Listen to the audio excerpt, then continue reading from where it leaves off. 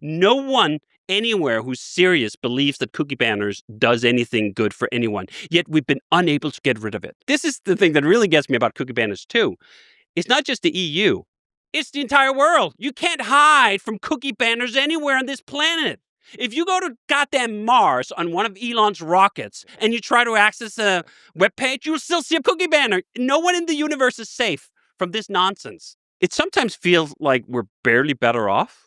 Like, web pages aren't that different from what they were in the late 90s, early 2000s. They're still just forms. They still just write to databases. A lot of people, I think, are very uncomfortable with the fact that they are essentially CRUD monkeys. They just make systems that create, read, update, or delete rows in a database. And they have to compensate for that existential dread by overcomplicating things. That's a huge part of the satisfaction of driving a race car, is driving it at the edge of adhesion, as we call it, where you're essentially just a tiny movement away from spinning out. Doesn't take much, then the car starts rotating. Once it starts rotating, you lose grip and you're going for the wall. That balance of danger and skill is what's so intoxicating. The following is a conversation with David Heinemeier Hansson, also known as DHH. He is a legend in the programming and tech world, brilliant and insightful, sometimes controversial, and always fun to talk to. He's the creator of Ruby on Rails, which is an influential web development framework behind many websites used by millions of people, including Shopify, GitHub, and Airbnb. He is the co-owner and CTO of 37 Signals that created Basecamp, Hey, and Once. He is a New York Times best-selling author, together with his co-author, Jason Fried, of 4 books: REWORK, Remote, Getting Real, and It Doesn't Have to Be Crazy at Work. And on top of that, he's also a race car driver, including being a class winner at the legendary 24-hour Le Mans race. This is a Lex Fridman podcast. To support it, please check out our sponsors in the description and consider subscribing to this channel. And now, dear friends, here's DHH. For someone who became a legendary programmer, you officially got into programming late in life. And I guess that's because you tried to learn how to program a few times and you failed. So can you tell me the full story, the saga of your failures to learn programming? Was Commodore 64 involved? Commodore 64 was the inspiration. I really wanted a Commodore 64. That was the first computer I ever sat down in front.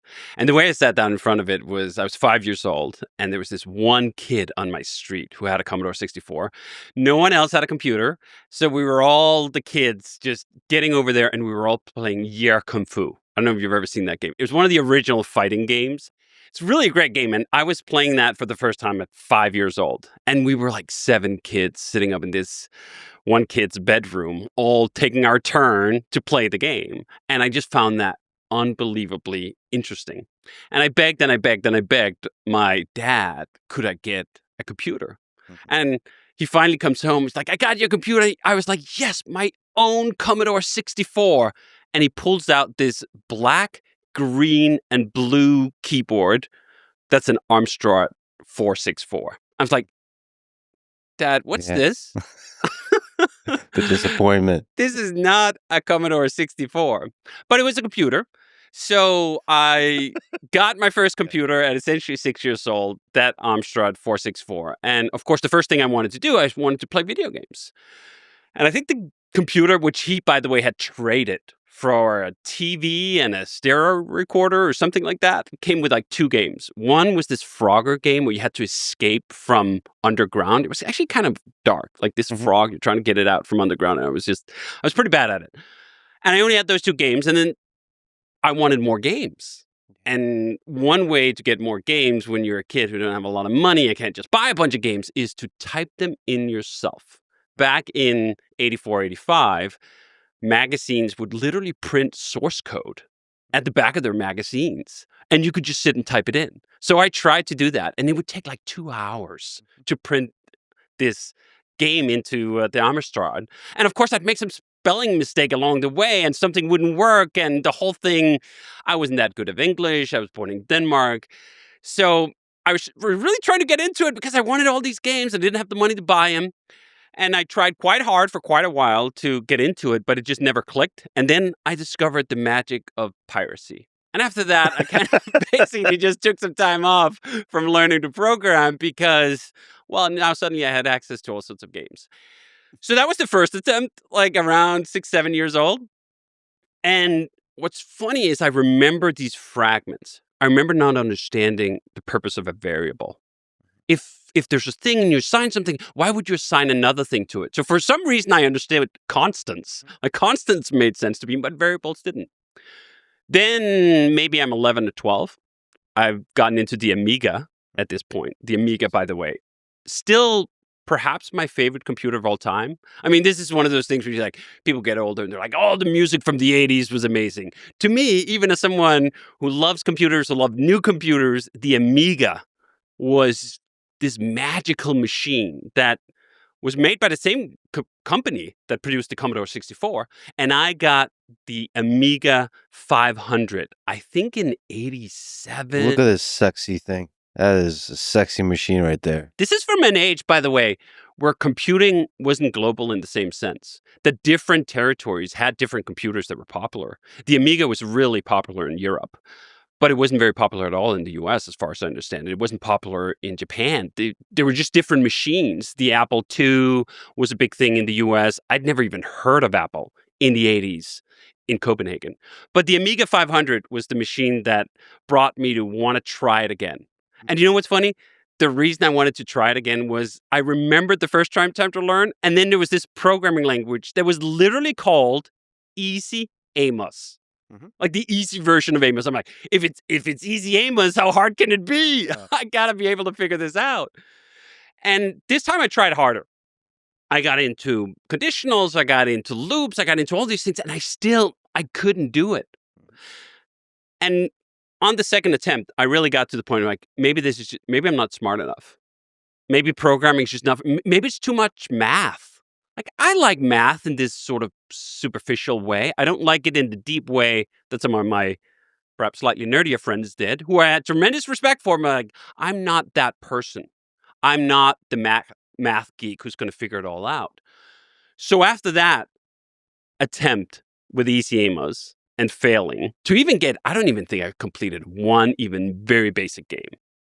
I thought, the program's just not for me. I'm going to have to do something else. I still love computers. I still love video games.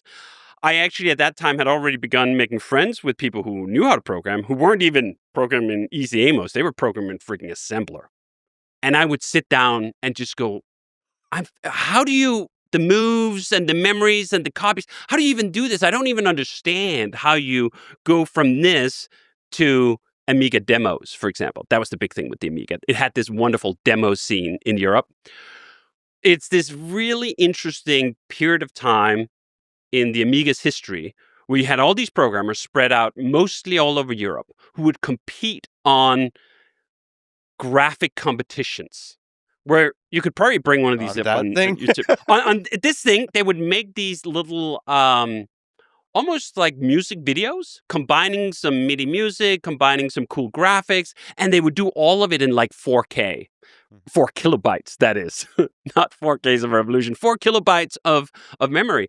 And I just thought that was such a cool scene. This was obviously pre-internet. It was even pre-BBS, bulletin board systems to some extent. It was you swap your demo software with someone else by sending them a disk in the mail, like the 3.5s. And I was enamored with that whole scene. I was enamored with what they were able to create. And I just wanted to be a part of it, even though I kind of didn't have any skills to contribute. And that's how I got into running BBSs. I didn't learn programming then, and I wouldn't learn programming until much later, until I was almost 20 years old. The bulletin board systems existed in this funny space where they were partly a service to the demo scenes, allowing all these demo groups to distribute their amazing demos.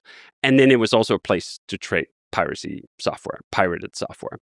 And I ended up starting one of those when I was 14 years old in my tiny little bedroom in Copenhagen. I had my, at that point, Amiga 4000. I had 3 telephone lines coming into my tiny room. Nice. Which was funny because, again, I'm 14 years old. By the time I was installing my 3rd line, you had to get someone from the telephone company to come do it. I get this guy, and he's just looking around like, what is this? Why the hell is a 14-year-old having 3 phone lines into their tiny little bedroom? What's going on here? Why are all these modems blinking red and black and making funny sounds? Did your parents know? They did and they didn't. They knew I had the phone lines. They knew I had the computer. I don't think they really understood that I was trading pirated software that was both illegal and whatever else was going on. Oh, we should probably say that in Europe, maybe you can comment on this, especially in Eastern Europe, but Europe in general, piracy, I think, was more acceptable than it was in the United States. I don't know. Maybe it's just my upbringing. Even that conversation wasn't present. I never spoke to anyone growing up in Denmark who had any moral qualms whatsoever about piracy. It was just completely accepted that you're a kid. You want a lot of games. You don't have a lot of money. What do? You trade. Yeah. Some people would occasionally buy a game. I mean, I once bought a Sega Master System, and I bought one game because that was what I could afford. I got Afterburner 2. I don't know if you've ever played that game. It's pretty bad implementation on the Sega Master System, but it was like 600 krooners. And I was making money at that time doing newspaper delivery. I had to do that for a month to afford one game. I liked video games way too much to wait a month just to get one game. So piracy was just the way you did it. And that was how I got into running this bulletin board system, being part of the demo scene, being part of the piracy scene to some extent. And then also at some point realizing, you can actually also make money on this. And this can fund buying more phone lines and buying more modems and buying more Amigas. Oh yeah, that was one of the demo parties. These were amazing things. What am I looking at? Isn't that Look amazing? at all those CRT monitors. All these CRT monitors. Again, when I was 14, I don't understand fully why my parents allowed this, but I traveled from Copenhagen, the capital of Denmark, to Aarhus, this tiny little town in Jutland, on the train with a bunch of dudes who were like late teens in their 20s. I'm 14 years old. Yeah. I'm lugging my 14-inch CRT monitor with my computer in the back to go to the party. That was what it was called. That was the biggest demo scene party at that time. And it was exactly as you see in that picture. Thousands of people just lining up with their computers, programming demos all day long, and trading these things back and forth. That's kind of awesome. Not going to lie. It's a little ridiculous. It's totally awesome. And I miss it in ways where the internet has connected people in some ways. But the connection you get from sitting right next to someone else who has their own CRT monitor, who's lugged it halfway around the country to get there, is truly special. Because it was also just this burst of creativity. You're constantly running around. You're constantly surrounded by people who are really good at what they could do. They're really good at programming computers. It's infectious. It was part of that pang I felt then, going like, oh man, why can't I figure this out? I mean, why can't I even figure out Easy Amos? I mean, it's kind of frustrating. But on your 3rd attempt, you're a little more successful. So 3rd attempt is when I start getting it. This is when I start helping out, let's say, building things for the internet. So around 95, I think it is, or 96, I discovered the internet. Actually, in 9th grade, that was my first experience. I went to some university in Denmark, and in 9th grade, we had this excursion, and they sat us down in front of a computer, and the computer had Netscape Navigator, the first version, or maybe it was even the precursor to that. And they had a text editor, and us kids just got like, hey, build something on the internet. And it was just HTML. And the first thing you do is like, I can make the text blink by just putting in this tag and saving it. That was that moment. That was actually when I reawakened the urge to want to learn to program, because I got a positive experience. All the other experiences I had with programming was I'd spend hours typing something in, I'd click run, and it wouldn't work. And I'd get an error message that made no sense to me as a kid, either at 6 or 7 or at 12. And here I am sitting in front of a computer connected to the internet, and I'm making text blink. I'm making it larger. I'm turning it into an H1 or an H2. And these guys out here, we just did it for like an hour and a half. And suddenly I go, I can make things for the internet that someone in Germany can be able to access and see, and I don't have to ask anyone for permission. This is super cool. I got to do more of this. So I got into the internet. I got into working with HTML, and I still had all these friends from these demo parties. And I started working with them on creating gaming websites. I'd write about the video games. I'd review them. This was another good way of getting new video games, was to walk down to some store and say, like, "Hey, I'm a journalist." Right. I'm like this 15-year-old kid, and they're looking at me. You're a journalist? Yeah. Can I borrow some games? Because this was when games moved on to the PlayStation and these other things you couldn't just as easily pirate, at least not at first. So I went down there, did all that, and that started the journey of the internet for me. It started working on these gaming websites, working with programmers, figuring out that I could do something. I could work on the HTML part. It's not really programming, but it kind of smells like it. You're talking to a computer, you're making it put text on the screen, and you're communicating with someone halfway around the world. So that became my pathway back into programming. And then slowly I picked up more and more of it. First website I did with someone, one of these programmers from the demo scene that was dynamic, was ASP.NET. It wasn't even actually called .NET. That was what we started on. And then we moved on to PHP. And PHP was when I finally got it, when it finally clicked. When conditionals and loops and variables and all of that stuff started to make sense enough to me that I thought, I can do this. So would it be fair to say that we wouldn't have DHH without PHP, and therefore you owe all your success to PHP? 100% that's true. And it's even better than that, because PHP to me didn't just give me a start in terms of making my own web applications. It actually gave me a bar. In many ways, I think the pinnacle of web developer ergonomics is late 90s PHP. You write this script, you FTP it to a server, and instantly it's deployed. Yep. Instantly it's available. You change anything in that file and you reload, boom, it's right there. There's no web servers, there's no setup. There's just an Apache that runs mod PHP. And it was essentially the easiest way to get a dynamic web page up and going. And this is one of the things I've been chasing that high for basically the rest of my career, that it was so easy to make things for the internet in the mid to late 90s.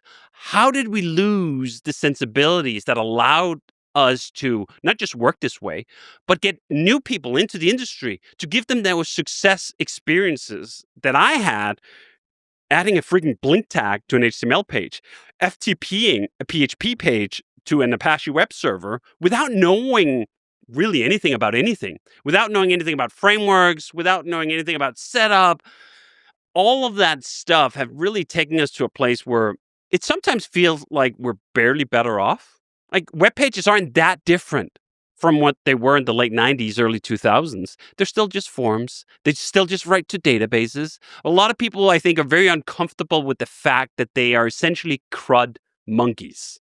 They just make systems that create, read, update, or delete rows in a database. And they have to compensate for that existential dread by overcomplicating things. Now, that's a bit of a character. There's more to it, and there's things you can learn for more sophisticated ways of thinking about this, but there's still an ideal here, which is why I was so happy you had Peter Levels on, because he still basically works like this. Yeah. And I look at that and go like, man, that's amazing. Yeah, you're chasing that high. He's been high all along. Yes. Using PHP, jQuery, and SQLite. I think it's amazing because he's proving that this isn't just a nostalgic dream.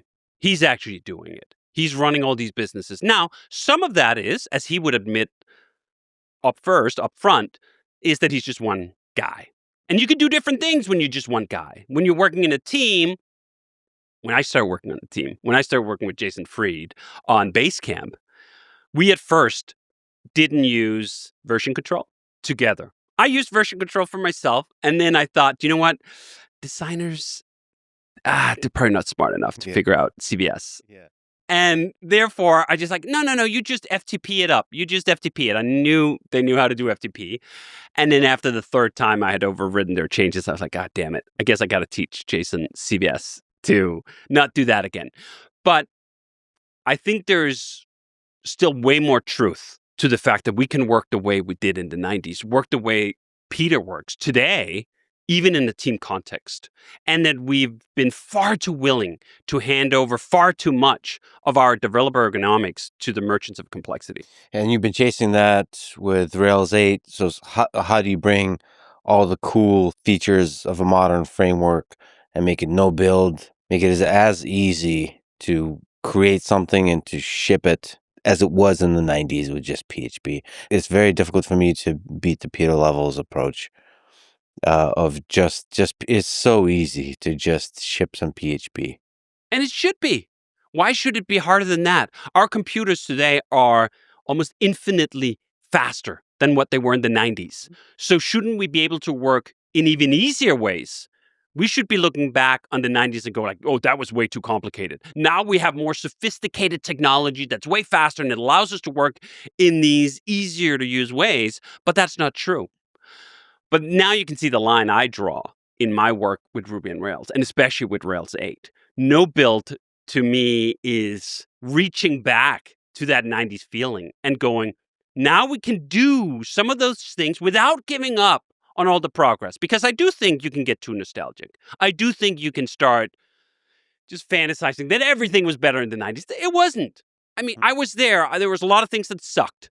And if we can somehow find a way to combine the advantages and advances we've had over the past 20 years with that ease of developer ergonomics, we can win. No build is a rejection of the part of web development I've hated the most in the past 10, 15 years, which is the JavaScript scene. Yeah. And I don't say that as someone who hates JavaScript. I mean, I often joke that JavaScript is my second favorite programming language.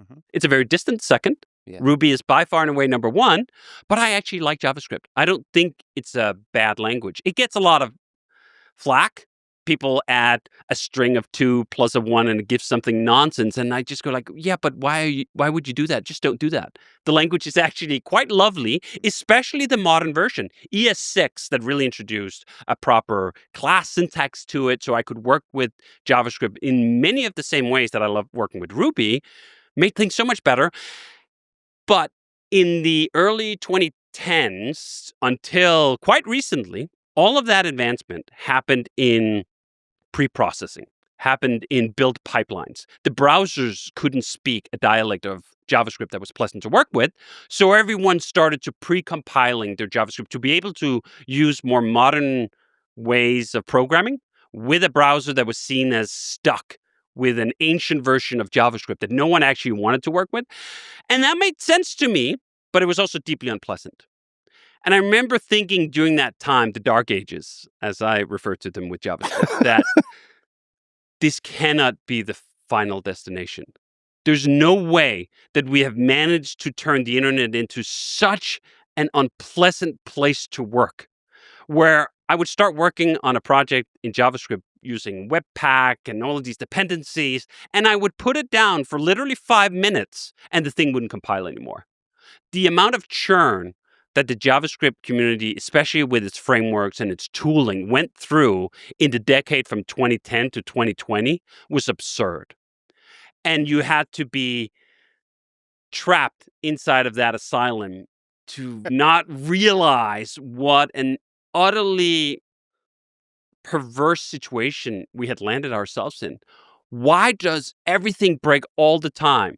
I mean, the joke wouldn't be just that the software would break. That would annoy me personally. But then I'd go on Hacker News and I'd see some thread on the latest JavaScript release of some framework. And the thread would be like, someone would ask, well, aren't we using the thing we just used 3 months ago? And people would be like, that thing is so outdated. That's so 3 months ago. You got to get with the new program. We're completely rewriting everything for the umpteenth time. And anything you've learned in the framework you've been spending the last amount of time on, it's all useless. You got to throw everything out and you got to start over. Why aren't you doing it, stupid idiot? Is that a kind of mass hysteria that took over the developer community, you think? Like where you have to keep creating new frameworks and new frameworks? And are we past that dark age? I think we're getting out of it. And we're getting out of it because browsers have gotten so much better. There was a stagnation in browser technology. Some of it was an overhang all the way back from IE5. So IE5 essentially put the whole internet development experience into a deep freeze because Microsoft won the browser wars in the mid-2000s. And then they basically disbanded their browser development team because they're like, all right, job done. We don't need any more innovation on the internet. Can we just go back to writing Windows forms or something now that we control everything? And it really wasn't until obviously Firefox kind of kindled a little bit of something. Then Chrome got into the scene and Google got serious about moving the web forward. That you had a kindling of maybe the browser could be better. Maybe the browser wasn't frozen in time in 2005. Maybe the browser could actually evolve like the development platform that it is. But then what happened was you had a lot of smart people who poured in to the web because the web turned out to be the greatest application development platform of all time. This was where all the money was being made. This was where all the billionaires were being minted. This was where the Facebooks and whatever of the world came to be. So you had all of this brain power applied to the problem of how to work with the web. And there were some very smart people with some, I'm sure, very good ideas who did not have programmer happiness as their motivation number one. They had other priorities, and those priorities allowed them to discount and even rationalize the complexity they were injecting everywhere. Some of that complexity came from organizational structure. When you have a company like Facebook, for example, that does depend on the web and want to push it forward, but have sliced the development job into these tiny little niches. I'm a front-end glob pipeline configurator. Oh, yeah, well, I'm a front-end whatever engineer. And suddenly, the web developer was no longer one person. It was 15 different roles. That in itself injected a ton of complexity. But I also want to give it the bold case here, which was that some of that complexity was necessary to get to where we are today. That the complexity was a bridge. It wasn't the destination, but we had to cross that bridge to get to where we are today, where browsers are, frankly, incredible. The JavaScript you can write in a text file and then serve on a web server for a browser to ingest is amazing. It's actually a really good experience. You don't need any pre-processing. You could just write text files, send them to a browser, and you have an incredible development experience. And we should also say that it can kind of be broken, at least the HTML, but even the JavaScript could be a little bit broken, and it kind of still works. Like maybe it half-ass works, but like just the amount of mess of smelly code that a browser has to deal with is insane. This is one of the hardest problems in computing today, is to parse the entire internet. Because thankfully, for us as web developers, but perhaps not so much for the browser developers, every web page that has ever been created, minus the brief period with Flash, still runs today. Mm-hmm. The web page I did in 9th grade would render on a modern browser today, 30 years later. Crazy. That is completely crazy when you think about the amount of evolution we've had with the web, how much better we've made it, how many more standards browsers have adopted. It's essentially an Apollo project today to create a new browser, which is why it doesn't happen very often, which is why even companies like Microsoft had to throw in the towel and say, we can't do it. Now, I actually don't think that's good for the web. There is the danger of the monoculture if we just get a single browser engine that runs everything, and we are in danger of that. I love the fact that the Ladybird project, for example, is trying to make a new browser engine from scratch. I've supported that project. I would encourage people to look into that. It's really a wonderful thing. It's staffed by a bunch of people who worked on other browser projects in the past. Truly independent web browser. We really need that. But I can hold that thought in my head. At the same time, I hold the thought in my head that Google's Chrome was pivotal to the web surviving as the premier web development platform. If it had not been for Google and their entire business depending on a thriving open web, Apple, Microsoft, I think would have been just as fine to see the web go away, to disappear into being something that just served native web application or native mobile applications and native desktop applications that they could completely control. So I have all sorts of problems with Google, but it's not Chrome. Chrome is a complete gift to web developers everywhere, to the web as a development platform, and they deserve an enormous amount of credit, I think, for that, even if it's entangled with their business model and half of Chrome is code that spies on you or informs targeted ads and a bunch of things I'm not a big fan of. I can divorce that from the fact that we need champions in the corner of the web who have trillions of dollars of market cap value riding on the open web. We're going to take tangents upon a tangent upon a tangent. So let's go to Chrome. I think Chrome positive impact on humanities is immeasurable for reasons that you just described. On the technology front, the features they present, the competition they created, it's spurred on this wonderful flourishing of web technologies. But anyway, I have to ask you about the recent stuff with the DOJ trying to split up Chrome and Google. Do you think this is a good idea? Do you think this does harm? It's a disaster. And I say that as someone who's been very sympathetic to the antitrust fight, because I do think we have antitrust problems in technology. But the one place where we don't have them, by and large, is with browsers, is with the tools we use to access the open web. First of all, we have Firefox. Now, Firefox is not doing all that great, and Firefox has been propped up by Google for many years to deter from exactly what's going on with the DOJ, that they were the only game in town. Apple has Safari. I have a bunch of problems with Apple too, but I love Safari. I love the fact that we have a premier browser running on a premier operating system, that people can't turn the web into just a Chrome experience. But I also think that the open web needs this trillion-dollar champion, or at least benefits from it. Maybe it doesn't need it, but it certainly benefits from it. And of all the things that are wrong with monopoly formation in technology, Chrome is the last thing. And this is why I get so frustrated sometimes about the or the monopoly fight, that there are real problems, and we should be focusing on the premier problems first, like the toll booths on our mobile phones. They're a far bigger problem. It's not the open web. It's not the tools that we use to access the open web. If I don't want to use Chrome, if my customers of my businesses that run on the internet don't want to use Chrome, they don't have to. We're never forced to go through it. The open internet is still open. So I think it's a real shame that the DOJ has chosen to pursue Google in this way. I do think there are other things you can nail Google for, and their ad monopoly maybe, or the shenanigans they've done in controlling both sides of the ad ledger, that they both control the supply and the demand. There are problems. Chrome isn't it. And you end up making the web much worse. And this is the thing we always got to remember when we think about legislation, when we think about monopoly fights, is you may not like how things look today, and you may want to do something about it, but you may also make it worse.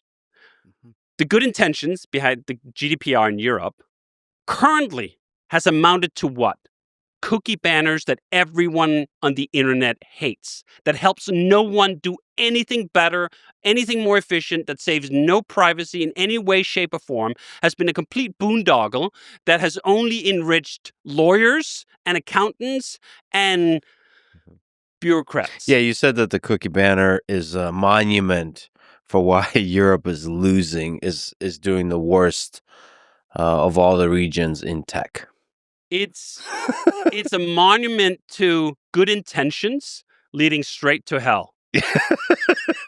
And the Europe is actually world class in good intentions leading straight to hell. So hell is the cookie accept button. They have to accept all cookies. That's what hell looks like. Over and over. You don't actually ever get to the web page. Just on a human scale, try to imagine how many hours every day are wasted clicking that away, and how much harm we've done to the web as a platform that people enjoy because of them. The internet is ugly in part because of cookie banners. Cookie banners were supposed to save us from advertisement, and advertisement can make the web ugly. There's plenty of examples of that, but cookie banners made the entire internet ugly in one fell swoop. And that's a complete tragedy. But what's even worse, and this is why I call it out as a monument to everything the EU gets wrong, is that we have known this for a decade. No one anywhere who's serious believes that cookie banners does anything good for anyone, yet we've been unable to get rid of it. There's this one piece of legislation that's now, I think, 10 or 12 years old. It's a complete failure on every conceivable metric. Everyone hates it universally, yet we can't seem to do anything about it. That's a bankruptcy declaration for any body of bureaucrats who pretend to make things better for not just citizens, but people around the world. This is the thing that really gets me about cookie banners too. It's not just the EU. It's the entire world. You can't hide from cookie banners anywhere on this planet. If you go to goddamn Mars on one of Elon's rockets and you try to access a webpage, you'll still see a cookie banner. No one in the universe is safe from this nonsense. Probably the interface on It'll the be rocket. even slower. You'll have basically a 150-second ping time. So it'll take you 45 seconds just to get through the cookie banners from Mars. All right, let's walk back up the stack of this recursive tangents we've been taking. So Chrome, we should say, at least in my opinion, is not winning unfairly. It's winning in the fair way by just being better. It is. If I was going to steel man the other side just for a half second, people would say, well, maybe, yes, most people do sort of begrudgingly agree that Chrome is a pretty good browser. But then they'll say the reason it got dominance was distribution. And the reason it got distribution was because Google also controls Android and therefore can make Chrome the default browser on all these phones. Now, I don't buy that. And the reason I don't buy that is because on Android, you're actually allowed to ship a different browser that has a browser engine that's not the same as Chrome, unlike on iOS, where if you want to ship a browser, Chrome, for example, ships for iOS, but it's not Chrome. It's Safari wrapped in a dress. And every single alternative browser on iOS have to use the Safari web engine. That's not competition. That's not what happened on Android. Again, I think there are some nuances to it, but if you zoom out and you look at all the problems we have with big tech, Chrome is not it. Chrome won on merits. I begrudgingly have switched to Chrome on that realization alone. As a web developer, I just prefer it. I like Firefox in many ways. I like the ethos of it, but Chrome is a better browser than Firefox, full stop. And by the way, we've never mentioned Edge. Edge is also a good browser. Because it's also Chrome in a dress. But it never gets the love. I don't think I've ever used Bing.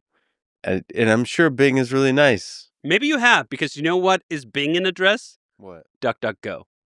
Which is actually the search engine that I use. DuckDuckGo gets its search results from Bing, or at least it used to. If they changed that, that would be news to me. Well, maybe everything is just a wrap or a dress. Everything is wearing a dress. Underneath, there's some other. There's some turtles. of that. It's turtles. All the dresses all the way down. Okay, what were we talking about? We got there from JavaScript and from you learning how to program. So eventually, the big success story is when you built a bunch of stuff with PHP. And you were like actually shipping things. Yes. And that's when the Ruby story came. So what your big love affair with programming began there. So can you take me there? What is Ruby? Tell the story of Ruby. Explain Ruby to me. PHP was what converted me from just being able to fondle HTML and turn out some web pages to actually being able to produce web applications myself. So I owe a tremendous gratitude to PHP in that regard. But I never thought of PHP as a calling. I never thought, I'm a professional programmer who writes PHP. That's who I am and that's what I do. I thought of PHP as a tool I needed to smack the computer with until it produced web applications I wanted. It was very much a means to an end.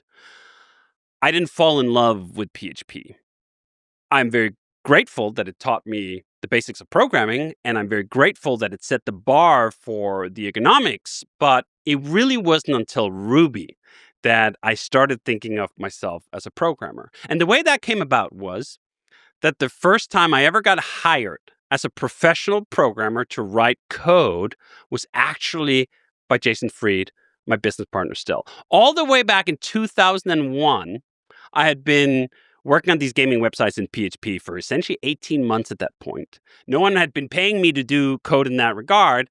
And I connect with Jason Fried over an email sent from Copenhagen, Denmark to Chicago, Illinois, to a person who didn't know who I was. I was just offering solicited advice. Jason had asked a question on the internet, and I had sent him the answer, and he was asking in PHP.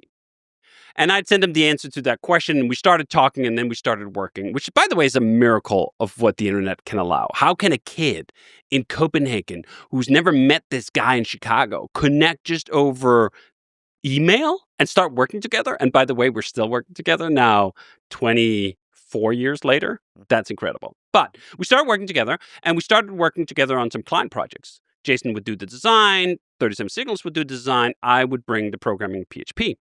And after we'd work on, I think, 2 or 3 client projects together in PHP, we kept hitting the same problem, that whenever you work with a client, you start that project off in email. Oh, yeah, let's work together. Here's what we're building. And you start trading more and more emails. And before a few weeks have passed, you got to add someone to the project. They don't have the emails. They don't have the context. You send it, where's the latest file? Oh, I've uploaded on the FTP. It's like final V06 2.0, right? That's the one to get. It's just a mess. A beautiful mess in some ways, a mess that still runs the vast majority of projects to this day. Mm-hmm. Email is the lowest common denominator. That's wonderful. But we had dropped the ball a couple of times in serious ways with customers, and we thought, we can do better. We know how to make web applications. Can't we just make a system that's better than email for managing projects? It can't be that hard. We've been doing blogs. We've been doing to-do lists. Let's put some of these things together and just make a system where everything that anyone involved in the project needs is on one page. And it has to be simple enough that I'm not going to run a seminar teaching you how to use the system. I'm just going to give you the login code. You're going to jump into it. So that's Basecamp. Mm-hmm. And when we started working on Basecamp, I, for the first time in the experience I had with Jason, had the freedom of technology choice. There was no client telling me, yeah, PHP, that sounds good. We know PHP. Can you build it in PHP? Mm-hmm. I had free reins. And at that time, I'd been reading IEEE magazine mm-hmm. and a couple of other magazines back from the early 2000s, where Dave Thomas and Martin Fowler had been writing about programming patterns mm-hmm. and how to write better code. And these two guys in particular were both using Ruby to explain their concepts because Ruby looked like pseudocode. Mm-hmm. Whether you were programming in C or Java or PHP, all 3 constituencies could understand Ruby because it basically just reads like English. So these guys were using Ruby to describe their concepts. And first of all, I would read these articles for just the concepts they were explaining. And I'd be like, what is this programming language? I mean, I like the concept you're explaining, but I also want to see the programming language. Why haven't I heard of this? So I started looking into Ruby. And I realized at that time, Ruby might not be known by anyone, but it's actually been around for a long time. Mats, the Japanese creator of Ruby, had started working on Ruby back in 93, before the internet was even a thing. And here I am in 2003, 10 years later, picking up what seems like this hidden gem that's just laying in obscurity in plain sight. Okay. But Dave Thomas and Martin Fowler, I think, successfully put me and a handful of other people on the trail of a programming language that hadn't been used much in the West, but could be. So I picked up Ruby and I thought, this is very different. First of all, where are all the semicolons? Mm-hmm. I'd been programming in PHP, in ASP. I'd even done some Pascal. I'd looked at some C. There were semicolons everywhere.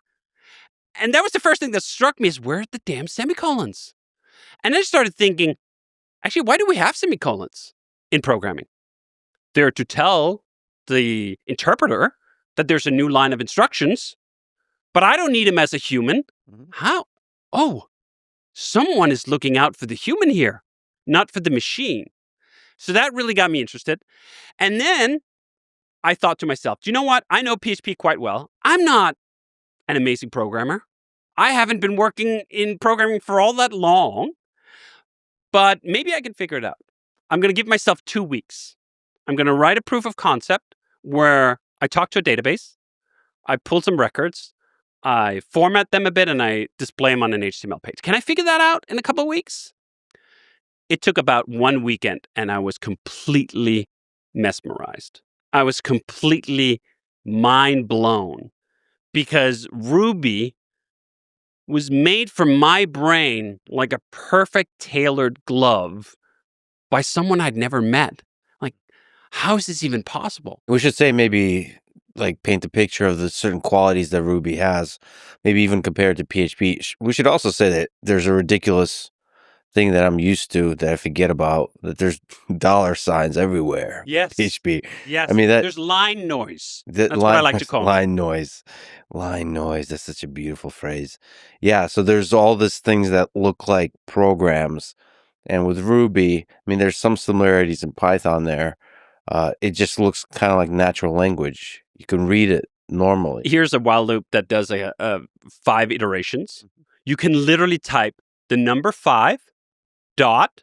Now I'm calling a method under number 5, by the way. That's one of the beautiful aspects of Ruby, that primitives like integers are also objects.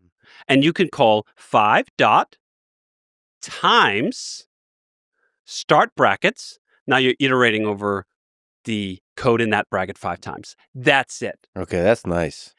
That's not just nice, that's exceptional. There's literally no other programming language that I know of that has managed to boil away the line noise that almost every other programming language would inject into a 5-time iteration over a block of code to that extent. That's a really nice. Oh, thank you for giving that example. That's a beautiful example. Wow, I don't think I know a programming language that does that. That's really nice. Ruby is full of that. And so let me dive into a couple of examples, because I really think it helps paint the picture. And let me preface this by saying I like the ethos of Python. I think the Ruby and the Python community share a lot of similarities. They're both dynamic interpreted languages. They're both focused on immediacy and productivity and ease of use in a bunch of ways. But then they're also very different in many other ways. And one of the ways they're very different is aesthetically. Python, to me, I hope I don't offend people too much. I've said this before. It's ugly. And it's ugly in its base because it's full of superfluous instructions that are necessary for legacy reasons of when Guido made Python back in 87 that are still here in 2025, and my brain can't cope with that. Let me give you a basic example. When you make a class in Python, the initializer method, the starting method, is def. Okay, fair enough. That's actually the same as Ruby, def, definition of a method. Then it is underscore, not 1, underscore 2, init, underscore, parentheses start, self, comma, and then the first argument. Yeah, the whole self thing. Yeah. I look at that and go, I'm sorry, I'm out. I can't do it. Everything about it offends my sensibilities to the core. Here you have the most important method that all new objects or classes have to implement, and it is one of the most aesthetically offensive ways of typing initialize that I've ever seen anywhere. And you guys are okay with this? Yeah, you're making me, you know, you're like talking about my marriage or something like this, and I'm not realizing I've been in a toxic relationship all along. Yeah, I just get used to it. That, to me, by the way, was the magic of Ruby. It opened my eyes to how beautiful programs could be. I didn't know. I'd been working in ASP. I'd been working in PHP. I didn't even have the concept that aesthetics, beautiful code, was something we could optimize for, that's something we could pursue, and even more than that we could pursue it above other objectives. That Ruby is as beautiful as it is not an accident, and it's not easy. Ruby itself is implemented in C. It's very difficult to parse Ruby code because Ruby is written for humans, and humans are messy creatures. They like things in just the right way. I can't fully explain why the underscore init make me repulse, but it does. And when I look at the Ruby alternative, it's really instructive. So it's def same part, def, space, initialize, parentheses. Not even parentheses. If you don't need to call it within the arguments, there's not even a parentheses. That in itself is actually also a major part. If the human doesn't need the additional characters, we're not just going to put them in because it'd be nicer to parse for the computer. We're going to get rid of the semicolons. We're going to get rid of the parentheses. We're going to get rid of the underscores. We're going to get rid of all that ugliness, all the line noise, and boil it down to its pure essentials. And at the same time, we're not going to abbreviate. This is a key difference in the aesthetics between Ruby and Python as well. Init is shorter to type. It's only 5 characters. Initialize is a lot longer, but it looks a lot better. And you don't type it very often, so you should look at something pretty. If you don't have to do it all the time, it's okay that it's long. Those kinds of aesthetic evaluations are rife all over the Ruby language. But let me give you an even better example. The if conditional. That's the bedrock of all programming languages. They have the if conditional. If you take most programming languages, they'll have if. That's basically the same in almost every language. Space, start parentheses. We all do that. And then you have, perhaps, let's say you're calling a object called user dot is admin, close parentheses, start brackets, and here's what we're going to do if the user's an admin, right? That would be a normal programming language. Ruby doesn't do it like that. Ruby boils almost all of it away. We start with the if. Okay, that's the same. No parentheses necessary because there's no ambiguity for the human to distinguish that the next part is just a single statement. So you do if space user dot admin question mark. Yeah. No open brackets, no parentheses, no nothing. Next open line, here's your conditional. That question mark means nothing to the computer, but it means something to the human. Ruby put in the predicate method style purely as a communication tool between humans. It's actually more work for the interpreter to be able to see that this question mark is in here. Why is this question mark in here? Because it just reads so nicely. If user admin question mark. That's a very human phrase, but it gets better. You can turn this around. You can have your statement you want to execute before the conditional. You can do user.upgrade. Say you're calling an upgrade method on a user.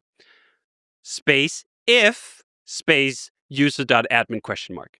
We do the thing if the thing is true. Instead of saying if the thing is true, do the thing. But it gets even better. This is why I love this example with the conditional, because you can keep diving into it. So let's flip it around. User.downgrade if exclamation point not user.admin. Right? That'd be a typical way of writing it. Ruby goes, that exclamation point is line noise. Why do we have if and then an exclamation point? That's ugly. We could do user.downgrade unless user admin question mark. That to me is an encapsulation of the incredible beauty that Ruby affords the programmer through ambiguity that is only to serve the human reader and writer. All of these statements we've just discussed, they're the same for the computer. It'll compile down to the same C code. They'll compile down to the same assembly code. It makes no difference whatsoever. In fact, it just makes it harder to write an interpreter. But for the human who gets to choose whether the statement comes before the conditional or the predicate method it's just incredible. It reads like poetry at some point. It's also incredible that, one language designer is creating that. Guido van Rossum also. It's like one person gets to make these extremely difficult decisions because you have to think about how does that all get parsed, and you have to think about the thousands, if it's a popular language, of millions of people that end up using this and what they feel, what that question mark for the if statement, what does that feel like? That's what Matt's thought about, because he started his entire mission off a different premise than almost every programming language designer that I'd heard at least articulate their vision. that his number one goal was programmer happiness, that his number one goal was the affordances that would allow programmers to articulate code in ways that not just executed correctly, but were a joy to write and were a joy to read. And that vision is based on a fundamentally different view of humanity. There's no greater contrast between Mats and James Gosselin, the designer of Java. I once listened to James talk about the design of Java. Why was it the way it was? Why was it so rigid? And he was very blunt about it, which, by the way, I really appreciate. And I think Gosselin's done a tremendous job with Java. But his view of humanity is rather dark. His view of humanity was programmers, at the average, are stupid creatures. They cannot be trusted with sophisticated programming languages because they're going to shoot their foot off or their hand off. And that would be kind of inconvenient to the regional development office of a mid-tier insurance company writing code that has to last for 20 years. Now, it's actually a very Thomas Sowell view of constrained capacity in humans that I've come to appreciate much later in life, but it's also a very depressing view of programmers, that there are just certain programmers who are too dumb to appreciate code poetry.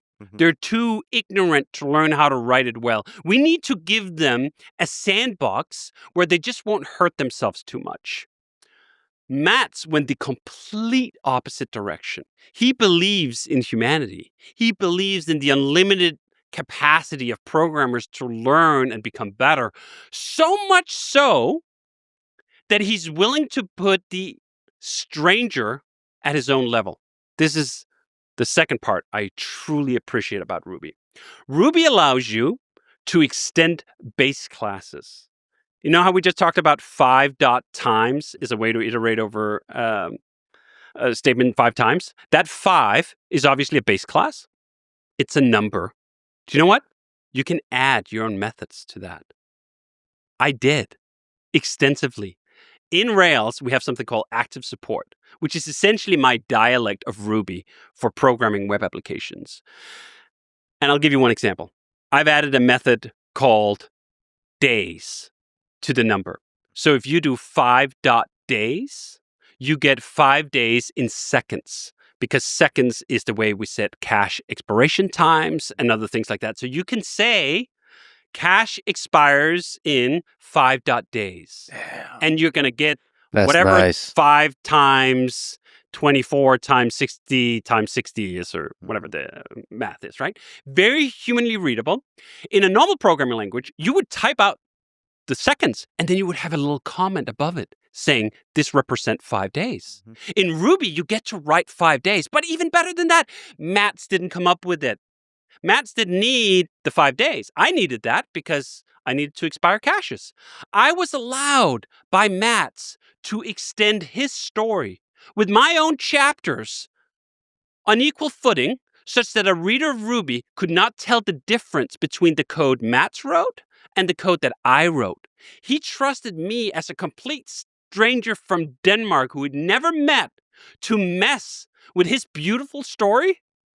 That level of trust is essentially unheard of. I know there are other programming languages that allow things with macros and so forth, but none do it in a way like Ruby does it. None does it with an articulated vision of humanity, a trust in humanity, like Mats does. That is the opposite end of the spectrum of Java. Yeah, I mean, for my aesthetic sensibilities, just the way you describe 5.days, that's really pleasant to me. Like, I could see myself sitting alone, sleep deprived, and just writing that.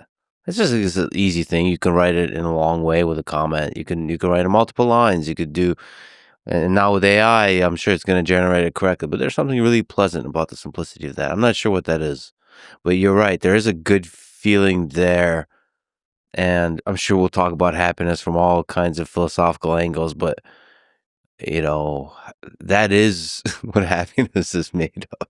That little Exactly. good And feeling there. it's the good feeling that come out of a concept compressed to its pure essence. There's nothing you can take away from that statement that's superfluous. But see, I also want to push back a little bit because it's not, because I also programmed in Perl a bunch, just to be cool. So like it's not all about compression. No, you can compress it too far. Right. Perl Gulf is a thing where you can turn programs into something that's unreadable for humans. Now, the great thing about Perl was that it came out before Ruby.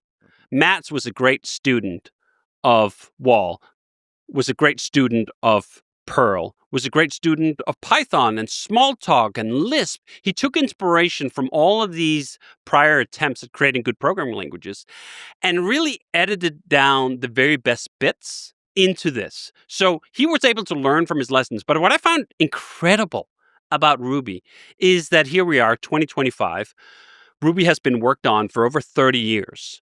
And essentially the first draft is 90% of what we're still using. There was almost a sense of divine inspiration possible in wherever Mats was writing that initial version of Ruby that transcended time to such a degree that no one has still even begun to reach it. This is the other thing I always find fascinating.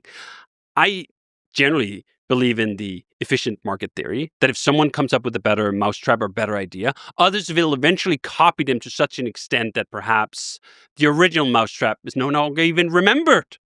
No one has been able to copy that essence of Ruby. They borrowed elements, and that's totally fine, but Ruby still stands taller than everyone else on these metrics, on this trust in humanity and programmers.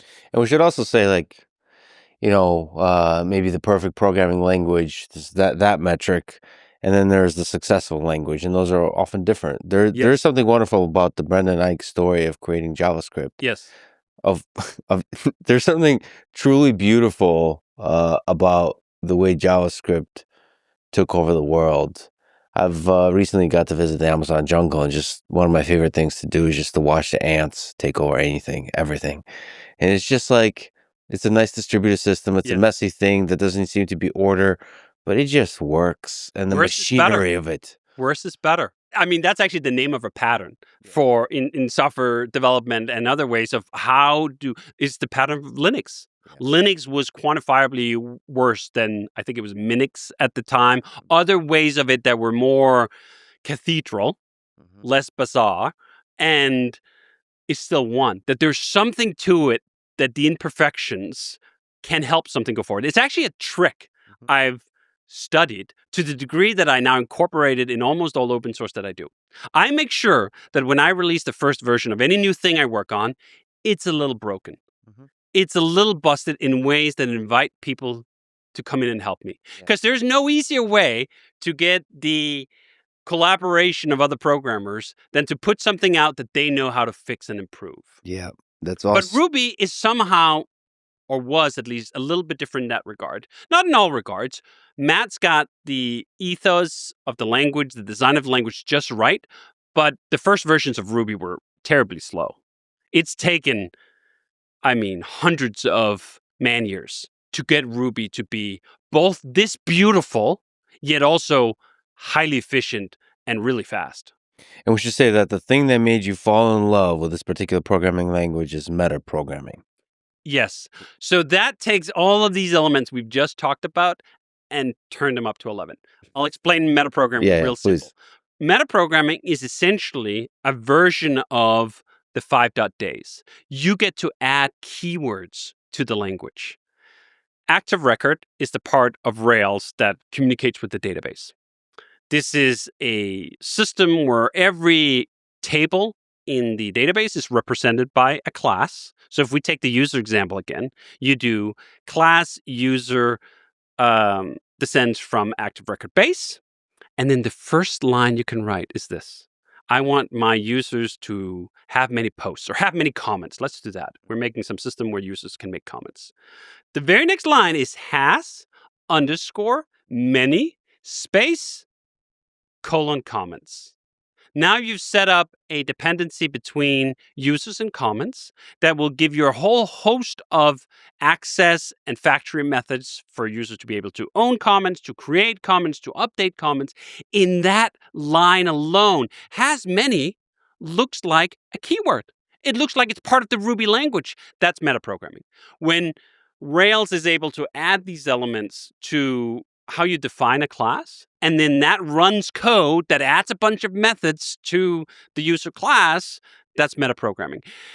And when metaprogramming is used in this way, we call it domain-specific languages. You take a generic language like Ruby and you tailor it to a certain domain, like describing relationships in a database at a object level. And this is one of those early examples where you can do user has many comments, belongs _to space colon account. Now you've set up a one-to-one relationship. Before we had a one-to-many relationship. Rails is rife with all these kinds of domain-specific languages where at sometimes it doesn't even look like Ruby. You can't identify Ruby keywords. You can just identify what looks like keywords in its own programming language. Now, again, I know that Lisp and others also do this stuff. They just do it with the maximum amount of line noise that can ever be crammed into a programming language. And Ruby does it at a level where you cannot tell my metaprogramming from Matz's keywords and with zero line noise. Yeah, I should say that my first love was Lisp. So there's a slow tier that you can't see. I've actually never written any real Lisp myself. Well, how can you judge it so harshly then? Because I have two eyes and I can look at code, and my aesthetic sensibilities forbid me to even go much further, which is a limitation. I know. I should actually dive into Lisp because I found that I've learned a lot just diving into, maybe I'm insulting Lisp again here, but the past of programming languages. With Smalltalk, for example, I think Smalltalk is a incredible experiment that also worked, but isn't suitable for today's programming environments. I love that we're talking about Ruby so much and what beautiful code is and what a beautiful programming language is. So one of the things that is, I think, implied, maybe you made explicit in your descriptions there, is that Ruby is dynamic typing versus strict typing. And you have been not just saying that it's a nice thing, but that you will defend dynamic typing to the death. Like, that freedom is a powerful freedom to preserve. It's the essence of what makes Ruby Ruby. This is why I don't fully understand when people call for Ruby to add static typing, because to me, it's the bedrock of what this is. Why would you want to turn one of the most beautiful languages into something far uglier? This is one of my primary objections to static typing. It's not just that it limits you in certain ways, it makes metaprogramming harder. I write a bunch of metaprogramming. I've seen what it takes to do metaprogramming in TypeScript. That was actually one of the things that just really sent me on a tear of getting getting TypeScript out of some of the projects that I'm involved with. We pulled TypeScript out of Turbo, one of the front-end frameworks that we have, because I tried to write some metaprogramming in TypeScript and I was just infuriated. I don't want that experience.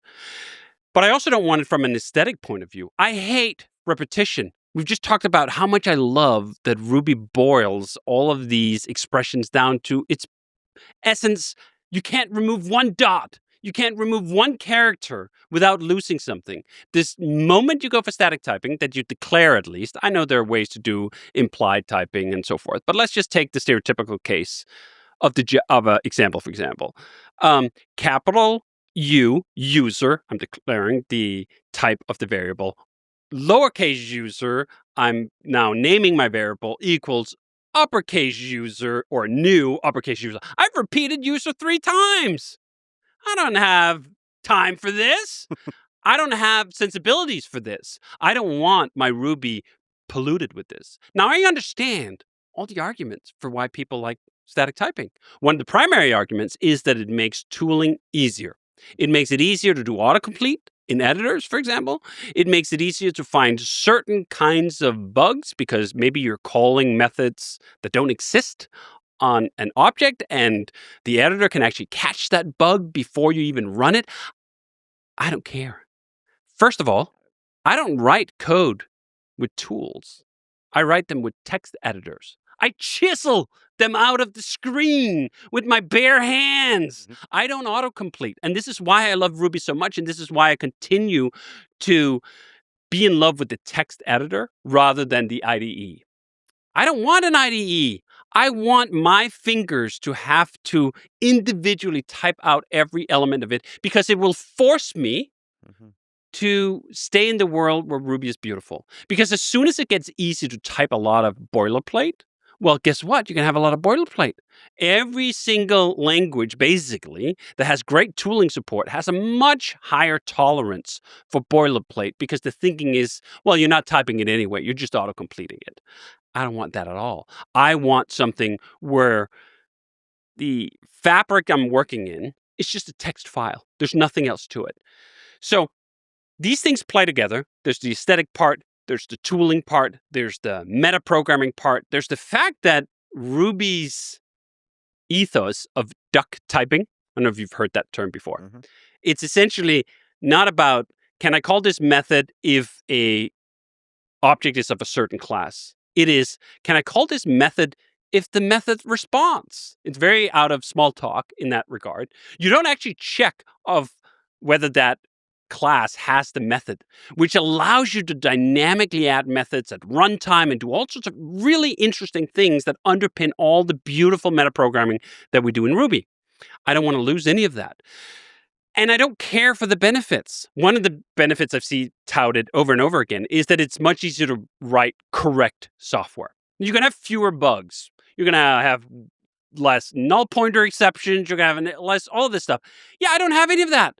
It's just not something that occurs in my standard mode of operation. I'm not saying I don't have bugs. Of course I do. But I catch those bugs with unit testing, with integration testing.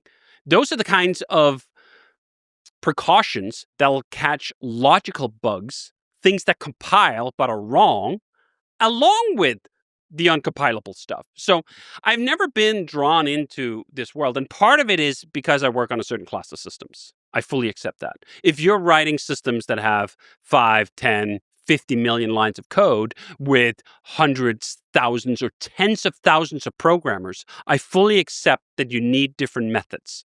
What I object to is the idea that what's right for a code base of 10 million lines of code with 100,000 programmers working on it is also the same thing I should be using in my bedroom to create Basecamp because I'm just a single individual. That's complete nonsense. In the real world, we would know that that makes no sense at all, that you don't, I don't know, use your Pagani to go pick up groceries at Costco.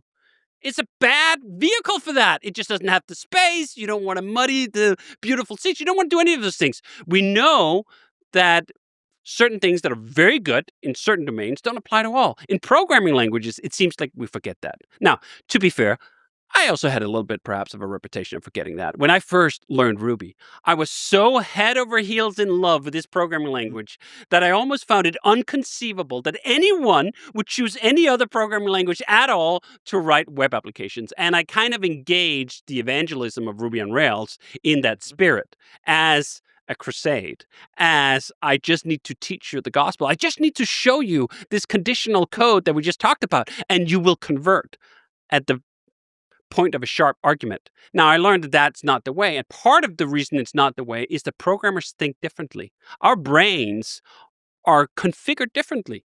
My brain is configured perfectly for Ruby, perfectly for a dynamically duck-typed language that I can chisel code out of a text editor with. And other people need the security of an IDE. They want the security of classes that won't compile unless you call the methods on it. I have come to accept that, but most programmers don't. They're still stuck in essentially, I like static typing. Therefore, static typing is the only way to create reliable, correct systems, which is just such a mind-blowing, to be blunt, idiotic thing to say in the face of evidence, mountains of evidence to the contrary.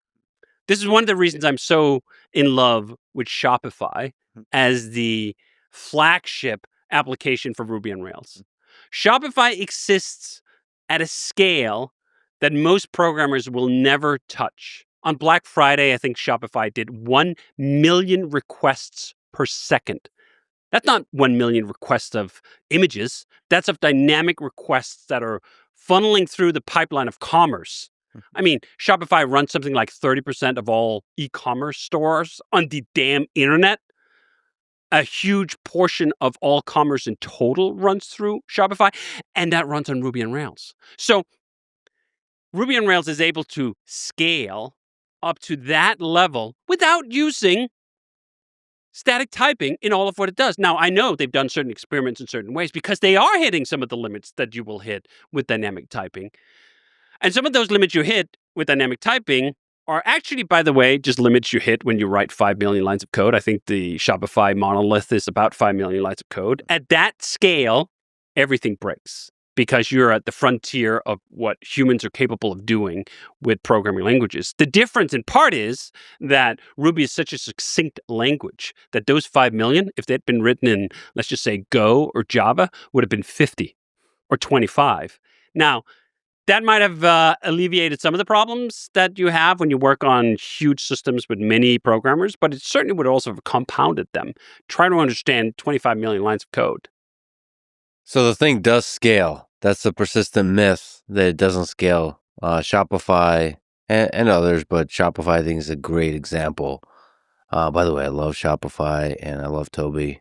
You got to have Toby on. Yeah, Just talked for sure. to him this morning. For sure. He's a brilliant... I got to hang out with him in the desert somewhere, I forget, in Utah. He's just a brilliant human. And Shopify.com/Lex has been supporting this podcast for the longest time.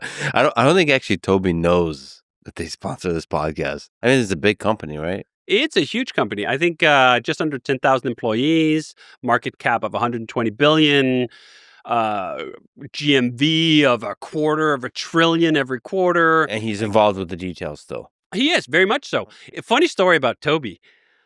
Toby was on the Rails core team back in the mid-2000s. Toby himself wrote Active Merchant, which is one of the frameworks for creating shops. He wrote the Liquid templating language that Shopify still uses to this day. He has a huge list of contributions to the Rails ecosystem, and he's the CEO of the company. I think it's very inspiring to me because it's such at the opposite end of what I like to do. I like to chisel code with my own hands most of the day. Mm-hmm. He runs a company of almost 10,000 people that is literally like world commerce depends on it. A level of criticality I can't even begin to understand. And yet we can see eye to eye on so many of these fundamental questions in computer science and program development. That is a dynamic range. Mm-hmm. To be able to encompass Rails being a great tool for the one developer who's just starting out with an idea, who don't even fully know everything, who is right at the level where PHP would have been a good fit in those late 90s because, I could probably upload something to an FTP server and so on. Rails does have more complexity than that, but it also has so much longer runway. The runway goes all the way to goddamn Shopify. That is about the most convincing argument I can make for sort of dynamic range, that we can do a lot of it. And even having said that, Shopify is the outlier, of course. I don't think about Shopify as the primary target when I write Rails. I think of the single developer. Actually, I do think about Shopify, but I don't think about Shopify now. I think of Shopify when Toby was writing Snowdevil, which was the first e-commerce store to sell snowboards that he created. That was the pre-Shopify. He created all by himself. And that was possible because Ruby on Rails isn't just about beautiful code. It's just as much about productivity. It's just as much about the impact that an individual programmer is able to have. That they can build a system where they can keep the whole thing in their head and be able to move it forward such that you can go from one developer sitting and working on something, and that something is Shopify, and it turns into what it is today. When we talk about programming languages and we compare them, we often compare them at a very late stage. Like, what is the better programming language for, let's say, Twitter in 2009, when it's already a huge success? Twitter was started on Ruby on Rails. They then hit some scaling problems. It was a big debacle at the time. They end up then, I think, writing it in some other language, which, by the way, I think is the best advertisement ever for Ruby on Rails, because nothing fucking happened for 10 years after they switched over, right? Essentially zero innovation. Some of that was because they were doing a long conversion, and all of the early success in part came because they had the agility to quickly change and adopt and so forth. That's what startups need. That's what Shopify needed. That's what Twitter needed. That's what everyone needs. And that's the number one priority for Ruby on Rails, to make sure that we don't lose that. Because what happens so often when development tools and programming language are driven by huge companies is that they mirror their org chart. React and everything else needed to use that is in some ways a reflection of how Meta builds Facebook. Because of course it is. Because of course it's an distraction of that. I'm not saying React isn't a great tool and that can't be used by smaller teams. Of course it can. But it's born in a very different context than something like Ruby on Rails. Let me say as a small aside, because I think we might return to Shopify and celebrate it often. Just a sort of personal note. This particular podcast has way more sponsors and sponsors that want to be sponsors than I could possibly ever have. And it's really, really important for me to not give a shit and to be able to celebrate people. Like I celebrate people, I celebrate companies. And I don't care that they're sponsoring. I really don't care. I just want to make that very explicit because we're going to continue saying positive things about Shopify. I don't care. Stop sponsoring. It doesn't really matter to me. But yeah, I just want to make that explicit. So, but to linger on the scaling thing with the Twitter and the Shopify, can you just explain to me what Shopify is doing with the JIT? What did they have to try to do to scale this thing? Because that's kind of an incredible story, right? Yeah. So one of the great contributions that Shopify has made to the entire Ruby ecosystem, not just Rails, but in particular Rails, is YJIT. So YJIT is their compiler for Ruby that just makes everything a lot more efficient. And at Shopify scale, eking out even a 5-10% improvement in Ruby's overhead and execution time is a huge deal. Now, Shopify didn't need YJIT. Shopify was already running on the initial version of Ruby that was, I think, 10 times slower than what we have today. If you look back upon the Ruby 1.8.6 that Topi probably started on, just as I started on. And that was enough to propel Shopify to the scale that it has today. A lot of the scaling conversation is lost in a failure to distinguish two things. Scale is kind of one package we talk about when there are really multiple packages inside of it. One is runtime performance, latency. How fast can you execute a single request? Can it happen fast enough that the user will not notice? If your Rails request takes 1.5 seconds to execute, the user's going to notice. Your app is going to feel slow and sluggish. You have to get that response time down below, let's say, at least 300 milliseconds. I like to target 100 milliseconds as my latency. That's kind of performance. How much performance of that kind of latency can you squeeze out of a single CPU core? That tells you something about what the price of a single request will be.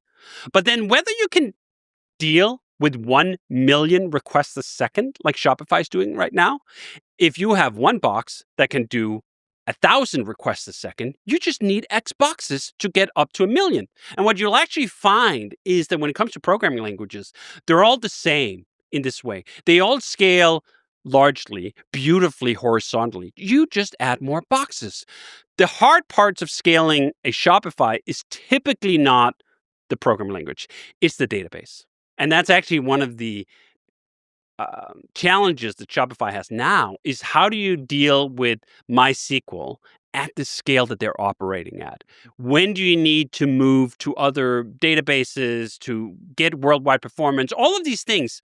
The questions about scaling Ruby are economic questions. If we're spending so and so much on application servers, if we can get just 5% more performance out of Ruby, well, we could save 5% of those servers and that could filter down into the budget. Now, that analysis concludes into basically one thing. Ruby is a luxury language. It's a luxury, the highest luxury, in my opinion. It is the Coco Chanel of programming languages, something that not everyone can afford. And I mean this in the best possible way. There are some applications on the internet where each request has so little value you can't afford to use a luxurious language like Ruby to program in it. You simply have to slum it with a C or a Go or some other low-level language or a Rust. Talk about line noise there That's for a like hot second. the thrift store of languages. Exactly. Where you need you need a very low level to do it. You can't afford to use a luxury language to build it with. That's not true of Shopify. It wasn't true of Basecamp even back in 2004. It's not been true of 99% of all web applications ever created, because the main cost component of 99% of web applications is not CPU cores. It's wet cores. It's human cores. It's human capacity to understand and involve systems. It's their personal productivity. I did a calculation once when someone had, for the 400th time, said that, if you switch from Ruby to some faster language, you could save a bunch of money. And I calculated it out that at the time, and I think the last time I did this calculation was almost a decade ago, we were spending about 15% of our operating budget on Ruby application servers. So for me to improve my cost profile of the business by 7 percentage points, I'd have to pick something twice as fast. That's quite hard. Versus if Ruby on Rails was even 10% more productive than something else, I would move the needle far more, because making individual programmers more productive actually matters a lot more. This is why people are so excited about AI. This is why they're freaking out over the fact that a single programmer in Silicon Valley who makes $300,000 a year can now do the work of 3 or 5, at least in theory. I haven't actually seen that fully in practice, but let's just assume the theory is correct. If not now, then in 6 months.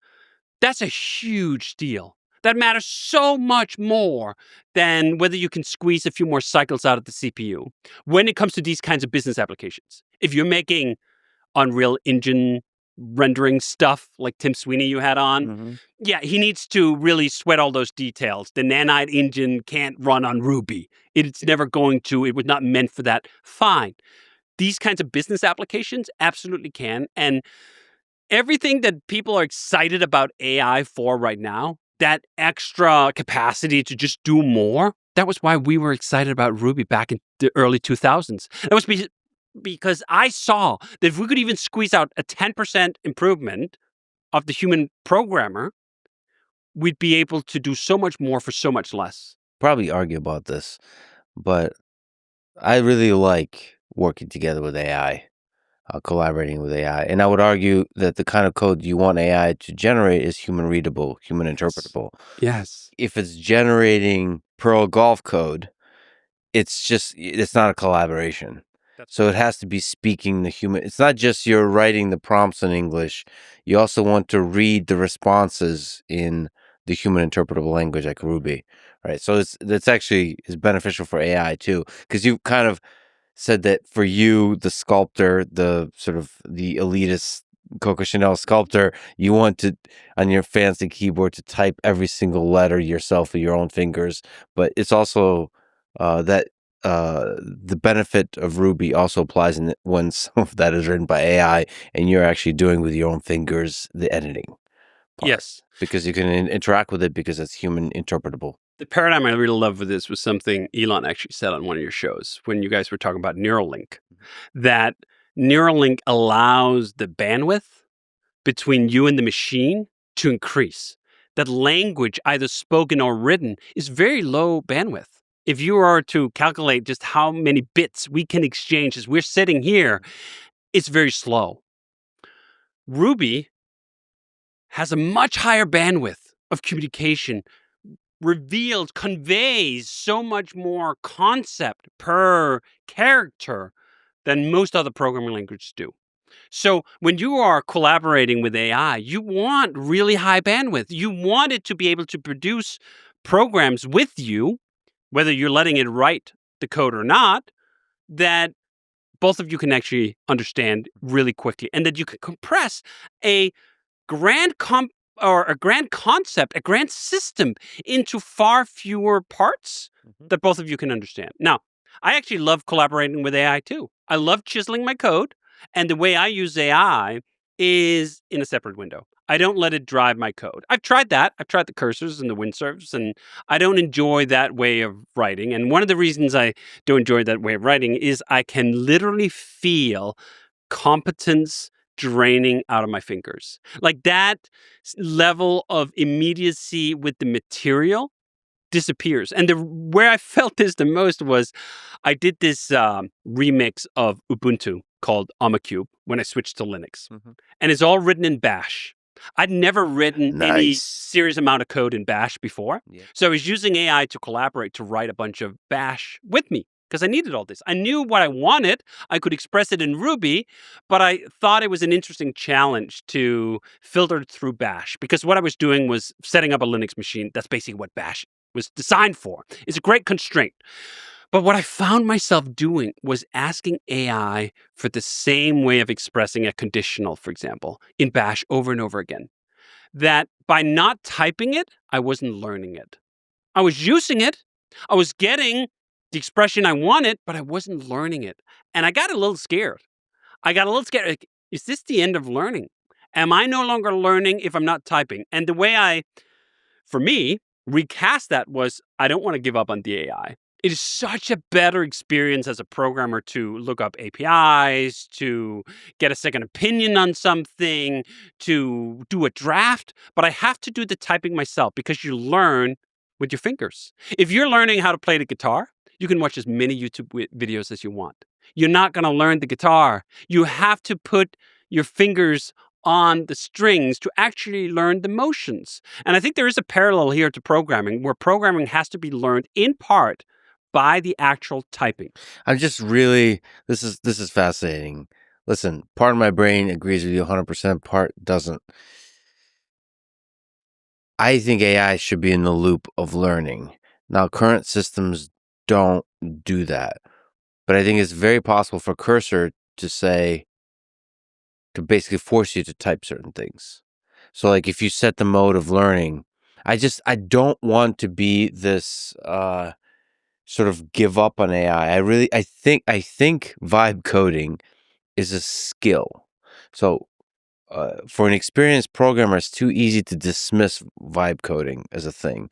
I agree. I wouldn't dismiss it. But I think you need to start building that skill and start to figure out how do you prevent the competency from slipping away from your fingers and brain.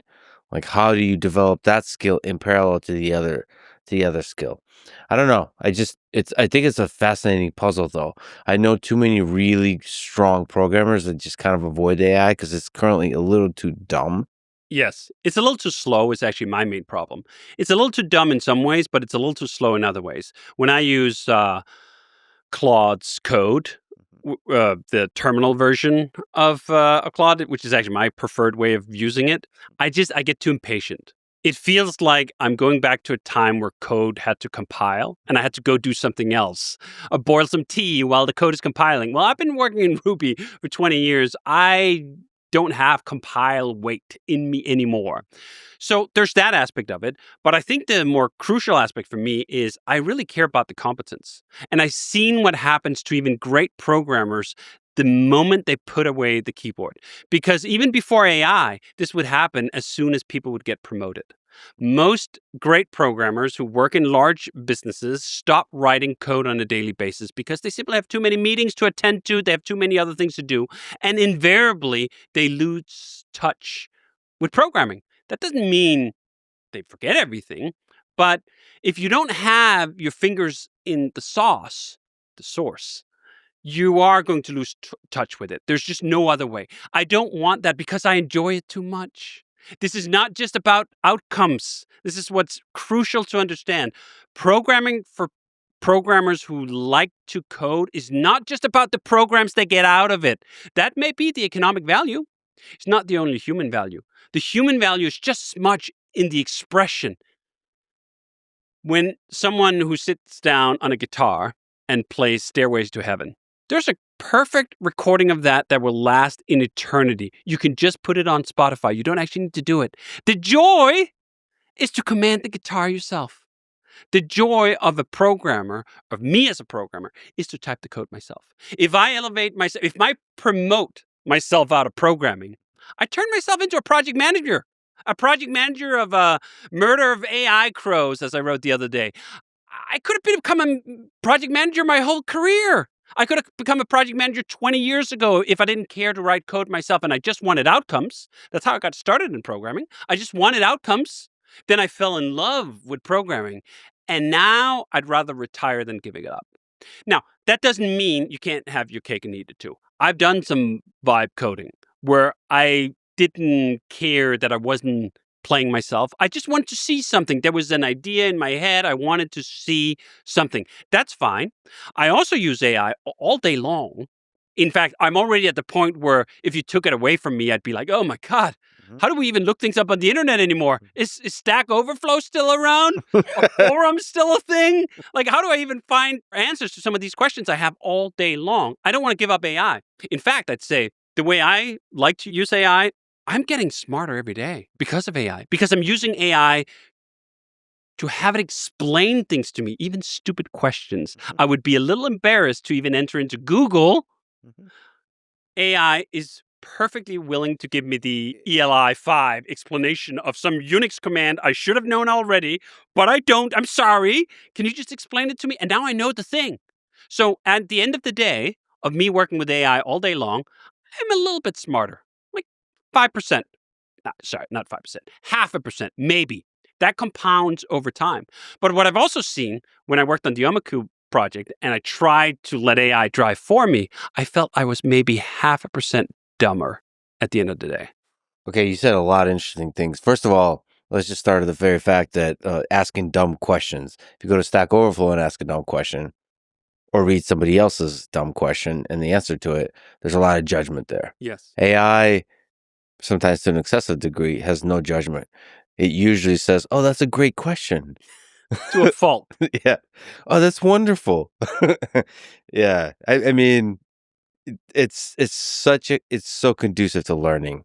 It's such a wonderful tool for learning, and I too would miss it. And it's a great, basically, search engine into all kinds of nuances of a particular programming language, especially if you don't know it that well.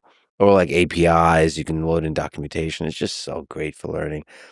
For me personally, on the happiness scale, it makes me more excited to program. I don't know what that is exactly. Part of that is I'm really sorry. Stack Overflow is an incredible website, but there is a negativity there. Yes. There's a judgment there. It's just exciting to be with a hype man next to me, just like saying, "Yeah, that's a great idea," and I'll say, "No, that's wrong." I'll correct the AI, and and the AI will say, "You're absolutely right. How did I not think about that?" Rewrite the code. I'm like, "Holy shit!" It's like a buddy that's like really being positive and is very smart and is challenging me to think. And even if I never use the code it generates, I'm already a better programmer. But actually, the deeper thing is, for some reason, I'm having more fun. That's a really, really important thing. I like to think of it as a pair programmer for exactly that reason. Yeah.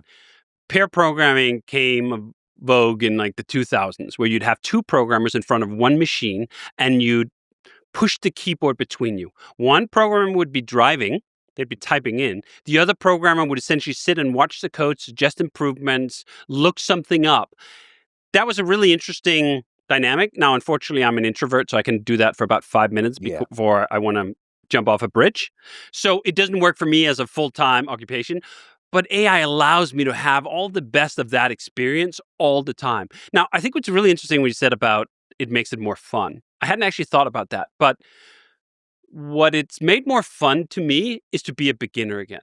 It made it more fun to learn Bash successfully for the first time. Now, I had to do the detour where I let it write all the code for me, and I realized I wasn't learning nearly as much as I hoped I would, and that I started doing once I typed it out myself.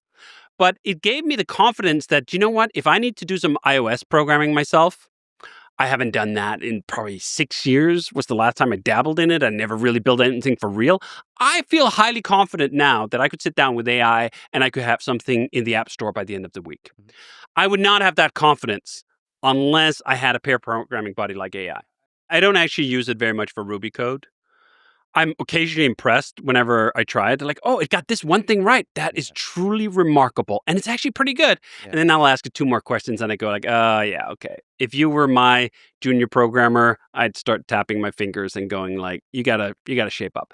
Now, the great thing, of course, is we can just wait 5 minutes. The Anthropic CEO seems to think that 90% of all code by the end of the year is going to be written by AI. I'm more than a little bit skeptical about that, but I'm open-minded about the prospect that programming potentially will turn into a horse when done manually. Something we do recreationally. It's no longer a mode of transportation to get around LA. You're not going to saddle up and go to the grocery store and pick up stuff from Whole Foods in your saddlebags. That's just not a thing anymore. That could be the future for programming, for manual programming. Entirely possible. I also don't care. Like, even though we have great renditions of all the best songs, as I said, there are millions of people who love to play the guitar. It may no longer have as much economic value as it once did. I think that I'm quite convinced is true, that we perhaps have seen the peak. Now, I understand the paradox when the price of something goes down, actually the overall usage goes up and total spend on that activity goes up. That could also happen, maybe. But what we're seeing right now is that a lot of the big shops, a lot of the big companies are not hiring like they were 5 years ago. They're not anticipating they're going to need tons more programmers. Controversially, Toby actually put out a memo inside of Shopify asking everyone who's considering hiring someone to ask the question, could this be done by AI? Now, he's further ahead on this question than I am. I look at some of the code in trenches and I go like, I'd love to use AI more, and I see how it's making us more productive, but it's not yet at the level where I just go like, oh, we have this project, let me just give it to the AI agent, and it's going to go off and do it. But let's just be honest. You're like a Clint Eastwood type character, cowboy on a horse, seeing cars going around. You're like, well, that's part of it, and I think it is important to have that humility. That what you are good at may no longer be what society values. This has happened a million times in history, that you could have been exceptionally good at saddle making, for example. That's something that a lot of people used to care about because everyone rode a horse. And then suddenly riding a horse became this niche hobby that there's still people who care about it, but not nearly as many. That's okay. Now, the other thing of this is I've had the good fortune to have been a programmer for nearly 30 years. That's a great run. I try to look at life in this way, that I've already been blessed with decades of economically viable, highly valuable ways of translating what I like best in the working world to write Ruby code, that was so valuable that I could make millions and millions of dollars doing it. And if that's over tomorrow, I shouldn't look at that with regret. I should look at it with gratitude. but you're also a highly experienced, brilliant, and opinionated human being. So it's really interesting to get your opinion on the future of the horse, because there's a lot of young people listening to this who love programming or who are excited by the possibility of building stuff with software, with Ruby on Rails, that kind of language. And now the But possibility, is it a career? is it a career, and how, if indeed a single person can build more and more and more with the help of AI, like how do they learn that skill? Is this a good skill to learn?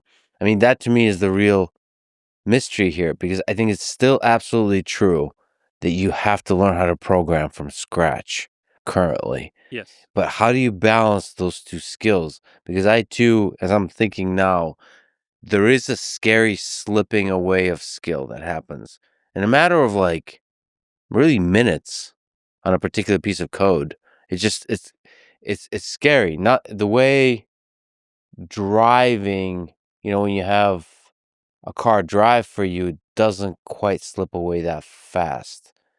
So that really scares me. So when somebody comes up to me and asks me like, how do I learn to program? I don't know what the advice is, because I think it's not enough to just use Cursor or Copilot to generate code. It's absolutely not enough. Not if you want to learn. Not if you want to become better at it. If you just become a tap monkey, maybe you're productive in a second, but then you have to realize, well, can anyone just tap? If that's all we're doing is just sitting around all day long tapping, yes, yes, yes, yes, yes, that's not a marketable skill. Now, I always preface this both to myself and when I speak to others about it, is rule number one, nobody fucking knows anything. No one can predict even 6 months ahead. Right now, we're probably at peak AI future hype because we see all the promise because so much of it is real and so many people have experienced it themselves. This mind-boggling thing that the silicon is thinking in some way that feels eerily reminiscent of humans. I'd actually say the big thing for me wasn't even ChatGPT. It wasn't even Claude. It was DeepSeek. Running DeepSeek locally and seeing the think box where it converses with itself about how to formulate the response. I almost wanted to think, is this a gimmick?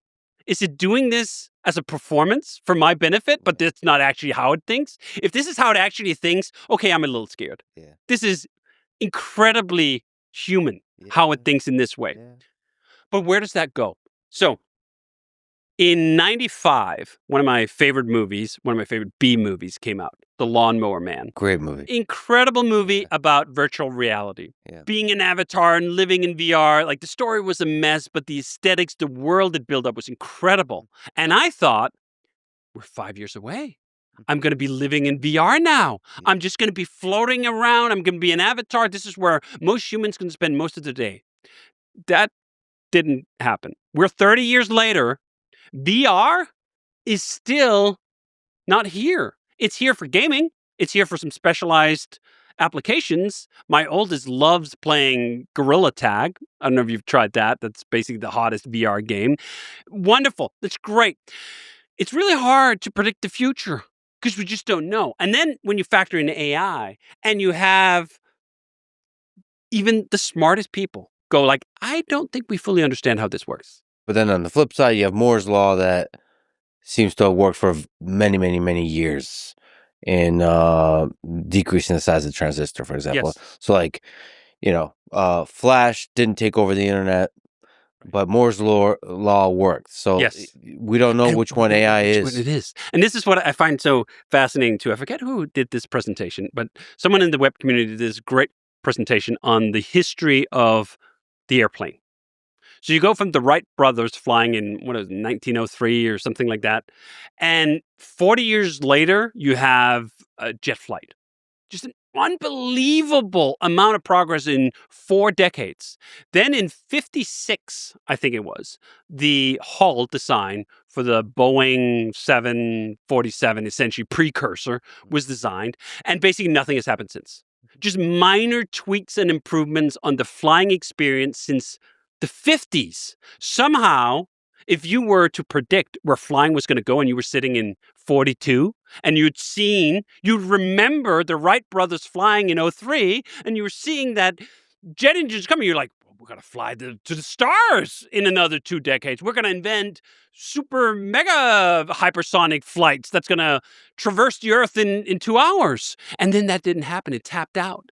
This is what's so hard about predicting the future. We can be so excited in the moment because we're drawing a line through early dots on a chart. And it looks like those early dots are just going up and to the right, and sometimes they just flatten out. This is also one of those things where we have so much critical infrastructure, for example, that still runs on COBOL, that about 5 humans around the world really understand truly, deeply, that it's possible for society to lose a competence it still needs because it's chasing the future. COBOL is still with us. This is one of the things I think about with programming. Ruby on Rails is at such a level now that in 50 years from now, it's exceedingly likely that there's still a ton of Ruby on Rails systems running around. Now, very hard to predict what that exact world is going to be like, but yesterday's weather tells us that if there's still COBOL code from the 70s operating Social Security today, and we haven't figured out a clean way to convert that, let alone understand it, we should certainly be humble about predicting the future. I don't think any of the programmers who wrote that COBOL code back in the 70s had any damn idea that in 2025, checks were still being cut off the business logic that they had encoded back then. But that just brings me to the conclusion on the question for what should a young programmer do? You're not going to be able to predict the future. No one's going to be able to predict the future. If you like programming, you should learn programming. Now, is that going to be a career forever? I don't know. But what's going to be a career forever? Who knows? Like a second ago, we thought that it was the blue-collar labor that was going to be abstracted first. It was the robots that were going to take over. Then Gen AI comes out, and then all the artists suddenly look like, holy shit, is this going to do all animation now? Is it going to do all music now? They get real scared. And now I see the latest Tesla robot going like, oh, maybe we're back now to blue-collar being in trouble, because if it can dance like that, it can probably fix a toilet. So no one knows anything. And you have to then position yourself for the future in such a way that it doesn't matter. That you pick a profession or path where if it turns out that you have to retool and reskill, you're not going to regret the path you took. That's a general life principle for me. How I look at all endeavors I involve myself in is I want to be content with all outcomes. When we start working on a new product at 37 Signals, I set up my mental model for its success. And I go, do you know what? If no one wants this, I will have had another opportunity to write beautiful Ruby code, to explore a greenfield domain, to learn something new, to build a system I want, even if no one else wants it. What a blessing. What a privilege. If a bunch of people want it, that's great. We can pay some salaries. We can keep the business running. And if it's a blowaway success, wonderful. I get to impact a bunch of people. I think one of the big open questions to me is how far you can get with vibe coding. Whether an approach for a young developer to invest most of their time into vibe coding or into writing code from scratch. So vibe coding meaning, so I'm leaning into the meme a little bit, but vibe coding meaning you generate code. You have this idea of a thing you want to create. You generate the code, and then you fix it with both natural language through the prompts and manually. You learn enough to manually fix it. So that's the learning process, how you fix code that's generated. Or you write code from scratch and have the LLMs kind of tab, add extra code. Like, which part do you lean on? I think to be safe, you should find the beauty and the artistry and the skill in both, right from scratch. So like there should be some percent of your time just writing from scratch and some percent vibe coding. There should be more of the time writing from scratch. If you are interested in learning how to program, unfortunately, you're not going to get fit by watching fitness videos. You're not going to learn how to play the guitar by watching YouTube guitar videos. You have to actually play yourself. You have to do the sit-ups. Programming, understanding, learning almost anything requires you to do. Humans are not built to absorb information in a way that transforms into skills by just watching others from afar. Now, ironically, it seems AI is actually quite good at that, but humans are not. If you want to learn how to become a competent programmer, you have to program. It's really not that difficult to understand. Now, I understand the temptation, and the temptation is there because vibe coding can produce things, perhaps in this moment, especially in a new domain you're not familiar with tools you don't know perfectly well, that's better than what you could do, or that you would take much longer to get at, but you're not going to learn anything. You're going to learn in this superficial way that feels like learning, but is completely empty calories. And secondly, if you can just vibe code it, you're not a programmer. Then anyone could do it, which may be wonderful. That's essentially what happened with the Access database. That's what happened with Excel. It took the capacity of accountants to become software developers because the tools became so accessible to them that they could build a model for how the business was going to do next week. That required a programmer prior to Excel. Now it didn't because they could do it themselves. Vibe coding enables non-programmers to explore their ideas in a way that I find absolutely wonderful. But it doesn't make you a programmer. I agree with you, but I want to allow for room for both of us to be wrong. For example, there could be vibe coding could actually be a skill that if you train it, and by vibe coding, let's include the step of correction, the iterative correction. Yes.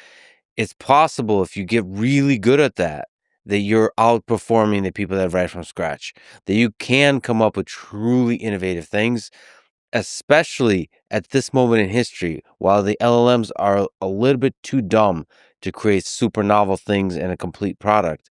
But they're starting to creep close to that. So if you're investing time now into becoming a really good vibe coder, maybe this is the right thing to do. If it's indeed a skill, we kind of meme about vibe coding just like sitting back and it's in the name. But if you treat it seriously, a competitive vibe coder, and get good at riding the wave of AI and get good at the skill of editing code versus writing code from scratch, it's possible that you can actually get farther in the long term. Maybe editing is a fundamentally different task than writing from scratch, if you take that seriously as a skill that you develop. To me, that's an open question. I just think I personally, and now you're on another level, but just me, just personally, I'm not as good at editing the code that I didn't write. That's a No one different. is. No one is of this generation, but maybe that's a skill. Maybe if you get on the same page as the AI, because there's a consistency to the AI. It's like it really is a pair programmer with a consistent style and structure and so on. Plus, with your own prompting, you can control the kind of code you write. I mean, it could legitimately be a skill. Like, That's the dream of the prompt engineer. I think it's a complete pipe dream.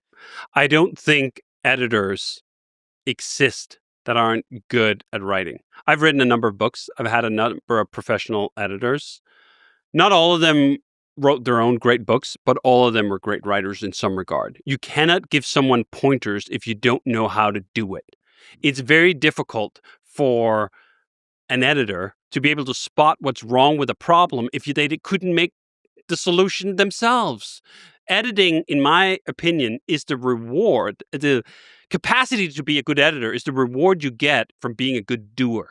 You have to be a doer first. Now, that's not the same as saying that vibe coding, prompt engineering, won't be able to produce fully formed, amazing systems even shortly. I think that's entirely possible. But then there's no skill left, which maybe is the greatest payoff at all. Wasn't that the whole promise of AI anyway? That it was just all natural language, that even my clumsy way of formulating a question could result in a beautiful, succinct answer? That actually, to me, is a much more appealing vision, that there's going to be these special prompt engineering wizards who know how to tickle the AI just right to produce what they want. The beauty of AI is to think that someone who doesn't know the first thing about how AI actually works is able to formulate their idea and their aspirations for what they want, and the AI could somehow take that messy clump of ideas and produce something that someone wants. That's actually what programming has always been. There's very often been people who didn't know how to program, who wanted programs, who then hired programmers who gave them messy descriptions of what they wanted. And then when the programmers delivered that back, said, oh, no, actually, that's not what I meant. I want something else. AI may be able to provide that cycle. If that happens to the fullest extent of it, yeah, there's not going to be as many programmers around, right? But hopefully, presumably, someone still, at least for the foreseeable future, have to understand whether what the AI is producing actually works or not. as an interesting case study, maybe a thought experiment, if I wanted to vibe code Basecamp or Hey, and some of the products you've built, like, what would be the bottlenecks? Where would I fail along the way? What I've seen when I've been trying to do this, trying to use vibe coding to build something real, is you actually fail really early. The vibe coding is able to build a veneer at the current present moment of something that looks like it works, Right. but it's flawed in all sorts of ways. There are the obvious ways, the meme ways, that it's leaking all your API keys, it's storing your password in plain text. I think that's ultimately solvable. Like, it's going to figure that out, or at least it's going to get better at that. But its capacity to get lost in its own labyrinth is very great right now. You let it codes something, and then you want to change something, and it becomes a game of whack-a-mole real quick. Peter Levels, who's been doing this wonderful flight simulator, was talking to that, where at a certain scale, the thing just keeps biting its own tail. You want to fix something, and it breaks 5 other things, which I think is actually uniquely human, because that's how most bad programmers are. At a certain level of complexity with the domain, they can't fix one thing without breaking 3 other things. So in that way, I'm actually, in some way, it's almost a positive signal for that the AI is going to figure this out, because it's on an extremely human trajectory right now. The kind of mistakes it's making are the kind of mistakes that junior programmers make all the time. Yeah.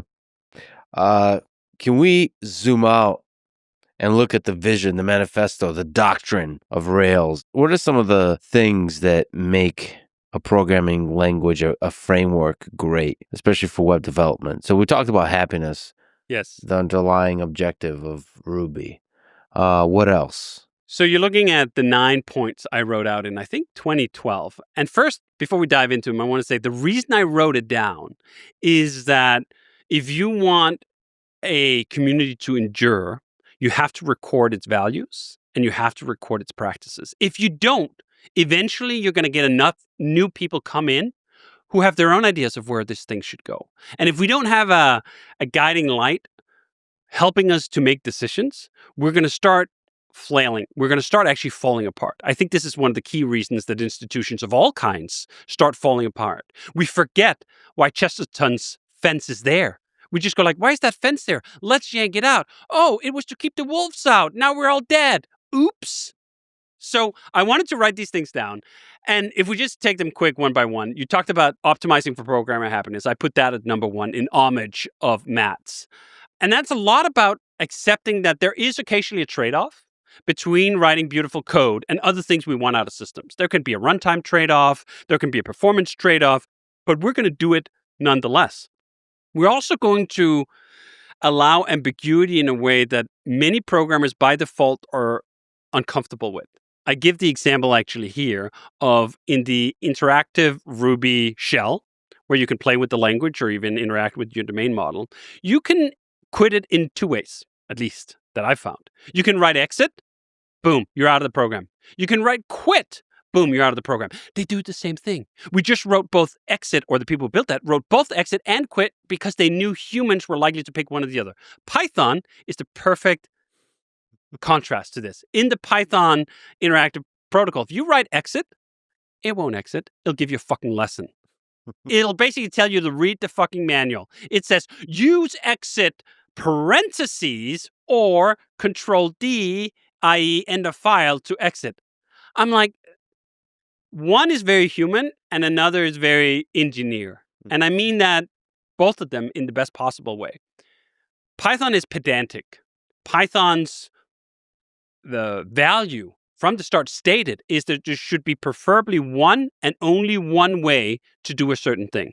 Ruby goes the complete opposite. No, we want the full expression that fits different human brains such that it seems like the language is guessing just what they want. And part of that is also you described the principle of least surprise, which is a difficult thing to engineer into a language. Because you have to kind of, it's a subjective thing. What it is. Which is why you can't do it in one way, which is why I use the example of both exit and quit. Yeah. The principle of least surprise for some people would be like, oh, exit, that's how I get out of the prompt. For other people, it would be quit. Why don't we just do both? Okay, so what's the convention over configuration? That's a big one. That's a big one. That's a huge one. And it was born out of a frustration I had in the early days with especially Java frameworks, where when you were setting up a web application framework for Java back in the day, it was not uncommon to literally write hundreds, if not thousands of lines of XML configuration files. Oh, I need this. I want the database to use the foreign keys as post_ID. No. I want it as post capital ID. Oh, no. You have to do it capital PID. There are all these ways where you can configure how foreign relation keys should work in a database, and none of them matter. We just need to pick one, and then that's fine. And if we pick one and we can depend on it, it becomes a convention. And if it's a convention, we don't have to configure it. And if we don't have to configure it, you can get started with you actually care about much quicker. So convention over configuration is essentially to take that idea that the system should come pre-assembled. I'm not just handing you a bunch of fucking Legos and asking you to build the Millennium Falcon. I'm giving you a finished toy. You can edit, you can change it. It's still built out of Legos. You can still take some pieces off and put in some other pieces, but I'm giving you the final product. And this cuts against the grain of what most programmers love. They love a box of Legos. They love to put everything together from scratch. They love to make all these detailed little decisions that just don't matter at all. And I want to elevate that up such that, hey, I'm not trying to take the decisions away from you. I just want you to focus on decisions that actually matter, that you truly care about. No one cares about whether it's post_ID or post ID or PID. Yeah, great defaults Yes. It's just a wonderful thing. You have all these aspirations. They're going to do some kind of custom, most beautiful Legos castle that nobody's ever built from these pieces. But in reality, to be productive in most situations, you just need to build the basic thing. And then on top of that is where your creativity comes. Absolutely. And I think this is one of those part of the doctrine that a lot of programmers who get to use Ruby on Rails begrudgingly will acknowledge it's a nice thing, even if they don't really like it. Like, it's hard to beat the sort of attraction to building with Legos from scratch out of programmers. That's just what we like. This is why we're programmers in the first place, because we'd like to put these little pieces together. But we can direct that instinct towards a more productive end of the stack. Okay, what are some of the other ones? The menu is omakase. It actually comes out of the same principle that great defaults really matter. If you look at everything that's wrong with the JavaScript ecosystem right now, for example, it is that no one is in charge of the menu. There are a billion different dishes, and you can configure just your tailored, specific configuration of it, but no one done the work to make sure it all fits together. So you have all these unique problems in the JavaScript ecosystem. For example, there's probably 25 major ways of just doing the controller layer. And then as many of how to talk to the database. So you get this permutation of n times n times n of no one is using the same thing. And if they are using the same thing, they're only using the same thing for about 5 minutes. So we have no retained wisdom. We build up no durable skills. Rails goes the complete opposite way of saying, do you know what? Rails is not just a web framework. It is a complete attempt at solving the web problem. It's a complete attempt at solving everything you need to build a great web application. And every piece of that puzzle should ideally be in the box, pre-configured, pre-assembled. If you want to change some of those pieces later, that's wonderful. But on day one, you'll get a full menu designed by a chef who really cared about every piece of the ingredient, and you're going to enjoy it. And that's, again, one of those things where many programmers think, like, I know better. And they do in some hyper local sense of it. Every programmer knows better. This is what Ruby is built on, that every programmer knows better in their specific situation. Maybe they can do something dangerous. Maybe they think they know better, and then they blow their foot off. And then they truly will know better because they've blown their foot off once and won't do it again. But the menu is omakase is that. So you, in general, see the value in the monolith. Yes. The integrated system. Integrated That system. someone thought of the whole problem. This is one of the reasons why I've been on a crusade against microservices since the term was coined. Microservices was born out of essentially a good idea. What do you do at Netflix scale when you have thousands of engineers working on millions of lines of code? No one can keep that entire system in their head at one time. You have to break it down. Microservices can be a reasonable way to do that when you're at Netflix scale. When you apply that pattern to a team of 20 programmers working on a code base of 500,000 lines of code, you're an idiot. You just don't need to turn method invocations into network calls. It is the first rule of distributed programming. Do not distribute your programming. It makes everything harder. All the failure conditions you have to consider as a programmer just becomes infinitely harder when there's a network cable involved. So I hate the idea of premature decomposition. And microservices is exactly that. The monolith says, let's try to focus on building a whole system that a single human can actually understand and push that paradigm as far as possible by compressing all the concepts such that more of it will fit into memory of a single operating human. And then we can have a system where I can actually understand all of Basecamp. I can actually understand all of Hey. Both of those systems are just over 100,000 lines of code. I've seen people do this at maybe twice, maybe 3 times that scale, and then it starts breaking down. Once you get north of certainly 500,000 lines of code, no individual human can do it. And that's when you get into maybe some degree of microservices can make sense. Basecamp and Hey are both 100,000? 100,000 lines of code. Wow, that's small. It is. Considering the fact that Basecamp, I think, has something like 420 screens, different ways and configurations. Do you include the front end in that? No, that's the Ruby code. Well, it's front end in the sense that some of that Ruby code is beneficial to the front end, but it's not JavaScript, for example. Now, the other thing we might talk about later is we write very little JavaScript, actually, for all of our applications. Hey, which is a Gmail competitor, Gmail ships, I think, 28 megabytes of uncompressed JavaScript. If you compress it, I think it's Whoa. about 6 megabytes, 28 megabytes. Think about how many lines of code that is. When Hey launched, we shipped 40 kilobytes. Huh. It's trying to solve the same problem. You can solve the email client problem with either 28 megabytes of uncompressed JavaScript or with 40 kilobytes if you do things differently. Yeah. But that comes to the same problem, essentially. This is why I have fiercely fought splitting front end and back end apart. That, in my opinion, this was one of the great crimes against web development that we are still atoning for, that we separated and divided what was and should be a unified problem-solving mechanism. When you are working both on front end and back end, you understand the whole system. And you're not going to get into these camps that decompose and eventually you end up with shit like GraphQL. Okay. Let's fly through the rest of the doctrine. No one paradigm. No one paradigm goes to the fact that Ruby is a fiercely object-oriented programming language at its core, but it's also a functional programming language. This 5 times I told you about, you can essentially do these anonymous function calls, and you can chain them together very much in the spirit of how true functional programming languages work. Ruby has even moved closer towards the functional programming end of the scale by making strings immutable. There are ideas from all different disciplines and all different paradigms of software development that can fit together. Smalltalk, for example, was only object-oriented, and that was just it. Ruby tries to be mainly object-oriented, but borrow a little bit of functional programming, a little bit of imperative programming, be able to do all of that.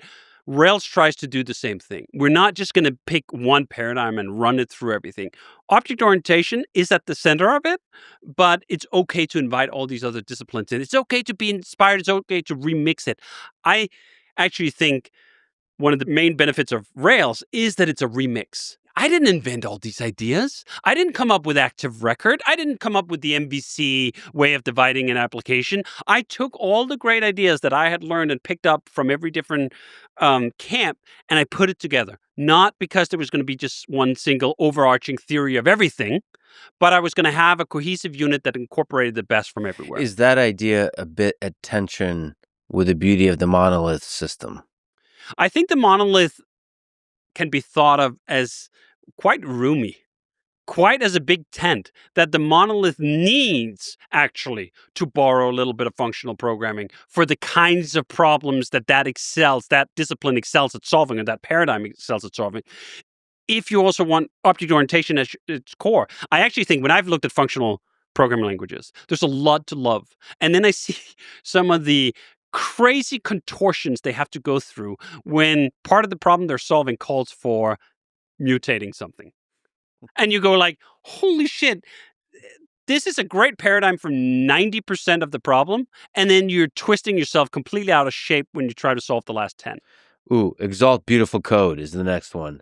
We've talked about that at length. And here's a great example that really summarizes the domain-specific language quality of Ruby on Rails, that you can make code actually pleasant to write and read, which is really funny to me because, as we talked about, when I started learning programming, it wasn't even a consideration. I didn't even know that could be part of the premise, that could be part of the solution, that writing code could feel as good as writing a poem.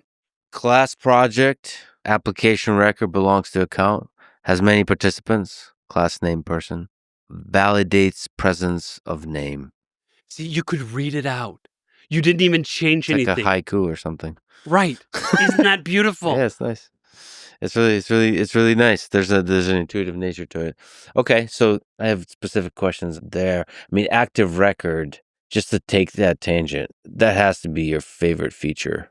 It's the crown jewel of Rails. It really is. It is the defining characteristic of how to work with Ruby on Rails. Yeah. And it's born in an interesting level of controversy because it actually uses a pattern that had been described by Martin Fowler in the Patterns of Enterprise Application Architecture, one of the greatest books for anyone working on business systems. And if you had not read it, you must pick it up immediately. Patterns of Enterprise Application Architecture. I think it was published in 2001.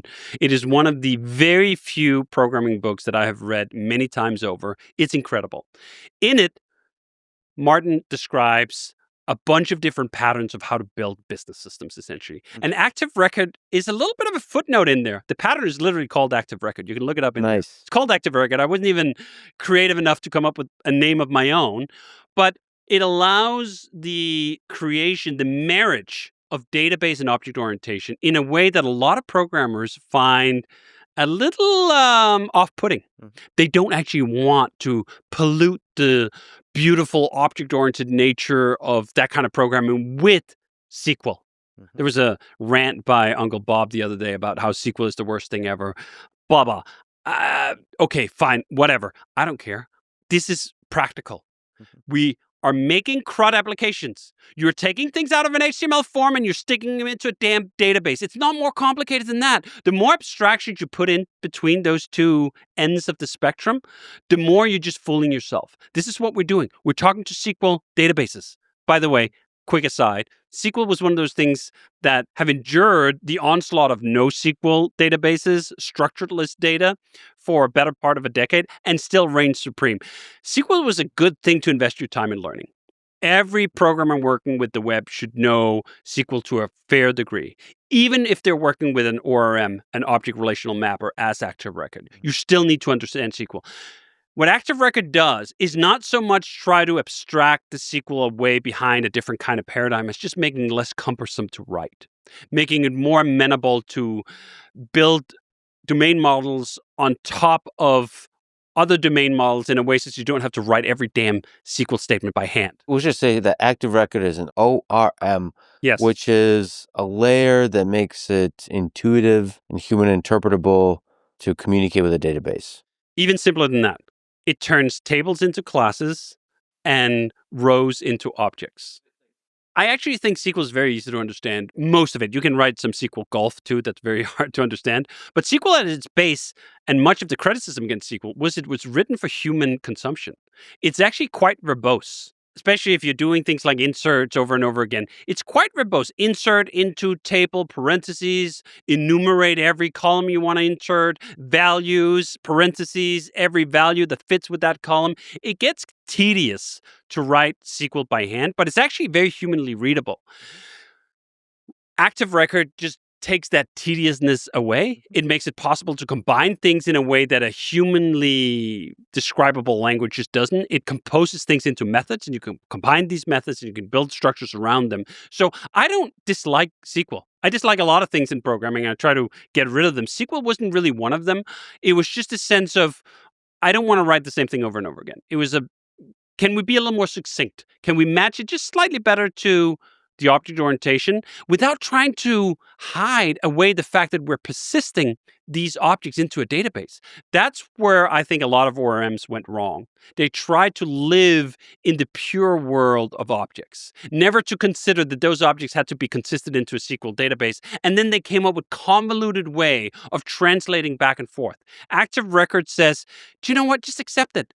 This record, this object, is not going to get saved into some NoSQL database. It's not going to be saved. It's going to be saved into a SQL database.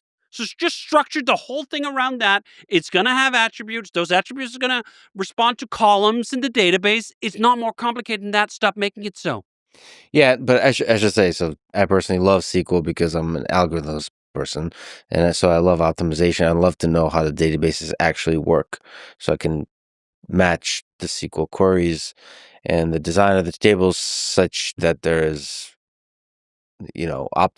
squeeze the optimal performance out of the table. Okay, based on the actual way that table is used. So, I mean, I think that pushes to the point that, like, there is value in learning and understanding SQL. I wonder, because I started looking at Active Record and it looks really awesome. Does that make you lazy? Not you, but a person that rolls in and starts using Rails, you can probably get away with never really learning SQL, right? As long as you want to stay at the entry level of competence. And this is actually my overarching mission with Rails, is to lower the barrier of entry so far down that someone can start seeing stuff on the browser without basically understanding anything. Yeah. They can run Rails new blog, run a couple of generators. They have a whole system. They don't understand anything, but it's an invitation to learn more. Where I get fired up, and this ties back to the AI discussion, is when that's turned into this meme that programmers no longer have to be competent. They can just, the AI is going to figure it out. The generators is going to figure it out. I don't need to know SQL. Active record is going to abstract it away from me. No. Dude, hold up. The path here is competence. I'm trying to teach you things. I understand I can't teach you everything in 5 minutes. No one who's ever become good at anything worthwhile could be taught everything in 5 minutes. If you want to be a fully well-rounded web application developer, that takes years. But you can actually become somewhat productive in a few days. You can have fun in a few days for sure. You can have fun in a few minutes, in a few hours. And over time, I can teach you a little more. Active Record says yeah, all right, start here. And then next week, we'll do a class on SQL. And actually, you have this beautiful expression that I love, that a great programming language like Ruby has a soft ramp, the ramp goes to infinity. That's exactly right. So, it's super accessible, super easy to get started. And it never stops. Yeah. There's always more to learn. This is one of the reasons I'm still having fun programming, that I'm still learning new things. I can still incorporate new things. The web is deep enough as a domain. You're never going to learn all of it. Provide sharp knives. This is a good one, because another way of saying this, the opposite way of saying this, the Java way of saying is, do not provide foot guns, right? Yeah. I don't want to give you sharp knives. You're a child. You can't handle a sharp knife. Here's a dull butter knife. Cut your damn steak, right? That's a very frustrating experience. You want a sharp knife, even though you might be able to cut yourself. I trust humans in the same way that Mats trusts humans. Maybe you cut off a finger. All right, you're not going to do that again. Thankfully, it was a virtual finger. It's going to grow back out. Your competence is going to grow. It's more fun to work with sharp tools. And that actually contributes to the ramp that goes to infinity. Yes, to the learning. Value integrated systems. We kind of hit on that one. Rails is trying to solve the whole problem of the web, not just one little component. It's not leaving you a bunch of pieces you have to put together yourself. Progress over stability. You know what? If there's one that's dated, it's probably that one. At this stage, Rails has been incredibly stable over many, many generations.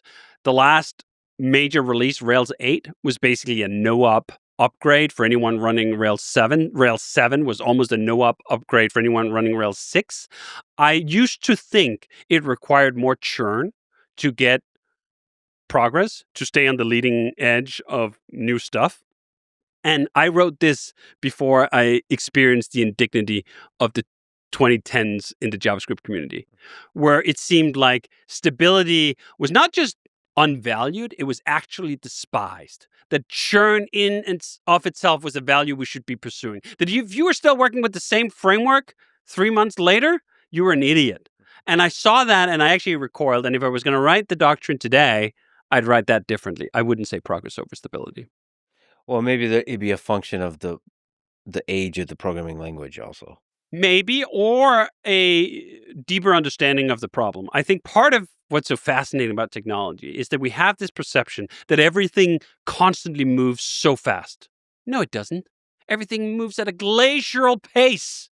There is occasionally a paradigm shift, like what's happening with AI right now, like what happened with the introduction of the iPhone in 2007, like what happened with the internet in 95. That's basically the total sum of my career. 3 things changed. Everything else in between was incremental, small improvements. You can recognize a Rails application written in 2003. I know, because the Basecamp I wrote back then is still operating, making millions of dollars in ARR, servicing customers on the initial version that was launched back then. And it looks like the Rails code, if I squint a little, that I would write today. So most things don't change, even in computing. And that's actually a good thing. We saw with the JavaScript ecosystem what happens when everyone gets just mad about constant churn. Things don't change that often. By the way, on that small tangent, you just sort of visibly, verbally changed your mind with the you of 15 years ago. Yes. That's interesting. Have you noticed yourself changing your mind quite a bit over the years? I would say, oh, yes. And then also, oh, no, in the sense that there are absolutely fundamental things, both about human nature, about institutions, about programming, about business, that I've changed my mind on. And then I've also had experiences that are almost even more interesting, where I thought I had changed my mind and I tried it a new way, realized why I had the original opinion in the first place, and then gone back to it.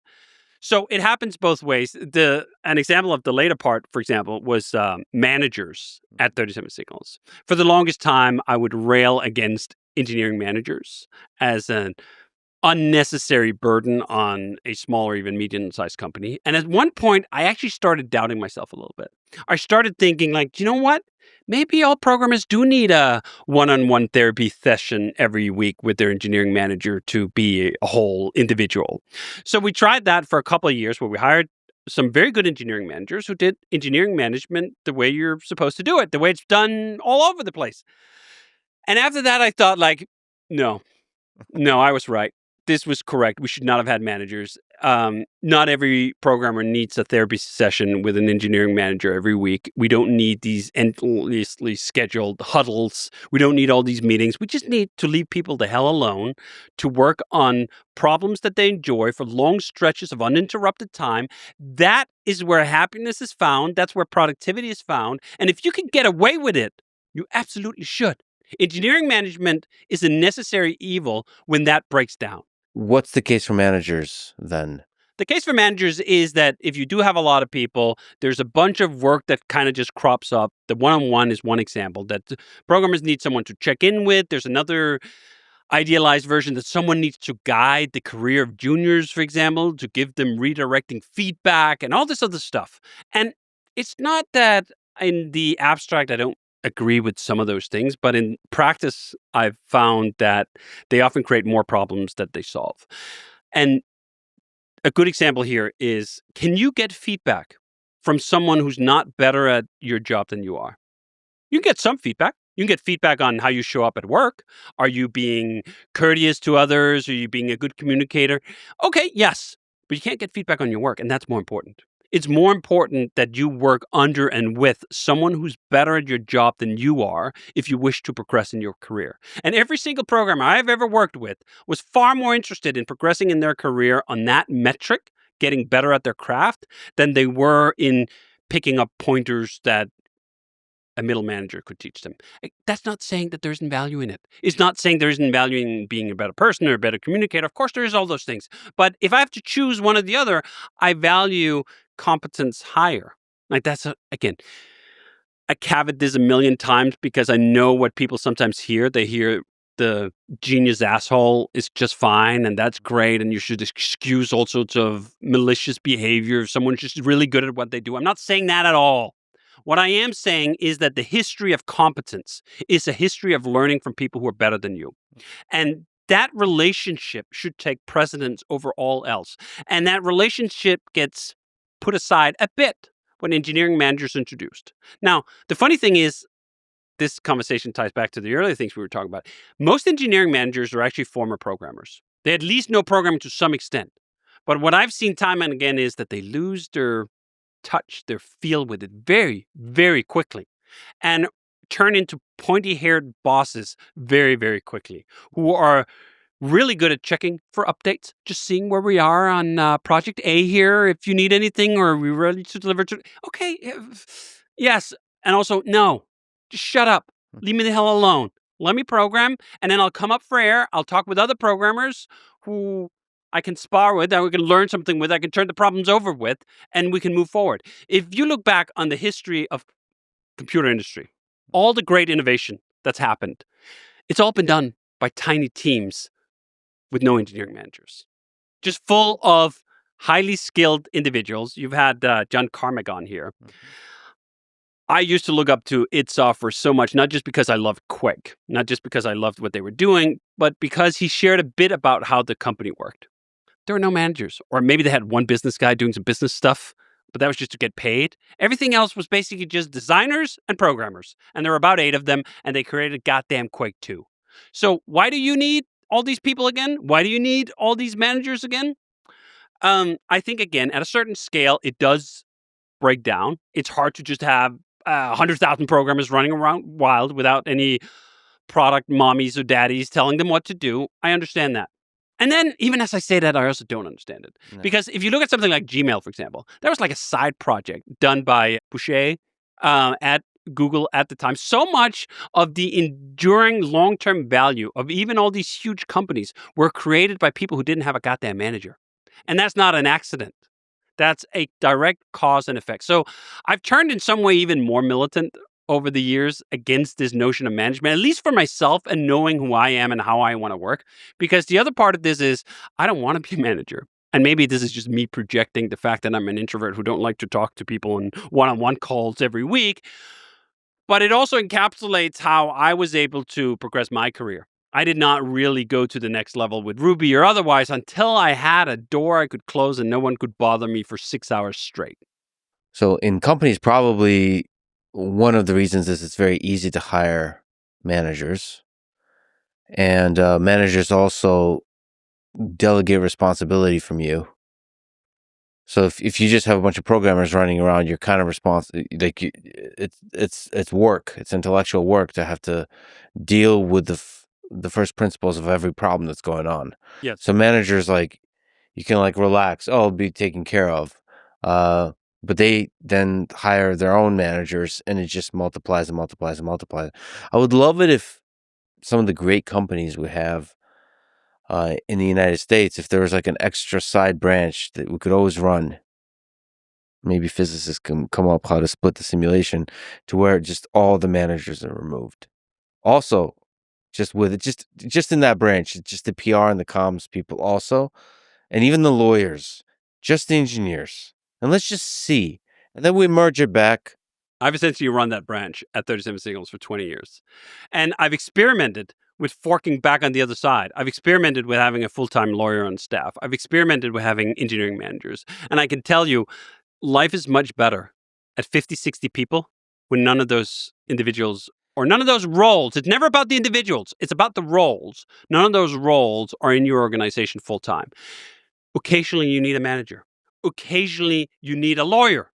I can play the role of manager occasionally, fine. And then I can set it back down to 0. It's almost like a cloud service. I want a manager service I can call on for 7 hours this week, and then I want to take it down to 0 for the next 3 months. Yeah, I read, I don't know if this is still the case, that Basecamp is an LLC and doesn't have a CFO, like a full-time accountant. Is that so? What's actually funny is these days we do have a head of finance. We did not for the first 19 years of life, I think. We got away with basically just having an accountant do our books in the same way you'd do a small ice cream shop, except we would, over time, have done hundreds of millions of dollars in revenue. The scale seemed quirky. And at some point, you can also fall in love with your own quirkiness to a degree that isn't actually healthy. And I've certainly done that over time. And we should have had someone mount or count the beans a little more diligently, a little earlier. This was part of a blessing of just being wildly profitable and selling software that can have infinite margins, basically, that you kind of can get away with a bunch of stuff that you perhaps shouldn't. What partially taught me this lesson was when we realized we had not been collecting sales tax in different U.S. states where we had Nexus. And it took us about 2 years and $5 million in settlements and cleanups to get out of that mess. And after that, I went like, okay, fine, we can hire a finance person. Okay. And we now have a wonderful finance person, Ron, who actually ended up replacing something else we used to have. We used to have a full-time data analytics person who would do all sorts of insight mining for why are people signing up for this thing. We ran that for 10 years and realized, you know what? If I can have either a data analytics person or an accountant, I'm picking the accountant. I love this so much on so many levels. Can we just linger on that advice that you've given that small teams are better? I think that's really less is more. What did you say before? Worse is better. Okay, I'm sorry. Worse is better on adoption with technology a lot of times. Yeah. And I think it actually comes out of the same thing. It comes out of the fact that many of the great breakthroughs are created by not even just tiny teams, but individuals writing something. And an individual writing something on some parameter, what they do is worse. Of course, it's worse when one person has to make something that a huge company have hundreds, if not thousands of developers that they can have work on that problem. But in so many other parameters, that worseness is the value. That less is the value. In Getting Real, which we wrote back in 2006, we talk about this notion of less software. When we first got started with Basecamp, back in 2004, people would ask us all the time, aren't you petrified of Microsoft? They have so many more resources. They have so many more programmers. What if they take a liking to your little niche here and they show up and they just throw 1,000 programmers at the problem? And my answer, perhaps partly because I was like 24, was first of all, no care in the world. But the real answer was they're not going to produce the same thing. You cannot produce the kind of software that Basecamp is with a team of 1,000 people. You will build the kind of software that 1,000 people builds. And that's not the same thing at all. So much of the main breakthrough in both end user systems, but also in open source systems, in fundamental systems, they're done by individuals or very small teams. Even all these classical histories of Apple has always been like, well, there's a big organization, but then you had the team that was actually working on the breakthrough. It was 4 people. It was 8 people. It was never 200. And the large team seems to slow things down. Yes. It's so fascinating. And part of it is the manager thing. Because humans don't scale. Communication between humans certainly don't scale. You basically get the network cost effect. Every time you add a new node, it goes up exponentially. This is perhaps the key thing of why I get to be so fond of having no managers at Basecamp, because our default team size is 2. 1 programmer, 1 designer, 1 feature. When you're operating at that level of scale, you don't need sophistication. You don't need advanced methodologies. You don't need multiple layers of management because you can just do. The magic of small teams is that they just do. They don't have to argue because we don't have to set direction. We don't have to worry about the roadmap. We can just sit down and make something and then see if it's good. When you can get away with just making things, you don't have to plan. And if you can get out of planning, you can follow the truth that emerges from the code, from the product, from the thing you're working on in the moment. You know far more about what the great next step is when you're 1 step behind, rather than if you try 18 months in advance to map out all the steps. How do we get from here to very far away? You know what? That's difficult to imagine in advance because humans are very poor at that. Maybe AI one day will be much better than us, but humans can take 1 foot or put 1 foot in front of each other. That's not that hard. And that allows you to get away with all that sophistication. So the process just becomes much simpler. You need far fewer people. It compounds. You need much less process. You need to waste less time in meetings. You can just spend these long, glorious days and weeks of uninterrupted time solving real problems you care about and that are valuable. And you're going to find that that's what the market actually wants. No one is buying something because there's a huge company behind it most of the time. They're buying something because it's good. And the way you get something good is you don't sit around and have a meeting about it. You try stuff. You build stuff. It really is kind of incredible what one person, honestly, one person can do in 100 hours of deep work, of focused work, even less. So I'll tell you this. I tracked exactly the number of hours I spent on the first version of Basecamp. And I was doing this because at the time I was working on a contract basis for Jason. He was paying me, I was going to say $15 an hour. That's what I got paid when we first got started. I think he had bumped my pay to a glorious 25. But I was billing him, and I know that the invoice for the first version of Basecamp was 400 hours. That's what it took for one sole individual in 2004 to create an entire system that has then gone on to gross hundreds of millions of dollars and continues to do extremely well. One person, just me, setting up everything. Part of that story is Ruby, part of that story is Rails, but a lot of it is also just me plus Jason plus Ryan plus Matt. That was the entire company at the time.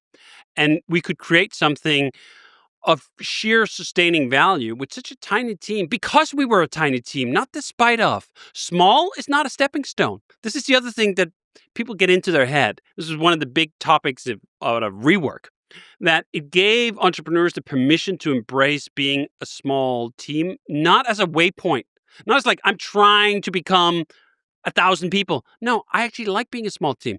Small teams are more fun. If you ask almost anyone, I'm sure Toby would say this too. Even at his scale, the sheer enjoyment of building something is in the enjoyment of building it with a tiny team. Now, you can have impact at a different scale when you have a huge company. I fully recognize that, and I see the appeal of it. But in the actual building of things, it's always small teams. Always. How do you protect a small team? Basecamp has successfully stayed small. What's been the dragons you had to fight off? That, like, basically you make a lot of money. There's a temptation to grow. So how do you not grow? Don't take venture capital. Okay, That that's is step one. point number one. First Point of all, number two everybody is takes venture capital, so you already went I the mean, other that's way. been the answer for the longest time, because the problem isn't just venture capital, it's other people's money. Yeah. Once you take other people's money, completely understandably, they want a return. And they would prefer to have the largest return possible, because it's not them sitting in the code. It's not them getting the daily satisfaction out of building something, chiseling beautiful code poems out of the editor, right? They don't get that satisfaction. They get the satisfaction maybe of seeing something nice put into the world. That's fair. But they certainly also get a satisfaction of a higher return. And there is this sense, certainly in venture capital, stated in venture capital, that the whole point of you taking the money is to get to $1 billion or more. Now, the path to that usually does go through running established playbooks. And then when it comes to software, the enterprise sales playbook is that playbook. If you're doing B2B software, SaaS, you will try to find product market fit. And the second you have it, you will abandon your small and medium-sized accounts to chase the big whales with a huge sales force. And by then you're 1,000 people and life sucks. Mm-hmm. That said, I mean, people are just curious about this. I've gotten the chance to get to know Jeff Bezos. He invested in Basecamp, non-controlling. He bought secondaries. So this was the funny thing, is that when investing have these two dual meanings. Normally when people think about investing, they think you're putting in growth capital because you want the business to hire more people, to do more R&D so they can grow bigger. Bezos didn't do that, actually. He bought a ownership stake directly from Jason and I, and 100% of the proceeds of that purchase went into my and Jason's bank account. Personal bank account. Not a single cent went into the account of the company because we didn't need the money to grow. What we needed, or what we certainly enjoyed, was to some extent maybe the vote of confidence, but more so the security of taking a little bit off the table so that we dared turn down the big bucks from venture capitals. It was essentially a vaccine against wanting to take a larger check from people who then wanted to take the company to something enormous that we didn't want to go with it. So Jeff gave Jason and I just enough money that we were comfortable turning all those people down in a way where if it had turned belly up, like 6 months later, we wouldn't have been kicking ourselves and going, we had something here that was worth millions, and now we have nothing, and I have to worry about rent and groceries again. It is a vote of confidence. I wonder I'd love to hear Jeff's side of the story of like why, because he doesn't need like the money. So it's really, I think it probably is just believing in people and wanting to have cool stuff be created in the world and make money off of it, but not like 100% the motivation for Jeff wasn't a return.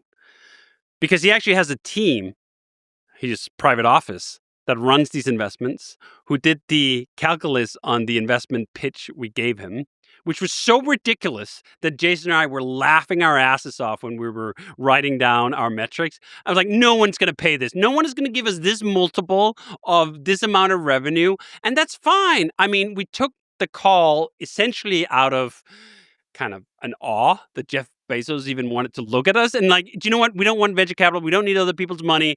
But like, let's just give him a bullshit number that no sane person would actually say yes to. And then, I mean, we can each go our own way. And his investment team said, like, Jeff, no way. This makes no economic sense at all. They're asking for way too much money with way too little revenue.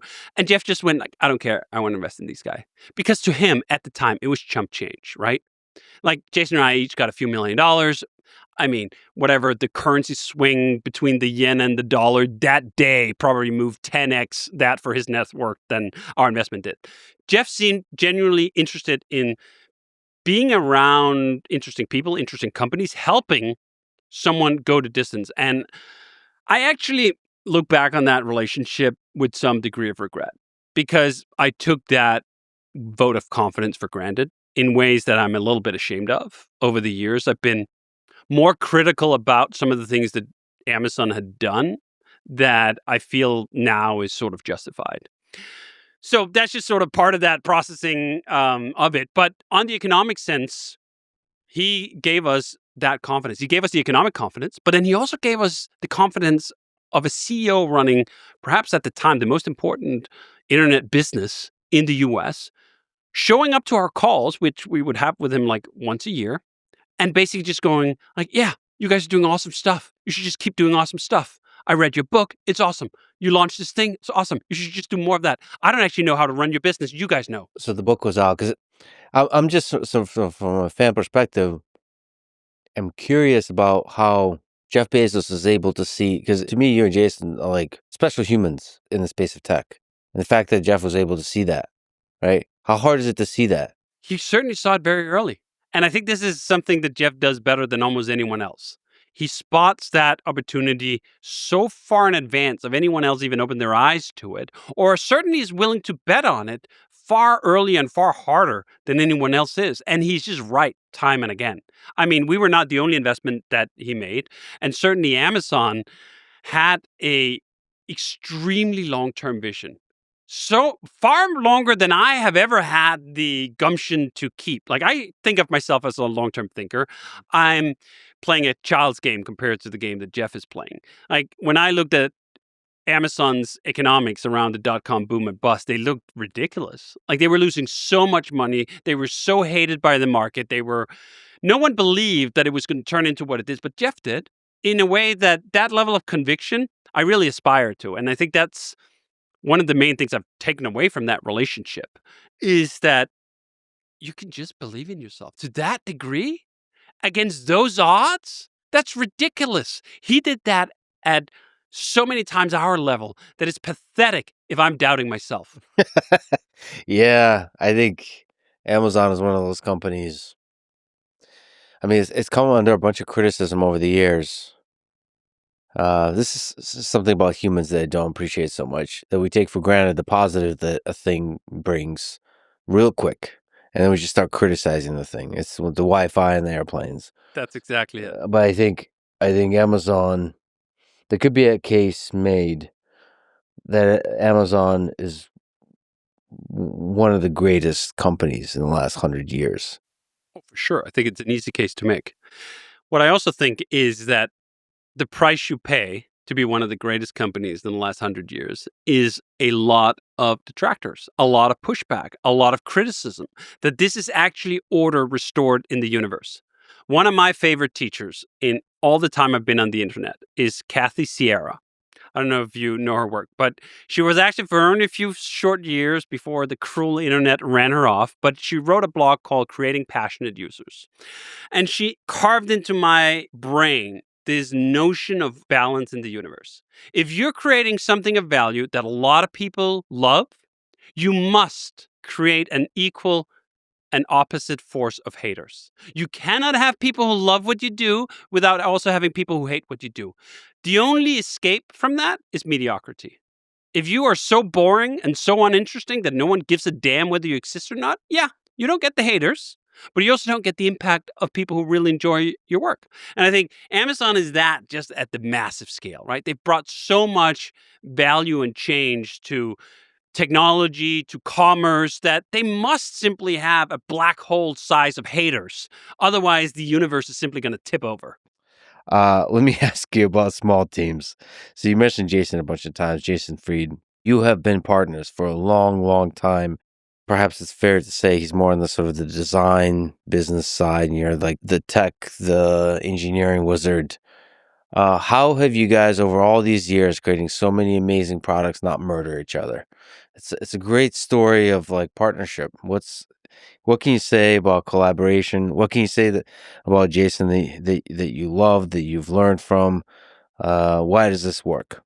So first I'll say we have tried to murder each other several times over the years, but far less, I think, in the last decade. In the early days, our product discussions were so fierce that when we were having them in the office and there were other employees around, some of them were legitimately worried that the company was about to fall apart because the volume coming out of the room would be so high and sound so acrimonious that they were legitimately worried the whole thing was going to fall apart. But you know what's funny is that it never felt like that in the moment.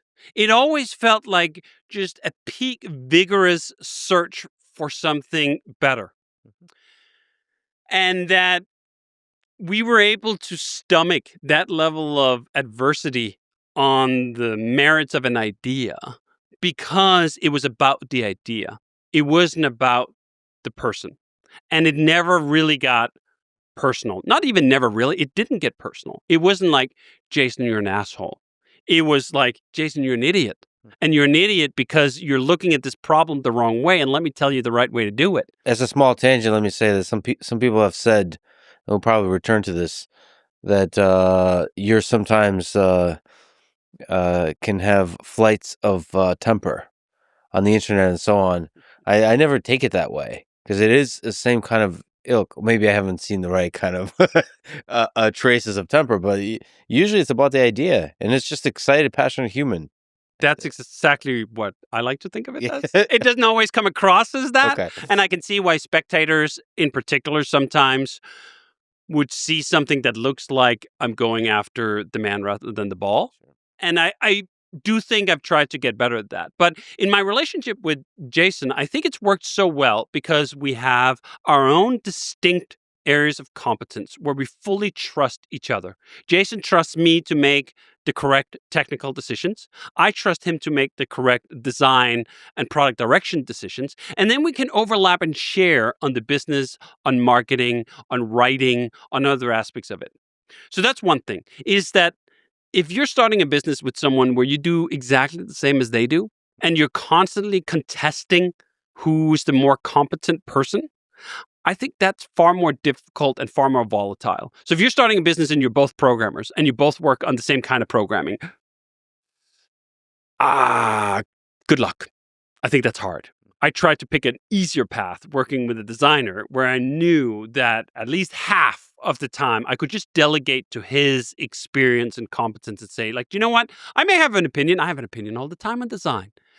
But I don't have to win the argument because I trust you. Now, occasionally we would have overlaps on business or direction where we'd both feel like we had a strong stake in the game and we both had a claim to competence in that area. But then for whatever reason, we also both had a long-term vision where I would go, do you know what? I think we're wrong here. But as I learned from Jeff Bezos, by the way, I'm going to disagree and commit. That was one of those early lessons he gave us that was absolutely crucial and perhaps even instrumental in ensuring that Jason and I have been working together for a quarter of a century. Disagree and commit is one of the all-time Jeff Bezos greats. I'm just surprised that Yoko Ono hasn't come along. You know what I mean? Like there's so many Yokos in this world. It might have happened, if not in part because we don't sit on each other's lap all the time. Most of our careers, we haven't even lived in the same city. Like, I lived in Chicago for a couple of years while we were getting going after I'd moved to the US in 2005. But then I moved to Malibu, and then I lived in Spain, and then I lived in Copenhagen. And Jason and I, from the foundation of our relationship, learned how to work together in a remarkably efficient way where we didn't have to actually talk that much. On any given week, I'd be surprised if Jason and I spent more than 2 hours of direct exchange and communication. Yeah, sometimes it's the basic human frictions that Yes, just I think if accumulate you over rub time. up against another person, that person damn well better be your spouse if it's too much for too long. Yeah, but even there. COVID has really tested the relationship. It's fascinating to watch. It has. And I do think that having some separation, which is kind of counterintuitive, because I think a lot of people think the more collaboration you can have, the better. The more ideas that can bounce back and forth, the better. And both Jason and I, for whatever reason, came to the conclusion early on in careers, absolutely not. That's complete baloney. This is why we were huge proponents of remote work. Mhm. This is why I enjoy working in my home office where I can close the door and not see another human for like 6 hours at the time. I don't want to bounce ideas off you all the time.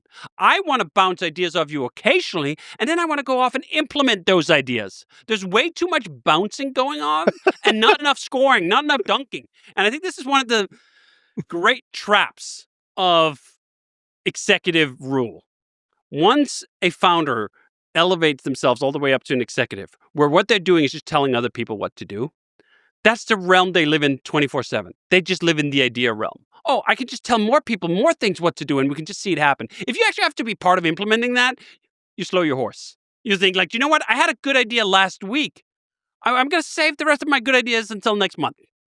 And there is a temptation for the managers and for the people in the executive layer to do something, which that something usually means a meeting, Yes. right? And Yes. so that's why you say, Their job is telling other people what to do. yeah. And the meeting, so this is one of the big things you're against, is Meetings are toxic. Yeah. And this really, I think, ties into this with Jason and I. If I had to count out the total number of meetings we've had in 24 years of collaborations where we in person sat in front of each other and discussed a topic, it'd be less than 3 months at a fan company. We just haven't done that much. We haven't worn it out.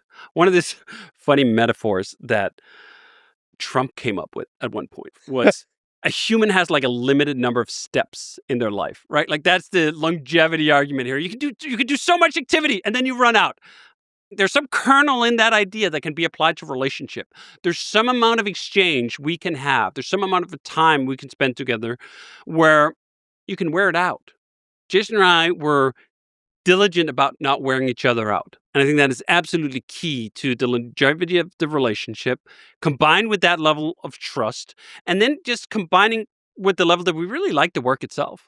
We don't just like the brainstorming, the says where we just come up with good ideas. No, we like to do the ideas, and we like to be part of that process directly ourselves. I like to program. He likes to do design.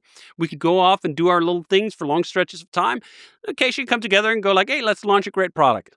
This might sound like I'm asking you to do therapy, but I find myself to sometimes want or long for a meeting because I'm lonely. Like, because remote work, just sitting by yourself, I don't know, it can get really lonely for long stretches of time. Let me give you a tip. Uh-huh. Get a wife. Yes. God damn it. Get a couple kids. All right. Like family really is the great antidote to loneliness. And I mean that as sincerely as I can possibly say it. I certainly had exactly that feeling you described early in my career when I was working remotely. And I was just like me living in an apartment, a total stereotype where for the longest time when I first moved to Chicago, all I had on the floor was a mattress. And then I bought this big TV and I didn't even mount it. And then I had a stack of DVDs. And I was working a lot of the time. And then I would just go home and I'd do that. And it wasn't great. It really wasn't. Like, I do think that humans need humans. Yeah. And if you can't get them at work, and I actually sort of kind of don't want them at work. At least I don't want them for 40 hours a week. That's not what I prefer. You need something else. You need other relationships in your life. And there's no greater depth of relationship if you can find someone that you actually just want to spend a lot of time with. That's key to it. And I think it's key for both Jason and I that we've had families for quite a long time. And it grounds you too in a way where the sprint of a startup can get traded in for the marathon of an enduring company. And you get settled in a way. We talked briefly about sometimes I get fired up. I mean, a lot of times, maybe even most of the times I get fired up about topics. But I don't get fired up in the same way now as I used to when I was 24. I'm still extremely passionate about ideas and trying to find the right things. But having a family, meeting my wife, building a life around that has just mellowed everything out in a completely cliche way. But I think it's actually key. I think if we could get more, even younger people, not to wait until they were in their late goddamn 30s or early 40s to hitch up with someone, we'd be better off and we'd have more stable business relationships as well. Because folks would get that nurturing human relation somewhere else. Now, when I say all of that, I also accept that there are plenty of great businesses that's been built over the years that have not been built remote, that have been built by a gang of hooligans sitting in an office for immense hours of time. I mean, both John Carmack and Tim Sweeney talked about that in the 90s with their careers, that was just basically work, sleep, hang out with the guys at the office, right? Totally fair. That never appealed to me. Both Jason and I saw eye to eye on the idea that 40 hours a week dedicated to work was enough. That if we were going to go to distance for not just the 5 to 7 years it takes to build a VC case up to an exit, but for potentially 10 years, 20 years, or further, we needed to become whole humans. Because only that whole humanness was going to go to distance, which included building up friendships outside of work, having hobbies, finding a mate, and having a family. And that entire existence, those legs of the stool, that work is not the only thing in life, is completely related to the fact that we've been around for 25 years.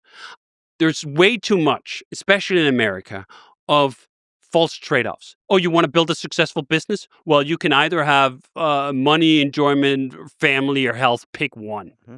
What? Why do we have to give up all of this? Now, again, I'm not saying there are moments, periods in life where you can sprint, but I am saying if that sprint turns into a decade, you're going to pay for it. And you're going to pay for it in ways I've seen time and again seemed like a very bad trade. That even if it works, and by the way, most of the time it does not. Most of the time startups go bust. Most of the time people spend 5-7 years or something that does not pan out and they don't get the payout. And then they just sit with regret of like, what the fuck happened to my 20s? Mm-hmm. Early on, Jason and I basically made the pact that working together was not going to lead to that kind of regret. That we were going to allow ourselves and each other to build a whole life outside of work. And the fact that that worked is something I feel is almost like forbidden knowledge. Certainly in technology circles in the US, it's something that we've tried to champion for 20 years and we still get slacked for. Just 2 days ago, I had another Twitter beef with someone saying like, oh, well, okay, maybe it worked, but you didn't turn into Atlassian, so you're a failure. Basecamp isn't Jira, so why are you even bothering? And it's such a fascinating winner-takes-all mentality that unless you dominate everyone else in all the ways, you've lost. Mm-hmm. When so much of life is far more open to multiple winners, where we can end up with a business that have made hundreds of millions of dollars over the years, and we've kept much of that to do whatever we want. And that's enough. That's good. That's great. That's actually something worth aspiring to.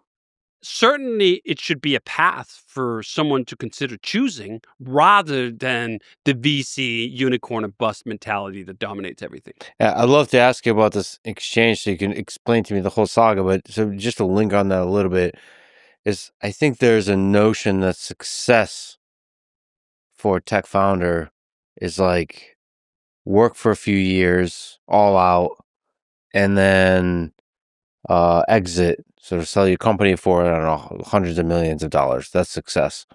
When it seems in reality, when you look at who the people like you, like really smart, creative humans, who they actually are and what happiness entails, it actually entails working your whole life a little bit.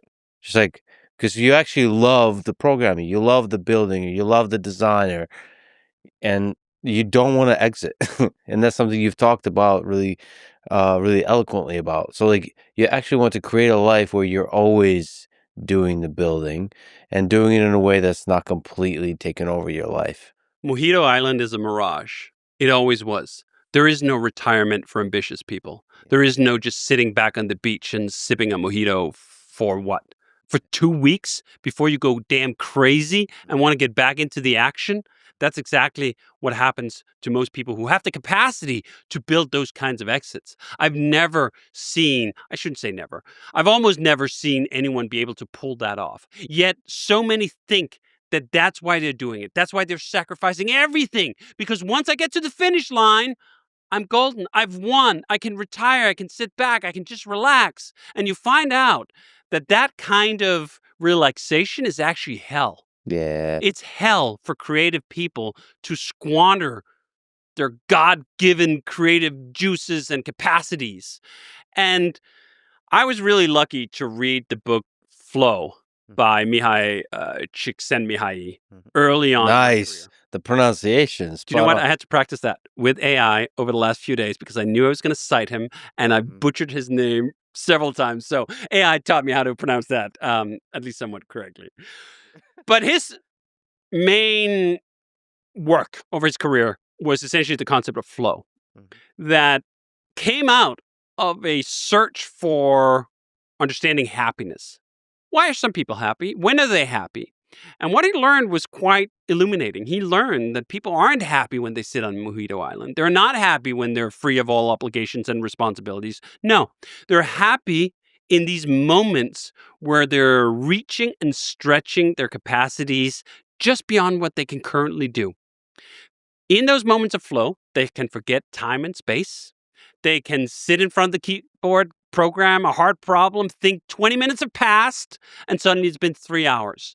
They look back upon those moments with the greatest amount of joy, and that is what peak happiness is. If you take away the pursuit of those kinds of problems, if you eliminate all the problems from your plate, you're going to get depressed. You are not going to have a good time. Now, there are people who can do that, but they're not the same kind of people who built these kinds of companies. So you have to accept the kind of individual you are. If you are on this path, don't bullshit yourself. Don't bullshit yourself into thinking, I'm just going to sacrifice everything, my health, my family, my hobbies, my friends. But in 10 years, I'm going to make it all up. Because in 10 years, I can do it. It never works out like that. It doesn't work out on both ends of it. It does not work out if you're successful and you sell your company because you'll get bored out of your mind after 2 weeks on retirement. It doesn't work out if the company is a failure and you regret the last 10 years spent for nothing. It doesn't work out if it all works and you stay in the business because it never gets any easier. So you're going to fail on all metrics if you just go, there's only work and nothing else. And I didn't want that. I wanted the happiness of flow. I understood that insight was true, but I wanted to do it in a way where I could sustain the journey for 40 or 50 years. And there's other interesting caveat that I've heard you say is that if you do exit, you sell your company and you want to stay in, you want to do another company, that's going to usually not be as fulfilling. Yes. Because really your first baby, like... You can't do it again. Or most people can't do it again. Because their second idea is not going to be as good as the first one. It is so rare to capture lightning in the bottle like we have, for example, with Basecamp. I know this from experience because I've been trying to build a lot of other businesses since, and some of them have been moderate successes, even good successes. None of them have been Basecamp. It's really difficult to do that twice. But founders are arrogant pricks, including myself. And we like to think that, do you know what? We succeeded in large part because we're just awesome. We're just so much better than everyone else. And in some ways, that's true some of the time. But you can also be really good at something that matters for a hot moment. That door is open. The door closes. Now, you're still good at the thing, but it doesn't matter. No one cares. There's that part of it. And then there's the part of it that going back to experience things for the first time only happens the first time. You can't do it again. I don't know if I have it in me to go through the bullshit of the early days again. And I say bullshit in the sense of the most endearing sense. It's all great to do it. I know too much. This is one of the reasons why whenever I'm asked the questions, if you could tell your younger self something that would really, what would you say to your younger self? I would fucking not say a thing.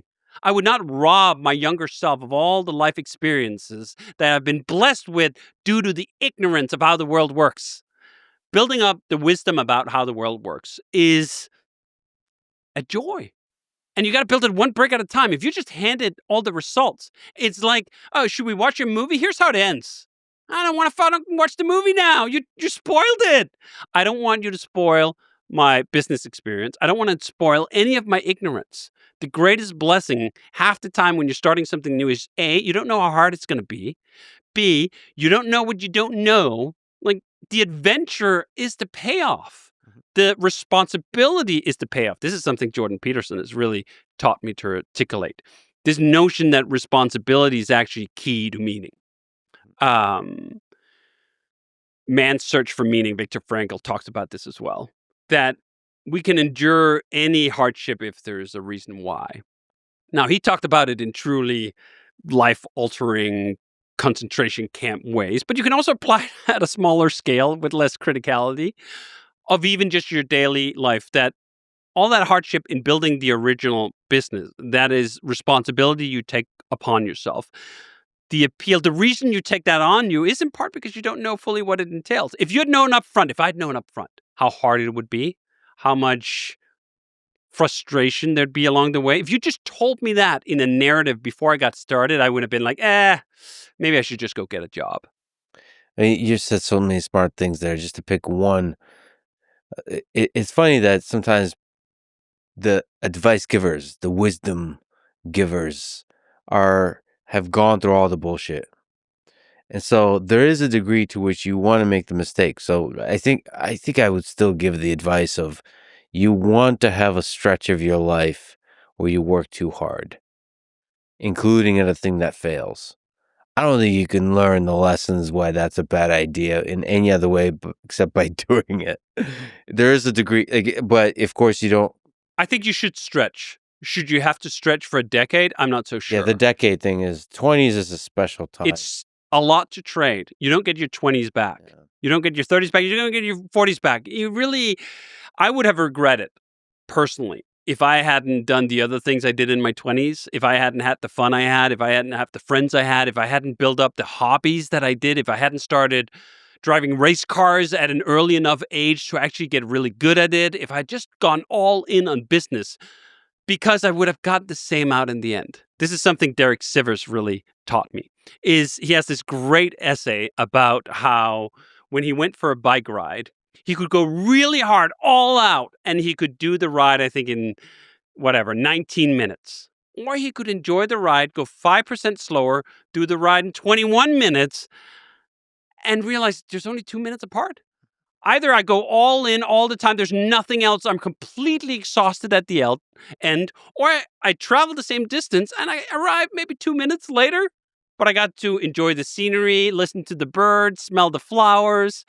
That journey is also valuable. Now, I say that while accepting and celebrating that if you want to be the best at one thing in the world, no, you have to sacrifice everything. You have to be obsessed with just that thing. There is no instant of someone who's the best in the world at something who's not completely obsessed. I didn't need to be best at anything. This was a blessing, a rare blessing of humility I had early on. Is like, you know what? I am not that smart. I'm not that good. I'm not that talented. I can do interesting things by combining different aspects and elements that I know, but I'm not going to be the best at anything. And that released me from this singular obsession with just going, I'm going to be the best programmer in the world. And I know I'm not. I fucking failed at it twice before I even got how conditionals work. I'm not smart enough to be the best at anything. I'm not dedicated enough to do that. That's a bit of a blessing. And I think as a society, we have to straddle both celebrating peak excellence, which we do all the time, and celebrating the peak intensity of mission it takes to become that. And then also going like, you know what? We don't all need to be Michael Jordan. There's only going to be one of those. Well, we should say that there's certain pursuits where a singular obsession is required. Basketball is one of them. By the way, probably racing. If you want to be the best 100%. at F1 in the world. If you want to be Senna, you got to be a maniac. But I would argue that there's most disciplines like programming allows, if you want to be quote unquote the best, whatever that means, I think that's judged at the end of your life. And usually if you look at that path, it's going to be a nonlinear one. You're not going to look like the life of an Olympic athlete who's singular focus. There's going to be some acid there in the 20s, or there's going to be several detours. Which the true greats, there's going to be detours. And sometimes they're not going to be Steve Jobs acid type of situation. There'll be just different companies you worked for, different careers, or different sort of efforts you allocated your life to, but it's going to be nonlinear. It's not going to be a singular focus. The way I think about this sometimes is I want a good bargain on learning. I can become in the top 5% of whatever I defined as good at something much, much easier. Perhaps it's 20 times easier, 100 times easier to get into the top 5% than it is to get into the top 0.1%. That's almost impossibly hard to get into that. But if I'm content just being in the top 5%, I could be in the top 5% on like 5 things at once. I can get really good at writing. I can get decent at driving a race car. I can become pretty good at programming. I can run a company. I can have a family. I can do a lot of things at the same time that gives me sort of that variety that almost was idealized. Karl Marx has this idea, I'm going to fish in the morning and hammer in the evening and paint on the weekends, right? That there's a sense, for me at least, where his diagnosis of alienation was true. That just that tunnel vision, there's just this one thing, I'm just going to focus on that, gives me a sense of alienation I can't stomach. When I'm really deep on programming, and sometimes I go deep for weeks, maybe even in a few cases months, I have to come up for air and I have to go do something else. Like, all right, that was programming for this year. I've done my part. And I'm going to go off writing or annoy people on the internet or drive some race cars or do something else. And then I can do the programming thing with full intensity again next year. Speaking of annoying people on the internet, you got to explain to me this drama. Okay, so what is this guy that said, imagine losing to Jira, but boasting that you have a couple $1 million per year? So this had to do with this almost now a meme decision to leave the cloud. DHH left the cloud. I think that's literally a meme, but it's also a fascinating decision. Can you talk to the full saga of DHH leaves the cloud? Yes. Leaving AWS, saving money, and I guess the case this person is making now is that we wasted our time optimizing a business that could have been 100 times bigger if we'd just gone for the moon. And for the moon includes venture capital, but also other things, includes not caring about cost. But also because AGI is around the corner, you should have been investing into AI, right? Is this just part of sort of tangentially? I think it's a bit of a muddy argument, but if we just take it at its peak ideal, which I actually think is a reasonable point, is that you can get myopically focused on counting pennies when you should be focused on getting pounds, right? Yeah. That I've optimized our spend on infrastructure by getting out of the cloud, and that took some time, and I could have taken that time and spent it on making more features that would have attracted more customers or spend even more time with AI or done other things. Opportunity cost is real. I'm not denying that.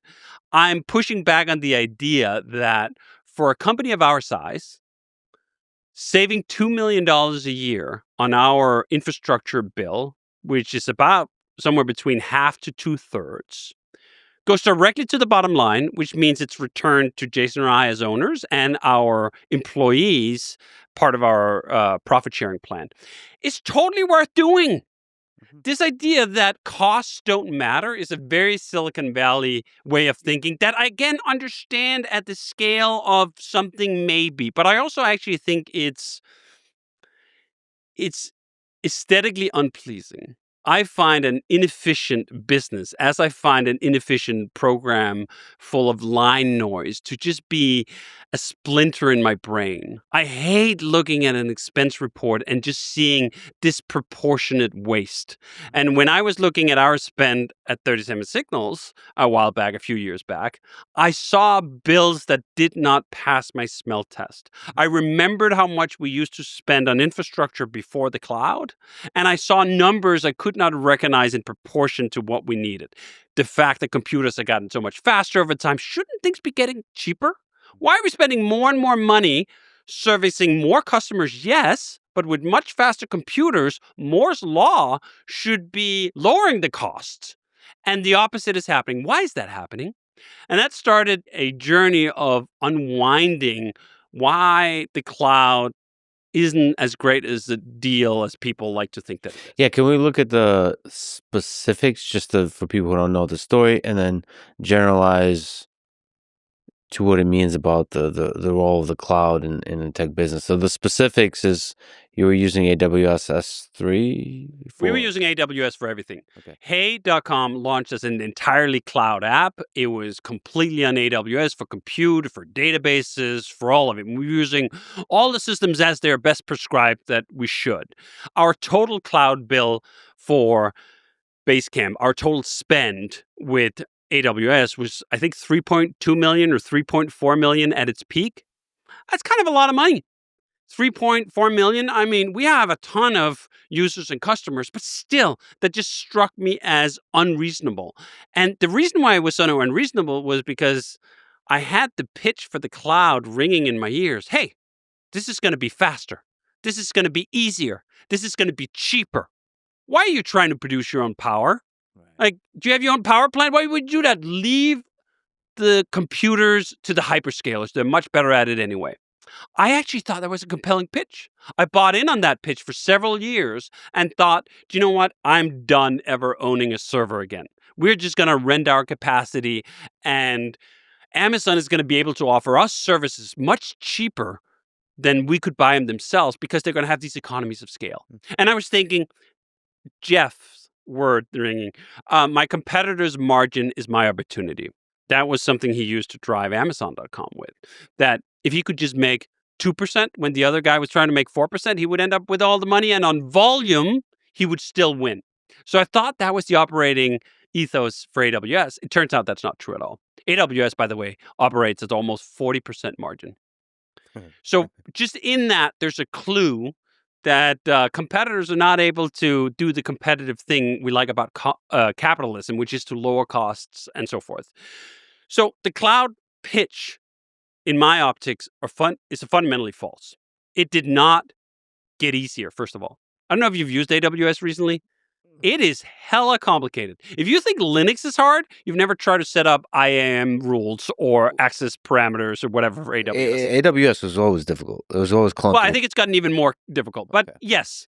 Now, some of that is it's difficult because it's very capable and you have a bunch of capacity on tap. And there are reasons. I don't think they're good enough to justify how complicated the whole jingamajing has become. But what's certainly true is that it's no longer easier. It's not easier to use AWS than it is to run your own machines, which we learned when we pulled out of the cloud and didn't hire a single extra person. Even though we operate all our own hardware, the team stayed exactly the same. So you have this three-way pitch, right? It's going to be easier. It's going to be cheaper. It certainly wasn't cheaper. We've just proved that by cutting our spend on infrastructure by half to 2/3. And it's going to be faster. The last bit was true. But way too many people overestimated the value of that speed. If you need 1,000 computers online in the next 15 minutes, nothing beats the cloud. How would you even procure that? If we just need another 20 servers, it's going to take a week or two to get boxes shipped on pallets, delivered to a data center and unwrapped and racked and all that stuff, right? But how often do we need to do that? And how often do we need to do that if buying those servers is way, way cheaper, such that we get vastly more compute for the same amount of money? Could we just buy more servers and not even care about the fact that we're not hyper-optimized on the compute utility, that we don't have to use things like automatic scaling to figure things out because we have to reduce costs? Yes, we can. So we went through this journey over a realization in early 2023 when I had finally had enough with our bills. I wanted to get rid of them. I wanted to spend less money. I wanted to keep more of the money ourselves. And in just over 6 months, we moved 7 major applications out of the cloud in terms of compute, caching, databases, the works, onto our own servers, a glorious, beautiful new fleet bought from the king of servers, Michael Dell, who really, by the way, is another icon of I saw he just celebrated 41 years in business. 41 years. This man has been selling awesome servers that we've been using for our entire existence. But anyway, these pallets arrive in a couple of weeks, and we rack them up and get everything going, and we were out, at least with the compute part. We then had a long multi-year commitment to S3 because the only way to get decent pricing in the cloud, by the way, is not to buy on a day-to-day basis, and not to rent on a database basis, but to bind yourself up to multi-year contracts. With compute, it's often a year. That was in our case. And with storage, it was 4 years. We signed a 4-year contract to store our petabytes of customer files in the cloud to be able to get something just halfway decent affordable. So all of these projects came together to the sense that we're now saving literally millions of dollars, projected about 10 million over 5 years. It's always hard. How do you do the accounting exactly? And TOC, this, that, and the other thing. But it's millions of dollars. But it's not just that. It's also the fact that getting out of the cloud meant returning to more of an original idea of the internet. That the internet was not designed such that 3 computers should run everything. It was a distributed network such that the individual nodes could disappear and the whole thing would still carry on.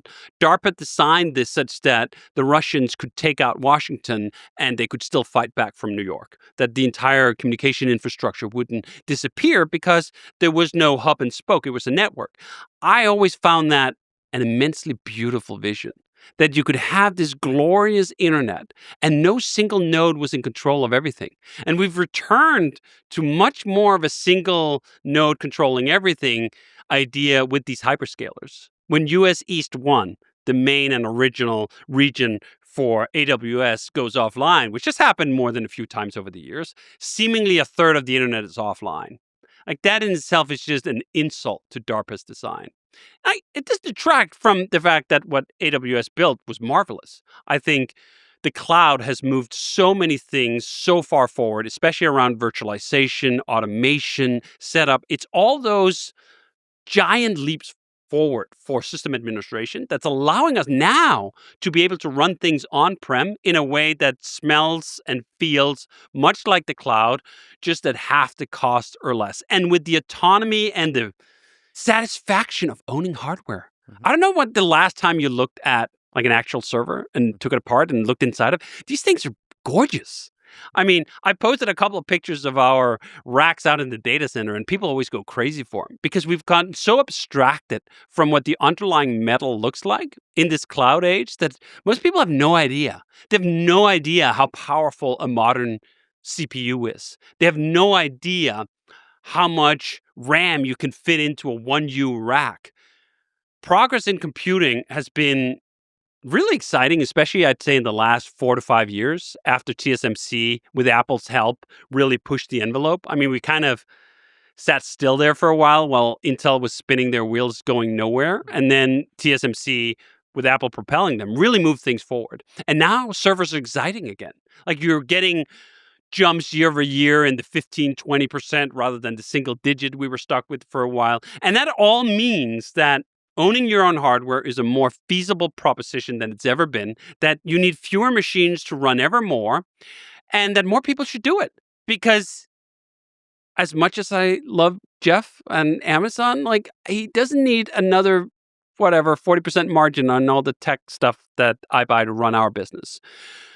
And this is just something I've been focused on, both because of the ideology around honoring DARPA's original design, the practicality of running our own hardware, seeing how fast we can push things with the latest machines, and then saving the money.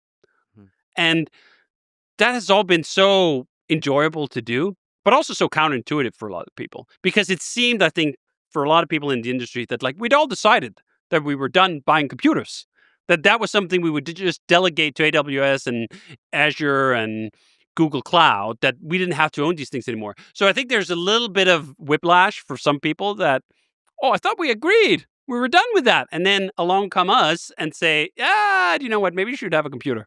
Is there some pain points to running your own servers? Oh, plenty. There's pain points to operating computers of all kind. Have you tried just like using a personal computer these days? Half the time when my kids or my wife have a problem, I go like, have you tried turning it just off and on again? Computers are inherently painful to humans. Owning your own computer, though, kind of makes some of that pain worth it. There's a responsibility that comes with actually owning the hardware that, to me, at least, make the burden of operating that hardware seem slightly more enjoyable. Now, there are things you have to learn. Certainly at our scale, too. I mean, we're not just buying a single computer and plugging it into an Ethernet. We have to have racks and racks of them, and you got to set it up with network cabling. And there is some specialized expertise in that. But it's not like that expertise is like building nuclear rockets. It's not widely distributed. Literally, the entire internet was built on people knowing how to plug in a computer to the internet, right? Oh, Ethernet cable goes here, power cable goes here, let's boot up Linux. That's how everyone put anything online until 10, 12 years ago when the cloud sort of took over. So the expertise is there and can be rediscovered. You too can learn how to operate a Linux computer. Yeah, and it's, when you get a bunch of them, there's a bunch of flashing LEDs, and it's just so that's exciting. Beautiful, calming, amazing. Computers are really fun. This is actually something I've gotten into even deeper after we moved out of the cloud. Now my next kind of tingle is that if you could move out of the cloud, can you also move out of the data center? Personal servers have gotten really scarily quick and efficient, and personal internet connections rival what we connected data centers with just a decade or two ago. So there's a whole community around this concept of home labbing, which is essentially installing server hardware in your own apartment, connecting it to the internet, and exposing that directly to the internet. That harks back to those glorious days of the 90s when people building for the internet would host the actual website on their actual computer in the closet. And I'm pretty fired up about that. I'm doing a bunch of experiments. I've ordered a bunch of home servers for my own apartment. I marvel at the fact that I can get a 5 gigabit fiber connection now. I think, do you know what? 5 gigabit, that could have taken Basecamp to multiple millions of MRR in the way that back then I ran the whole business on a single box with 2004 technology and probably 100 megabit cable. Like the capacity we have access to, both in terms of compute and connectivity, is something that people haven't readjusted to. And this happens sometimes in technology where progress sneaks up on you. This happened with SSDs. I love that, by the way. We designed so much of our technology and storage approach and database design around spinning metal disks that had certain seek rate properties. And then we went to NVMe and SSDs, and it took quite a while for people to realize that the systems had to be built fundamentally different now, that the difference between memory and disk was now far smaller when you weren't spinning these metal plates around with a little head that had to read off them. You were essentially just dealing with another type of memory. I think we're a little bit in that same phase when it comes to the capacity of new businesses to be launched literally out of your damn bedroom. So you can get pretty far with a large user base with home labbing.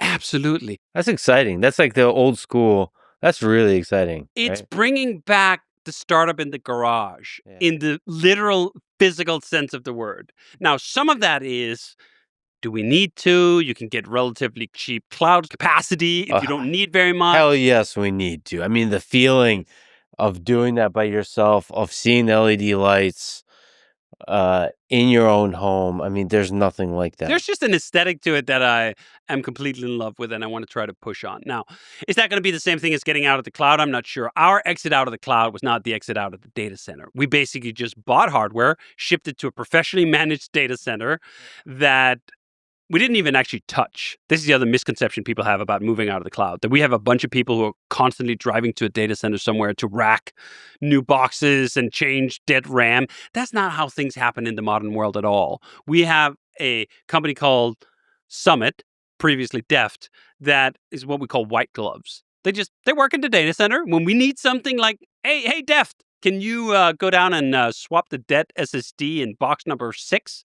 They do it. And what we see is akin to what someone working with the cloud would see. You see IP addresses coming online. You see drives coming online. It's not that different, but it is a whole heck of a lot cheaper when you are operating at our scale. And of course it is. Of course it's cheaper to own things if you need those things for years rather than it is to rent it. In no other domain would we confuse those two things, that it's cheaper to own for the long duration than it is to rent. There is some gray area. Like, I've gotten a chance to interact with the XAI team a bunch. I'm probably going back out there in Memphis to do a big podcast associated with the Grok release. And those folks, in order to achieve the speed of building up the cluster And to solve some of the novel aspects that have to do with the GPU, with the training, they have to be a little bit more hands-on, so less white glove. Oh, and I love that, right? They're dealing with a frontier problem, and they're dealing with it not by renting a bunch of GPUs at a huge markup from their main competitor. They're going like, no, screw that. We're going to put 100,000 GPUs in our own tents, right? And build it in absolute record time. So I think, if anything, this is testament to the idea that owning hardware can give you an advantage, both at the small scale, at the medium scale, and at the pioneer levels of computing.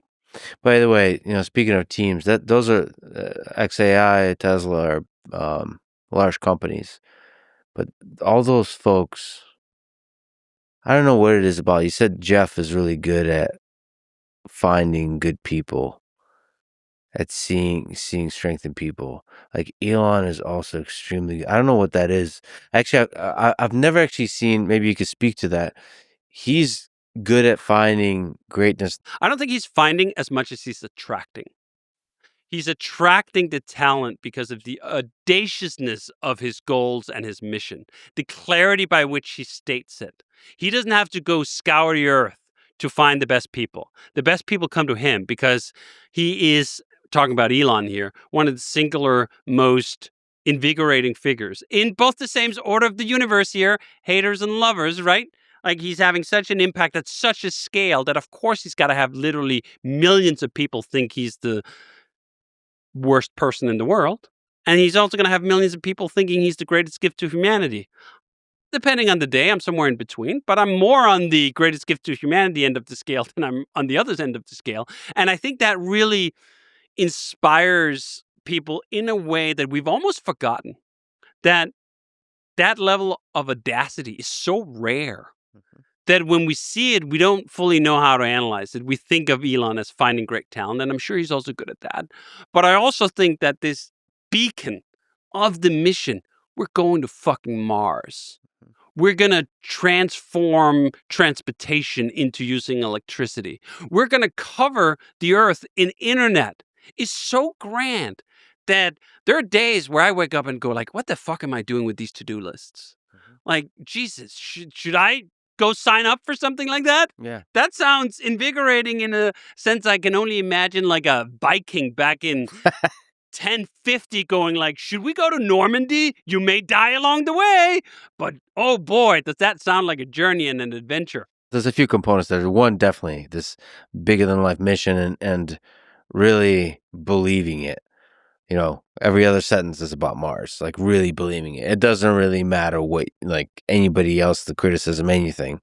There's a very singular, focused, big mission. But I think it also has to do a bunch of the other components, like being able to hire well once the beacon attracts. And I've just seen people that don't necessarily on paper have a resume with a track record. I've seen really who now turned out to be like legendary people. He basically like tosses them the ball of leadership, Yes. sees something in them, and says like, "You go," and gives them the ownership, and they run with it. And that happens at every scale. That there's a real meritocracy, and like there's something. There's just like you could see the flourishing of human intellect in these meetings, in these group getting together, where they're like the energy is palpable. It's like exciting for me to just be around that, because there's not many companies I've seen that in, because when a company becomes successful and larger, it somehow suffocates that energy that I guess you see in startups at the early stages, but like it's cool to see it at a large company that's actually able to achieve scale, I think part of the secret there is that Elon actually knows things. And when you know things, you can evaluate the quality of work products. And when you can evaluate the quality of work products, you can very quickly tell who's full of shit and who will actually take you to Mars. And you can fire the people who's full of shit, and you can bet on the people who get us to Mars. That capacity to directly evaluate the competency of individuals is actually a little bit rare. It's not widely distributed among managers, hiring managers. It's not something you can easily delegate to people who are not very skilled at the work itself. And Elon obviously knows a lot about a lot, and he can smell who knows stuff for real. And this is, at our tiny scale, something I've tried to do in the same order, where when we hire programmers, for example, it's going to be interesting now with AI as a new challenge. But up until this point, the main pivot point for getting hired was not your resume, was not the schooling you've had, it was not your grades, it was not your pedigree. It was how well you did on two things. A, your cover letter, because I can only work with people remotely if they're good writers. So if you can't pen a proper cover letter and can't bother to put in the effort to write it specifically for us, you're out. Two, you have to be able to program really well to the degree that I can look at your code and go like, yeah, I want to work with that person. Not only I want to work with that person, I want to work on that person's code when I have to see it again in 5 years to fix some damn bug. So we're going to give you a programming test that simulates the way we work for real, and we're going to see how you do.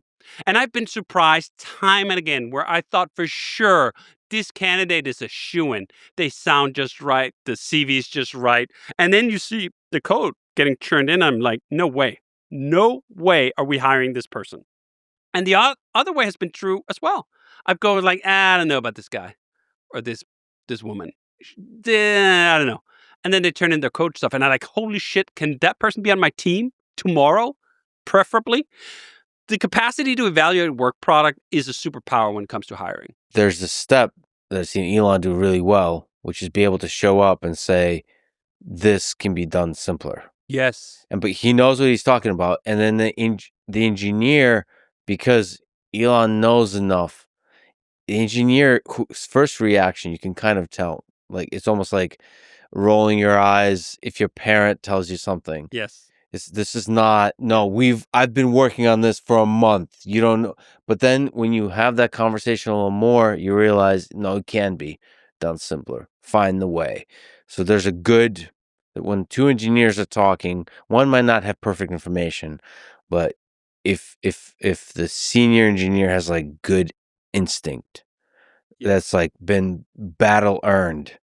Yes. Then you can say simplify, and it actually will result in simplification. And I think this is the hallmark of the true greats, that they not only have the insight into what's required to do the work, but they also have the transcendent vision to go beyond what the engineer would do, the programmer would do.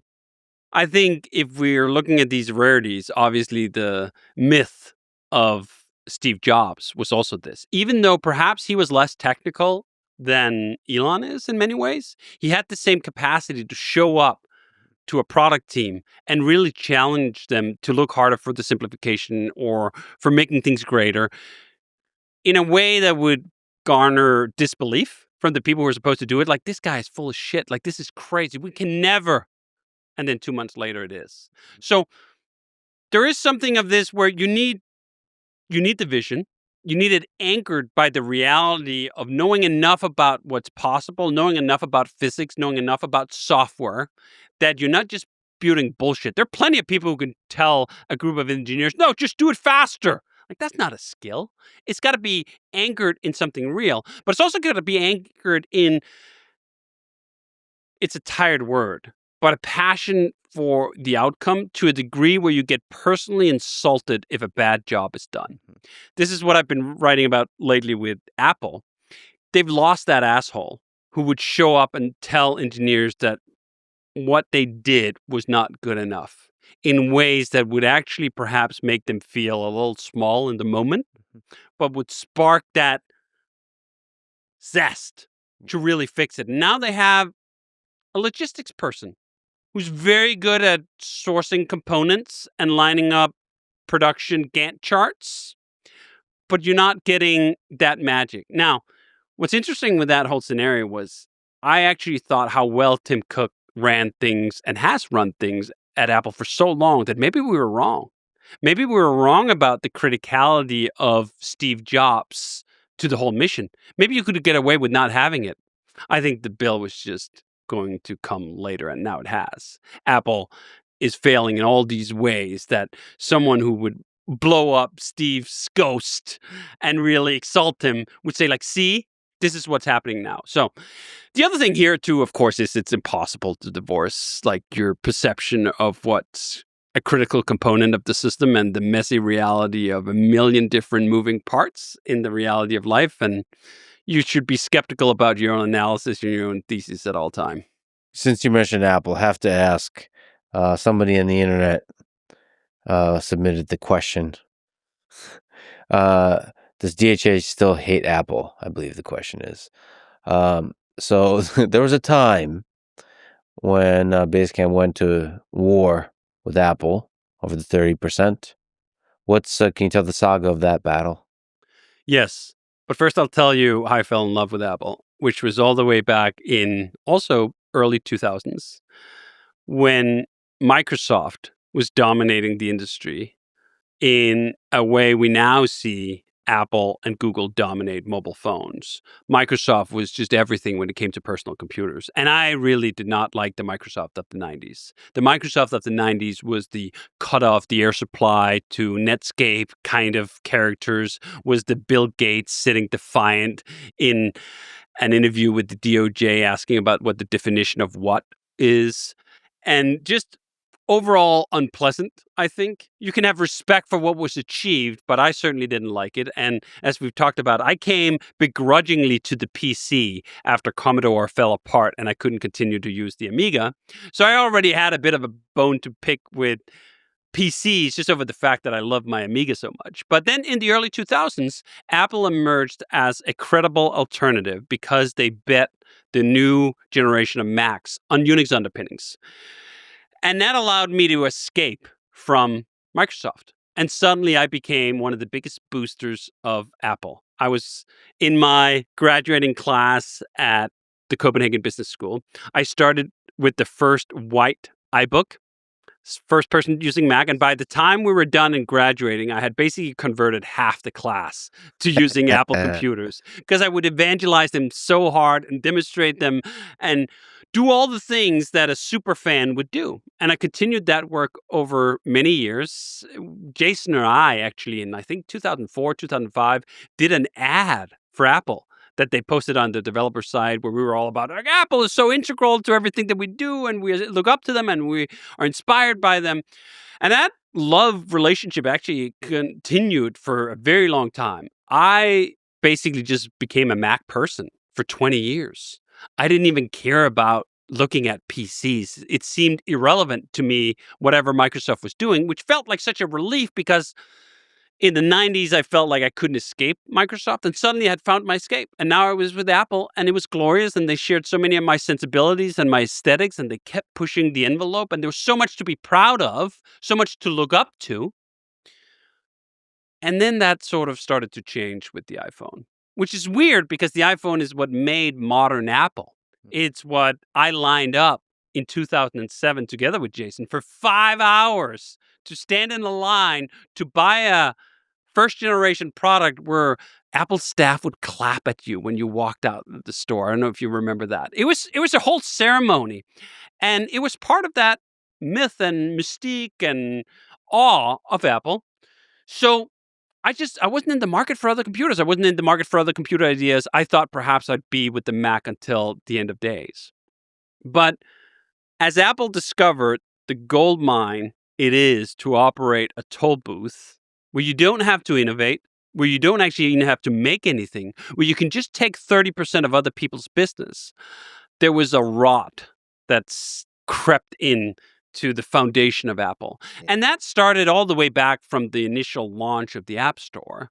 But I don't think we saw at the time, I didn't see at the time, just how critical the mobile phone would become to computing in general. I thought when the iPhone came out that like, oh, it's like a mobile phone. I've had a mobile phone since the early 90s. Well, it wasn't a mobile phone. It was a mobile computer. And even more than that, it was the most important computer, or it would become the most important computer for most people around the world, which meant that if you liked to make software and wanted to sell it to people, you had to go through that computer. And if going through that computer meant going through Apple's toll booth, and not just having to ask them permission, which in and of itself was just an indignity when you're used to the internet, where you don't have to ask anyone permission about anything. You buy a domain and you launch a business, and if customers show up, boom, you're a success. And if they don't, well, you're a failure. Now, suddenly, before you could even launch, you'd have to ask Apple for permission. That always sat wrong with me. But it wasn't until we launched Hey in 2001 that I saw the full extent of the rot that has snuck into Apple's Apple. For people who don't know, and we'll talk about it, Hey is this amazing email sort of attempt to solve the email problem. Yes, I like to pitch it as what Gmail would have been with 20 years of lessons applied in a way where they could actually ship. Gmail was incredible when it launched in 2004. And it still is a great product, but it's also trapped in its initial success. You can't redesign Gmail today. It just has way too many users. So if you want fresh thinking on email, I wanted fresh thinking on email. I needed to build my own email system. And not just my own email client. That's what a lot of people have done over the years. They build a client for Gmail.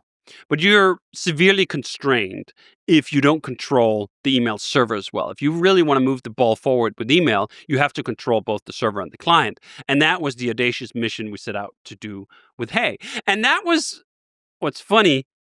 I thought our main obstacle here would be Gmail. It's the 800-pound gorilla in the email space. Something like 70% of all email in the US is sent through Gmail. Mm-hmm. I think their world rates are probably in that neighborhood as well. They're just absolutely huge.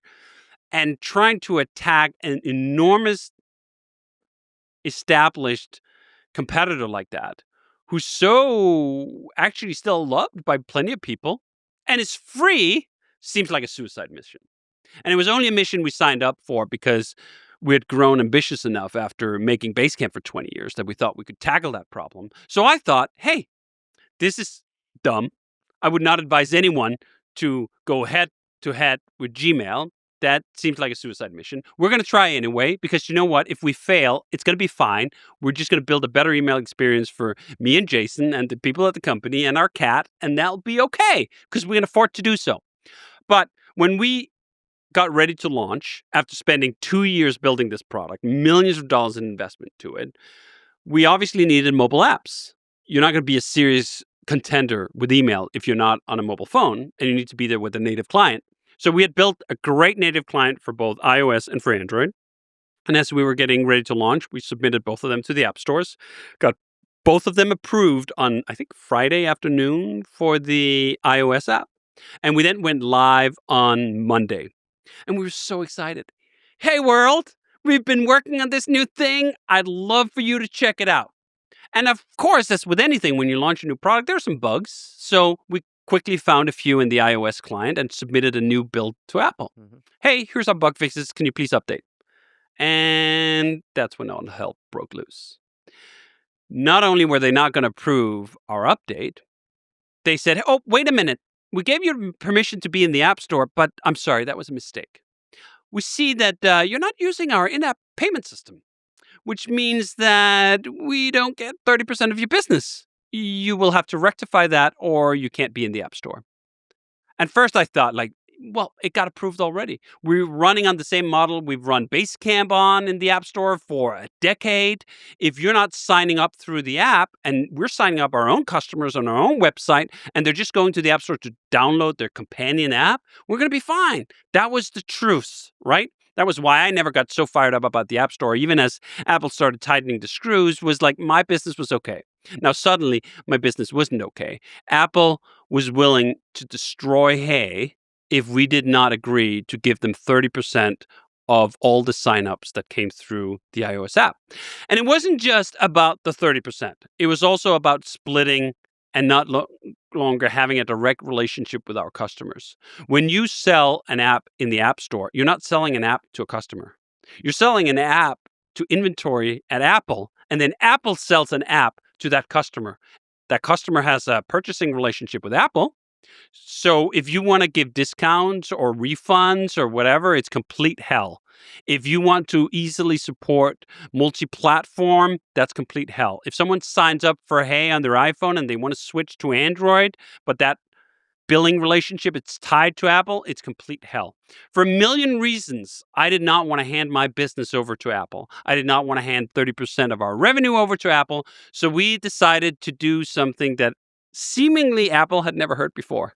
We said, no, we're not going to add the in-app payment. I don't care if you're threatening us. This is not fair. This is not reasonable.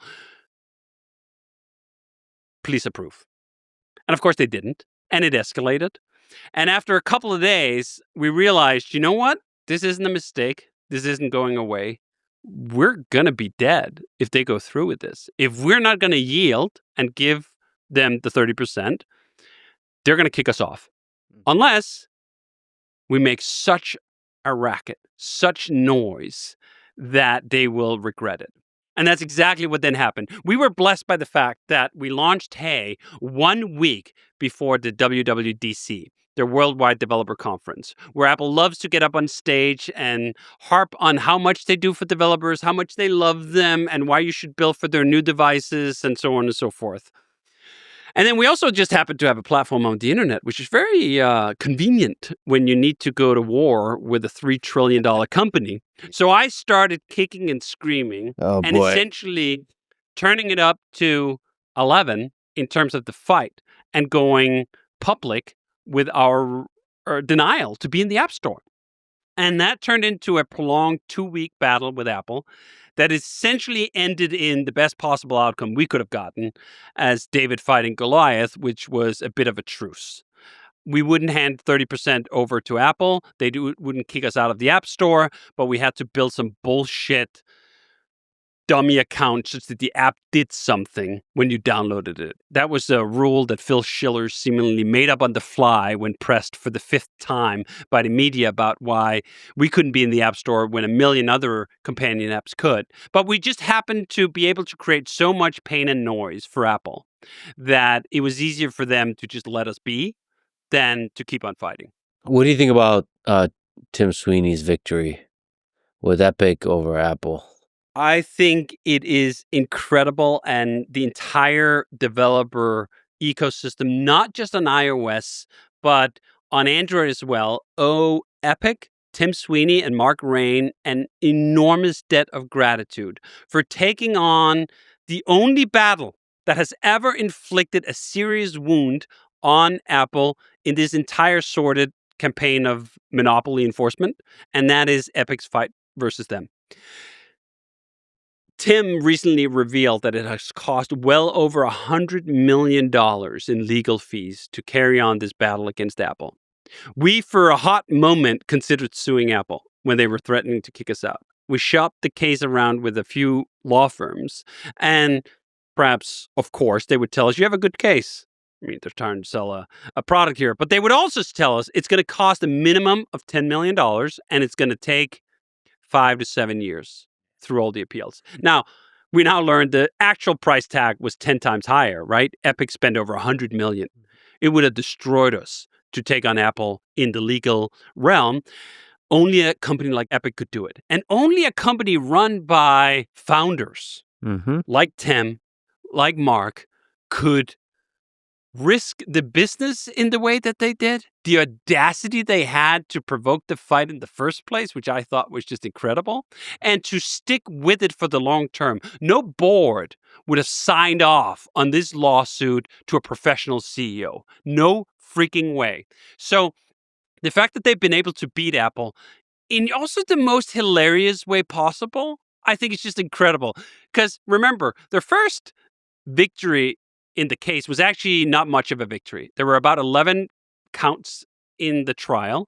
Apple basically won 10 of them, and the judge awarded Epic this one little win that Apple couldn't tell them not to link out to the internet to be able to do the payment processing. So they won this one little thing. And Apple, instead of just taking the 10 out of 11 wins and going, fine, you can have your little links, but all these other rules stay in place, decided to essentially commit criminal contempt of court, as they've now been referred to for prosecution, and angered the judge to such a degree that the rule of law in the U.S. now is that you can launch an app in the App Store and you don't have to use in-app payment, but you can have a direct billing relationship with a customer if you just link out to the open internet when you take their credit card and then hop back into the app. And we owe all of that to Tim and Mark. We owe all of that to Epic. We're going to launch new apps any minute now. I hope actually next week to take advantage of this, that revamp the Hey app such that people who download the Hey app off the Apple App Store can sign up in the app and can then use the web to put in their credit card, so we don't have to pay 30%. So we have a direct billing relationship, and such that they can take that subscription to Android, to PCs, whatever, without any hassle. And we have Tim and Mark to thank for it.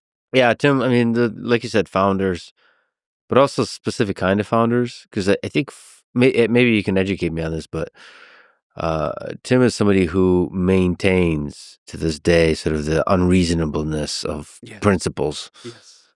That's what I love. I think sometimes maybe even with founders, you can get worn down. It's a large company. Yes. There's a lot of smart, quote unquote, people around you, lawyers, and just whispering in your ear over time. And you're like, well, just be reasonable. This is a different thing. And to be the sort of maintain, I mean, Steve Jobs did this, still are the asshole.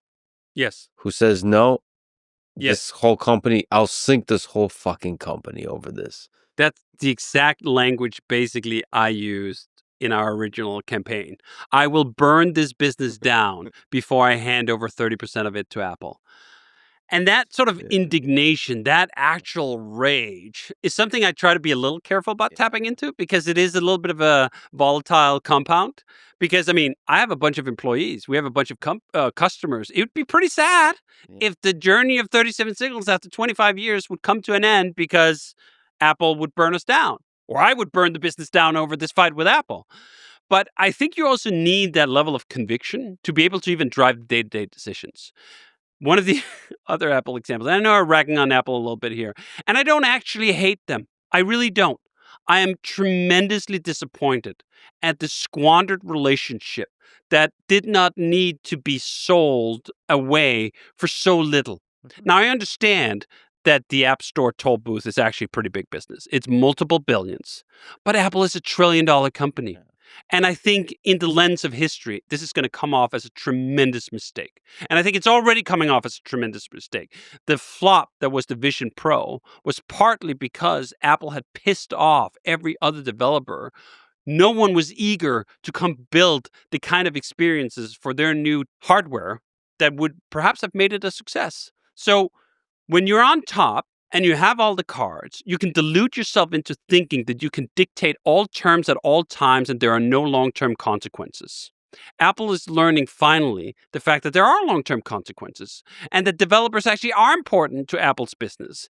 And the relationship is not entirely one-sided. We don't owe our existence to Apple and Apple alone. We've built our own customer bases. Apple has been beneficial to the industry. I'm glad the iPhone exists. It's not that it doesn't go both ways, but Apple wants it only one way. And I think that is a mistake. And it's a mistake that was avoidable. And that's disappointing. Certainly disappointing for me. I've literally spent 20 years evangelizing this shit, right? I've spent so much money buying Apple hardware, excusing a bunch of things they've done over the years, and then for what? For the fact that you wanted 30% of something that I created in the most unreasonable way possible? Couldn't we have found a better way to do this? I think they're going to get forced to do a better way. But did you also have to go through the indignity of having a criminal contempt charge against you, getting referred to prosecution? It just seems so beneath Apple, but it also seems so in line with what happens to huge companies who are run by quote unquote professional managers rather than founders and unreasonable people. Well, we should probably also say that the thing you love about Apple, the great spirit of Apple, I think still persists. And there's a case to be made that this 30% thing is a particular slice of a company, not a defining aspect of the company. And that Apple is still on top in the hardware that it makes, in a lot of things that it makes. And this is there could be just a hiccup in a long story of a great company that does a lot of awesome stuff for humanity. So, like, Apple is a truly special company. We mentioned Amazon. There's no company like Apple. I agree. This is why the disappointment is all the greater. Yeah. Because we had such high aspirations and expectations to Apple that they were the shining city on the hill. And they were guiding the industry in a million positive ways. I think, as we talked about earlier, hardware is exciting again in large part because Apple bought PA Semi and pursued a against all odds mission to get ARM up to the level it is today. And we have these incredible M chips now because of it. And the design sensibilities that Apple bring to the table are unparalleled. No one has taste, certainly at the hardware level, like Apple does. Even at the software level, I'd say there's a lot of taste left in Apple, but there's also some real sour taste now. So they have to wash that off first, I think, before they find their way back. But Apple's been in a morass before. I mean, Wozniak and Steve Jobs started this thing in the garage, has great success with the Apple II. He hands the company over to a sugar drink salesman who tanks the company into the 90s. He doesn't learn the lesson, spends the next 20 years building up this amazing company, then hands the company over again to a logistics person who presumably had more redeeming qualities than the first guy who put in charge, but still ends up leading the company astray. Now, this is the norm. The norm is that great companies don't last forever. In the long arc of history, almost no company lasts forever. There are very few companies around that was here 100 years ago, even fewer 200 years ago, and virtually nothing that are 1,000 years old outside of a handful of Japanese sword makers or something like that, right? So you can get deluded into thinking that something is forever when you're in the moment and they seem so large. Apple could absolutely stumble, and I think they have more reason to stumble now than ever. They're behind on AI, terribly behind. Their software quality is faltering in a bunch of ways. The competition is catching up on the hardware game, in part because TSMC is not an Apple subsidiary, but a foundry that services AMD and NVIDIA and others who are now able to use the same kind of advanced processes. This is something I learned after not looking at PC hardware for the longest time, that holy smokes, AMD actually makes CPUs that are just as fast, if not faster than Apple's. They're not quite as efficient yet because ARM has some fundamental efficiencies over x86, but they're still pretty good. So Apple should have reason to worry. Apple shareholders should have reason to be concerned, not just about all these stumbles, but also by the fact that Apple is run by old people. Apple's board has an average age of, I think, 75. Their entire executive team is above 60. Now, that sounds horribly ageist. And in some ways, it a little bit is. In the same way I'm ageist against myself. Like, I'm 45 now. And I sort of kind of have to force myself to really get into AI because it is such a paradigm shift. And a lot of people, when they reach a certain age, are just happy to stay with what they know. They don't want to go back to being a beginner. They don't want to go back to having to relearn everything. And I think, like, this is a little hard for me at 45. How the hell do you do that at 75? I have to come back to it. You mentioned it earlier. You're a parent. Can you speak to the impact that becoming a father has had on your life? I think what's funny about fatherhood is that for me, I wasn't even sure it's something I wanted. It took meeting the right woman and letting her convince me that this was the right idea before we even got started. I didn't have starting my own family on the list of priorities in my late 20s or even early 30s. It was really the impetus of meeting my wife, Jamie, and her telling me, this is what I want. I want to have a family. I want to get married. I want to have kids. I want to have 3. And me going for a second, like, whoa, whoa, whoa. And then, all right, let's do it. And I think that's the kind of happy accident where some parts of my life have been very driven, where I knew exactly what I wanted and how to push forward to it and what the payoff was going to be. But when it comes to having a family, that always felt like a very fuzzy, abstract idea that, sure, someday, maybe. And then it became very concrete because I met a woman who knew what she wanted. And looking back on it now, it almost seems crazy. Like there's this fork in the road of reality where if that hadn't happened and I had been sitting here now, not being a father, not having a family, the level of regret, knowing what I know now about the joys of having that family would have been existential, would have been, I don't know if they would have been devastating. I think men have a little bit of a longer window to pursue these things than women do. There are just certain biological facts. But ending up with the family I have now, ending up with my 3 boys, have been just a transformative experience in the sense that here's something that turned out to be the most important thing. And it was an open secret, not even an open secret. It was an open truth through all of history. You listen to anyone who's ever had children, they will all say, my children are the most important to me. Yeah. Yet somehow that wisdom couldn't sink in until you were in the situation yourself. I find those truths fascinating when you can't actually relay them with words. I can tell you, hey, Lex, what are you doing? Get a wife, make some kids, get a move on it. And these are just words. They're not communicating the gravity of what it actually feels to go through the experience. And you can't really learn it without going through it. Yeah, now, of course, you can be influenced and whatever. We can all help contribute, and little sparks and little seeds can grow in your mind about it, but it still has to happen. And now that I am in this situation and just the sheer joy on a daily basis, where you think your level of life satisfaction is on a scale of 1 to 10. Yeah. And then the satisfaction of seeing your children understand something, accomplish something, learn something, do something, just be, just goes like, oh my God, the scale doesn't go from 1 to 10. It goes from 1 to 100.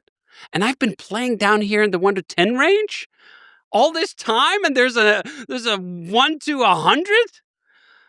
That has been humbling in a way that is impactful in and of itself. This whole idea that I thought I had a fair understanding of like the boundaries of life in my early 30s. Like, what is this about? I mean, I've been on this earth long enough now here to know something. And you realize, no, I don't know. I did not know.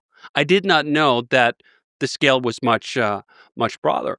And I've often talked about the joys of having kids and just seeing your own DNA, which is remarkable to me because literally that's been the pursuit of humans since the dawn of time. I am here today because, 30,000 years ago, some Neanderthal had the same realization that I should procreate and I should continue my bloodline, and that all amounts to me sitting here now. But it didn't become a practical reality to me before meeting the right woman. Yeah. And I think that that's sometimes not part of the conversation enough, that there's something broken at the moment about how people pair up in the Western world. Yeah. And it's at the source of why we're not having enough children, because there's not enough couples, there's not enough marriage, there's not enough of all these traditional values that even 50, 60, 70 years ago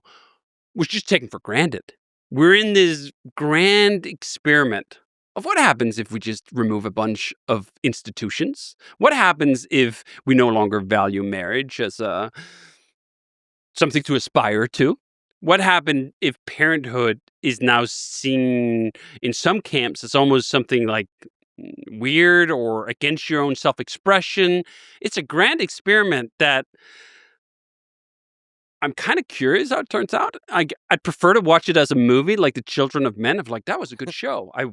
kind of wish that wasn't reality, but we're seeing that reality play out while I'm sitting here in a very traditional 2-parent loving household with 3 children and going, this is now at the top. I've done a lot of things in my life. I've built software, I've built companies, I've raced cars, I've done all sorts of things. And I would trade all of it in a heartbeat for my kids. That's just a really fascinating human experience. That the depth of that bond is something you can't appreciate before you have it. But I also think there is a role to play to talk it up, because we're being bombarded constantly with reasons why not to. Oh, it's too expensive. Well, you could get divorced and then you might lose half. There's all these voices constantly articulating the case against marriage, the case against having children.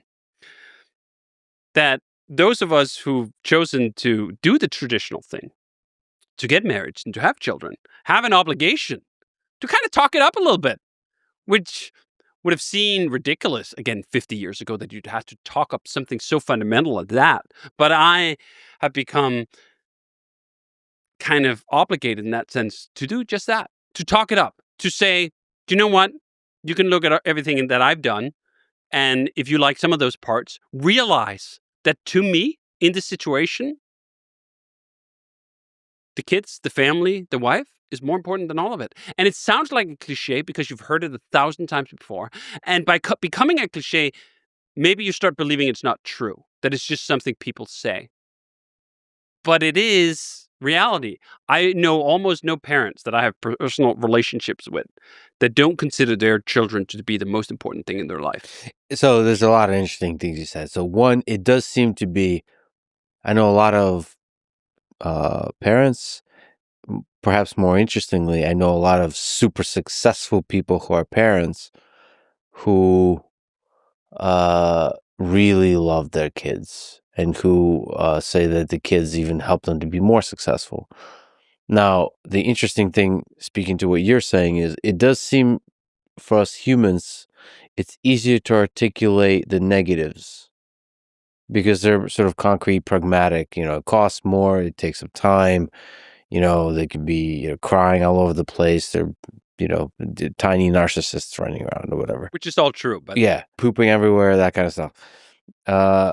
But to articulate the thing you were speaking to of there's this little creature that you love more than anything you ever loved in your life, it's hard to convert that into words. You have to really experience it. But I believe it, and I want to experience that. But I believe it because just from a scientific method, have seen a lot of people who are not very capable of love fall completely in love with their kids. yes, Like, very sort of let's just call it what it is. Engineers that are very like beep Yes. boop bop. yes, They just fall in love. And it's like, all right. People who, just like you said, they don't really care or don't really think about having kids, that kind of stuff. Once they do, it changes everything. So, but it's hard to convert into words. one of the reasons that I think it's also difficult is, I mean, I like kids. Not that I actively dislike them. But when I was around other people's kids, I didn't have a emotional reaction. Some women have, right? They see a baby and they go, "Ah!" I never had any emotion of that. I mean, I could appreciate. I'm glad for you that you have children. It did not provoke anything in me.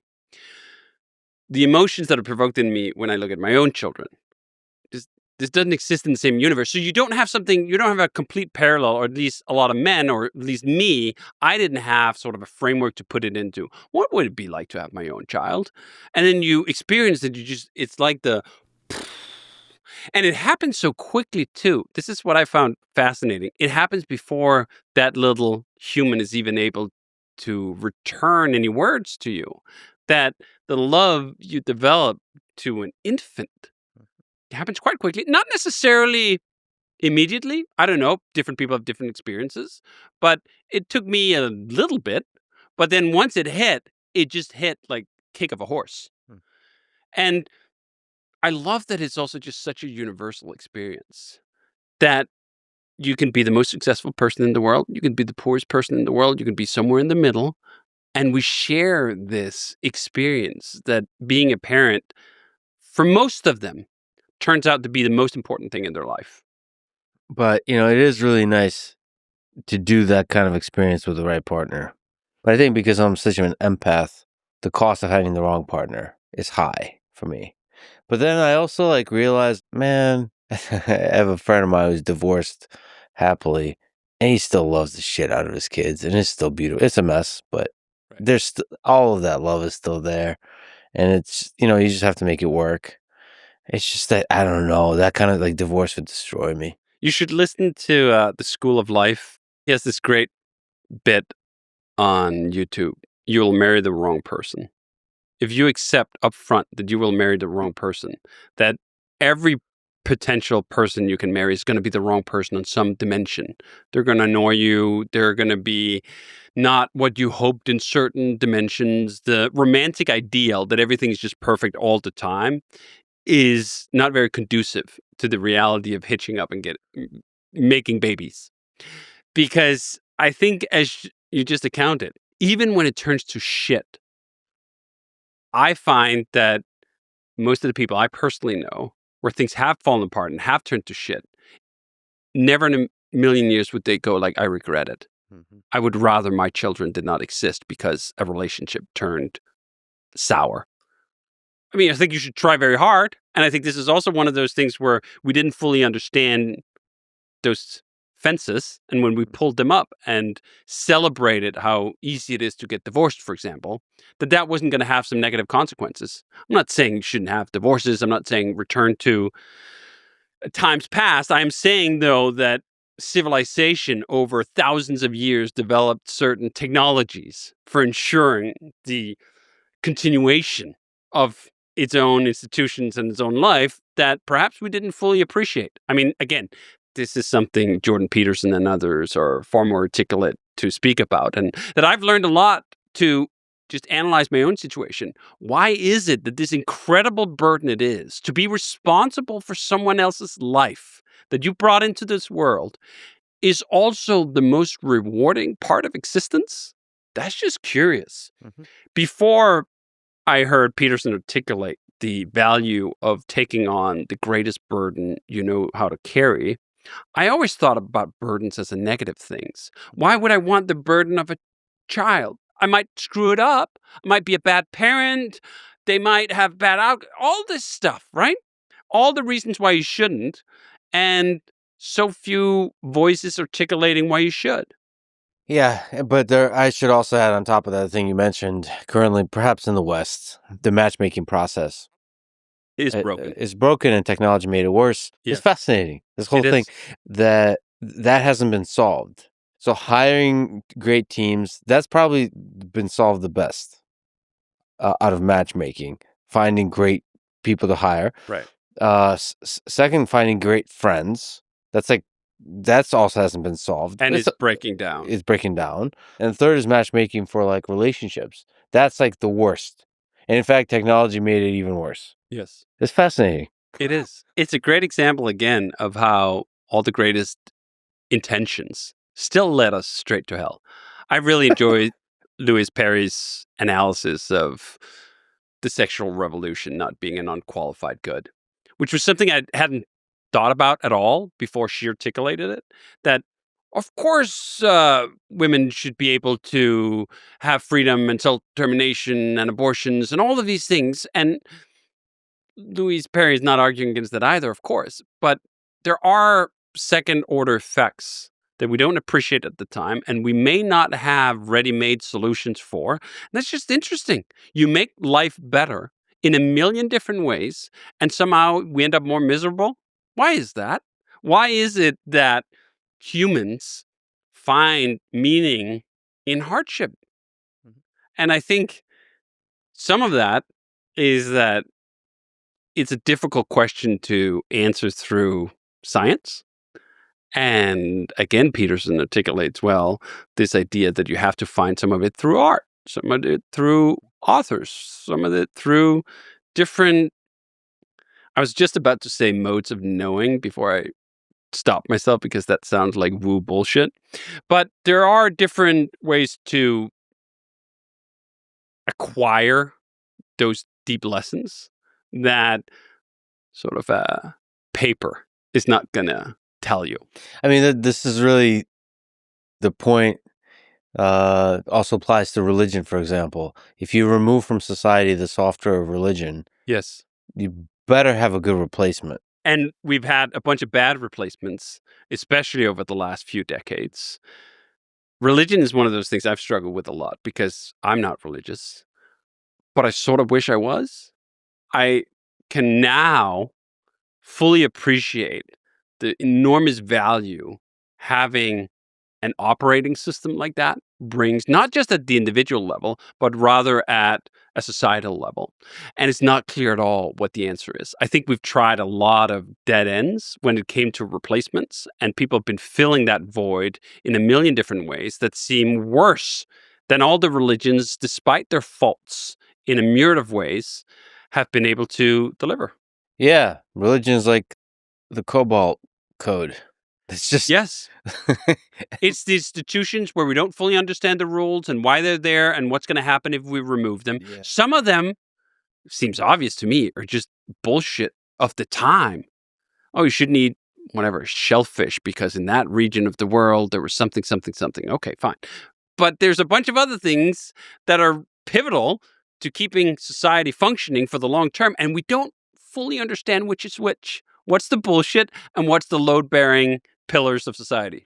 Can you speak to the hit on productivity that kids have? Did they increase their productivity, decrease it, or is that even the wrong question to ask? I think it's one of the reasons why ambitious people are often afraid of having children, because they think I have so much more to do and I barely have enough time now. How would I possibly be able to accomplish the things I want to accomplish if I add another human into the mix? Now, we've always worked 40 hours a week, not 80 or 100 or 120. I think that's very beneficial. B, kids don't exist in this vacuum of just them alone being entered into your life. Hopefully, there's a partner. And in my life, I'm married to a wonderful woman who decided to stop working her corporate job when we got together and have been able to carry a huge part of that responsibility. I was just about to say burden. And I think that's exactly how it often gets presented, especially from a feminist perspective, that caring for your own children is some sort of unpaid labor that has to be compensated for in some specific way beyond the compensation of what bringing life into this world, raising wonderful humans. There's something screwy about that analysis that I actually think the modern trad movement is a reply against. Whether they have all the answers, I'm certainly not sure of either, but there's something that's just not right in the analysis that children are a burden, and that if woman chooses to stay at home with the kids, that some sort of failure mode of feminist ambition. I think that's actually a complete dead end. Now, depends on different people, different circumstances. I can just speak to my life, being married to a wonderful woman who have decided to be home with the kids, at least at their early age, and taken on a lot of those responsibilities. Now, it doesn't mean there isn't plenty of ways that I have to be part of that and have to chip in, but it's allowed me to continue to work the 40 hours a week that I've always worked. But it's made the 40 hours more strict. Mhm. I have a schedule where I wake up, 6:30, and we have to get out of the door a little before 8. I usually have to play at least 1 or 2 rounds of Fortnite with my youngest and Nice. sometimes middle child.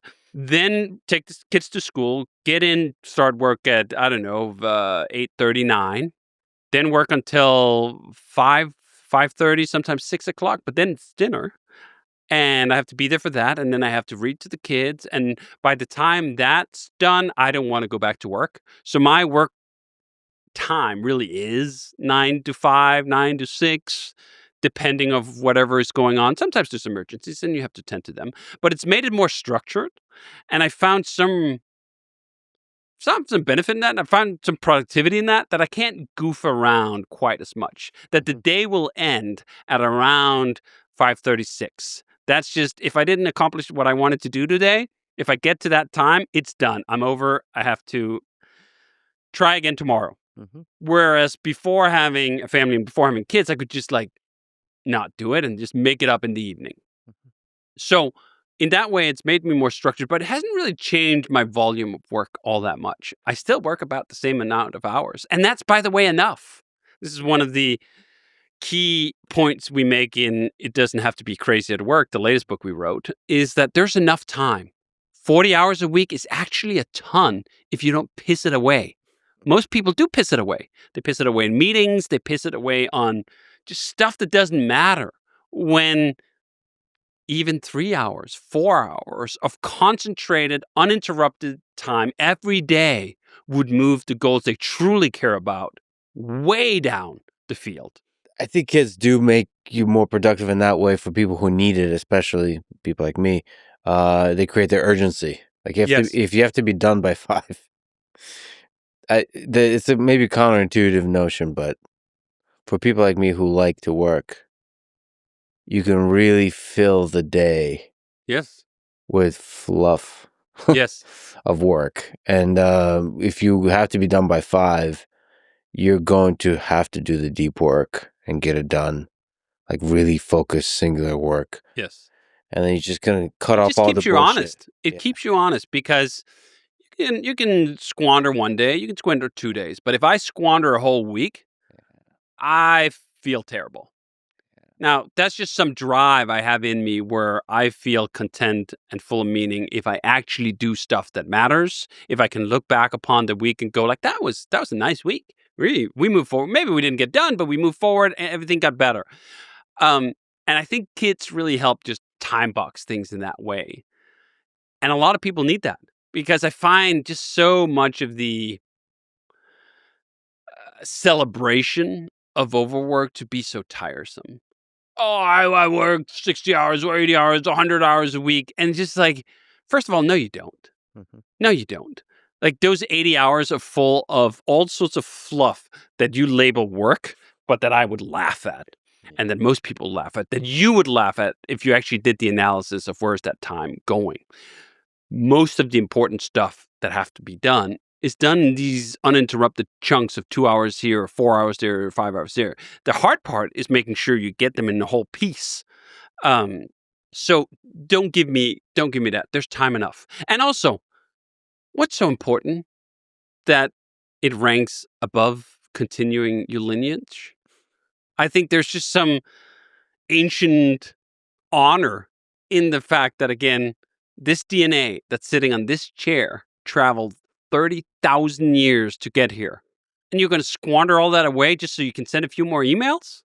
There is something that's also hard to convert into words, of just the kind of fun you can have just playing with your kids. I don't know what that, on the surface, it's like, I could have that kind of fun just playing video games by myself. But no, it's like, there's something magical about it, right? I have 1,000 hours logged in Fortnite since 19, I think. All of it with my kids. I'd never be playing Fortnite. Well, I don't know if I never would be. I wouldn't be playing 1,000 hours of Fortnite if it wasn't for my kids. The enjoyment for me is to do something with them that I also happen to enjoy. I really love Fortnite. It's a phenomenal game. I don't have to force myself to play that with them. I often ask, like, hey, do you want to play Fortnite? But still, it's an activity that I get to share with them. It's a passion that I get to share with them. I've started doing go-karting with my oldest. Nice. I've been driving race cars for a long time, and now they're getting into go-karting. And just being at the go-kart track, seeing them go around, seeing them get faster, seeing them learn that skill, you just go look at, like, what else would I be doing with my life? At my age, 45, I'm standing here truly enjoying life I brought into this world. What else is it? It was so important at this stage that I would otherwise be spending my time on. All right, like you mentioned, you like to race cars, and you do it at a world-class competitive level, which is incredible. So how'd you get into it? What attracts you to racing? What do you love about it? The funny thing about getting into racing is I did not get my driver's license until I was 25. Yeah. I grew up in Copenhagen, Denmark, where the tax on cars is basically over 200%. So you pay for 3 cars and you get 1. And I didn't even have the money for 1 car, let alone 3. So I could not afford a car growing up. We did not have a car growing up. But Copenhagen is a nice city to be able to get around on a bike or with a bus, or as I did for a long period of time, on rollerblades. But when I was 25, I realized I wanted to spend more time in the US. I wasn't sure yet that I was going to move there. That turned out later to be true. But I knew that if I wanted to spend time in the US, I needed to have a driver's license. I was not going to get around very well if I didn't know how to drive a car. So I got a driver's license at 25, then ended up moving to the US later that year. And I'd always been into video games, racing video games. Metropolitan Street Racer on the Dreamcast was one of those games that really sucked me into.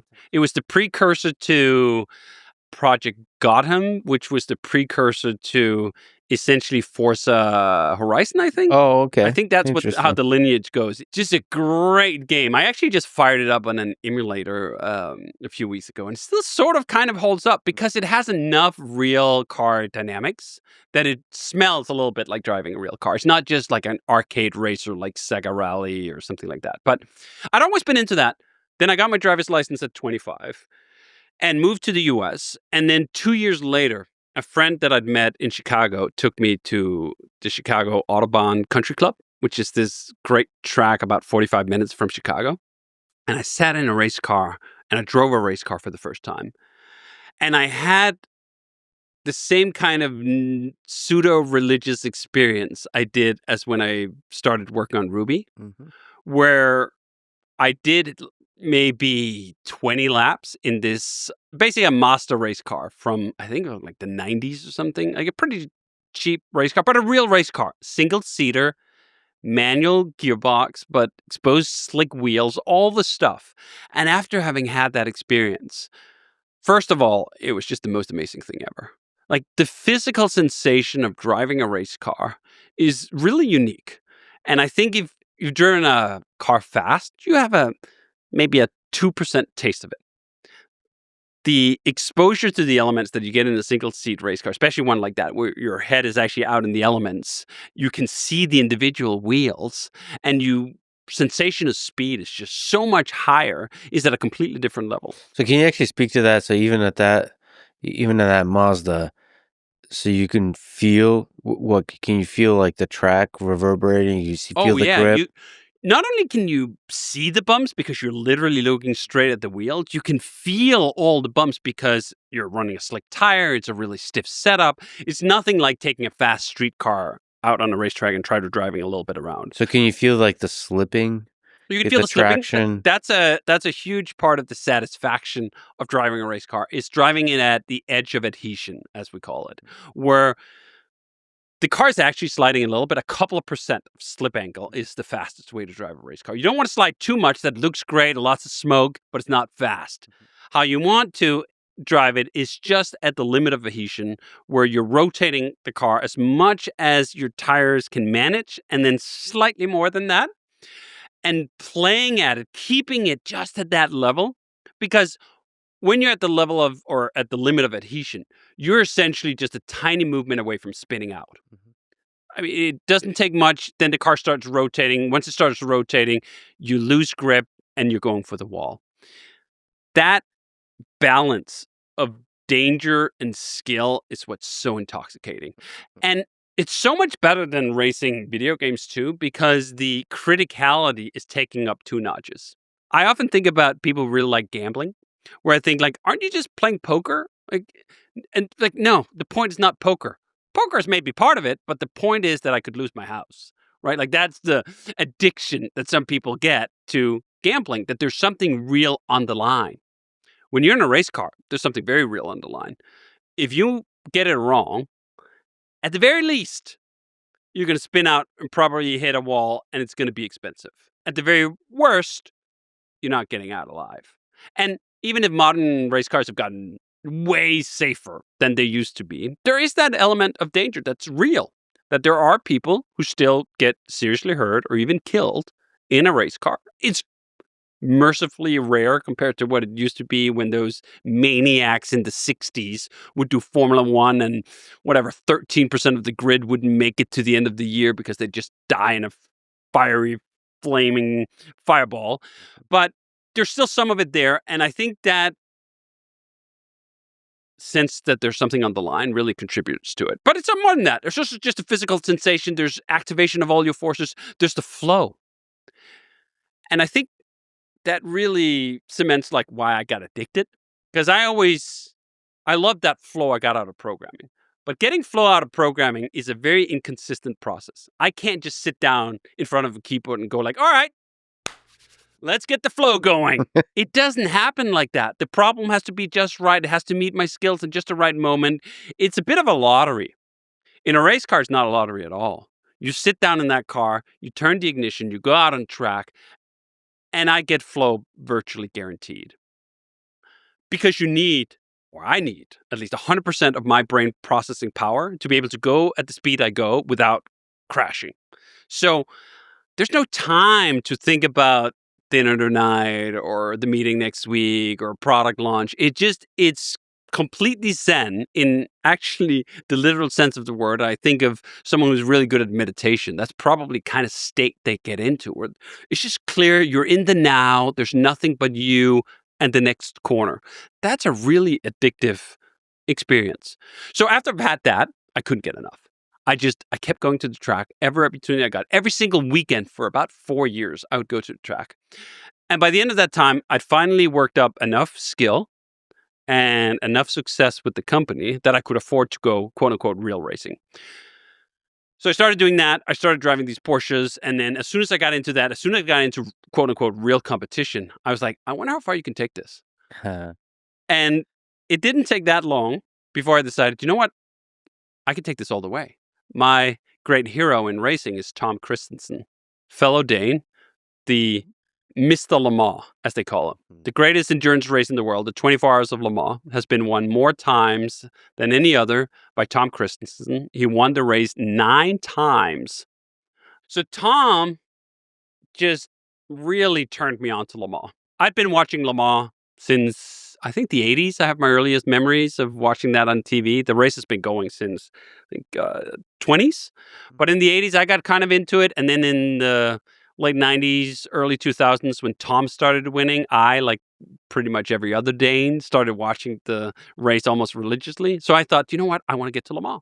And this is the magic thing about racing, that if I get into basketball, like I can't set a realistic expectation that I'm going to play in the NBA, that I'm going to go to the finals. Or I get into tennis and I'm going to play at Wimbledon. That just doesn't happen. But racing is special in this way because it requires a fair amount of money to keep these cars running. It's really expensive. It's like having a small startup. You need to fly a bunch of people around the world and buy expensive equipment and so forth. So you need a bunch of capital. And I had some through the success of the company. So I could do it, which meant that I could get to Le Mans. So I set that as my goal. I want to get to Le Mans. And I started racing in real competition 2009. And 3 years later, in 2012, I was at the grid of Le Mans for the first time. We should say, so Le Mans, 24-hour race, endurance. I mean, this is insane. There are 3 drivers, mind you. So it's not like one guy just drive for 24 hours straight. But still, it's a pretty tough race, both physically and mentally, especially mentally. When you've been up for 24 plus hours, you're not quite as sharp as when you first wake up. And this is funny about Le Mans too. It starts at around 4 o'clock in the afternoon. So you've already been up for half a day by the time the race starts. And then there's 24 hours to go before you're done. And you'll be in the car for anywhere from usually an hour and a half to a maximum of 4 hours. The regulations say 4 out of 6 is the max you can do. I've spent perhaps 2.5 hours in a single stint at Le Mans. It's pretty taxing. You're going 200 miles an hour into some of these turns. And there's another 60 cars on track. Whenever I'm in my normal category, which is the LMP2 category, I have GT cars, which are more like a Ferrari and a Porsche.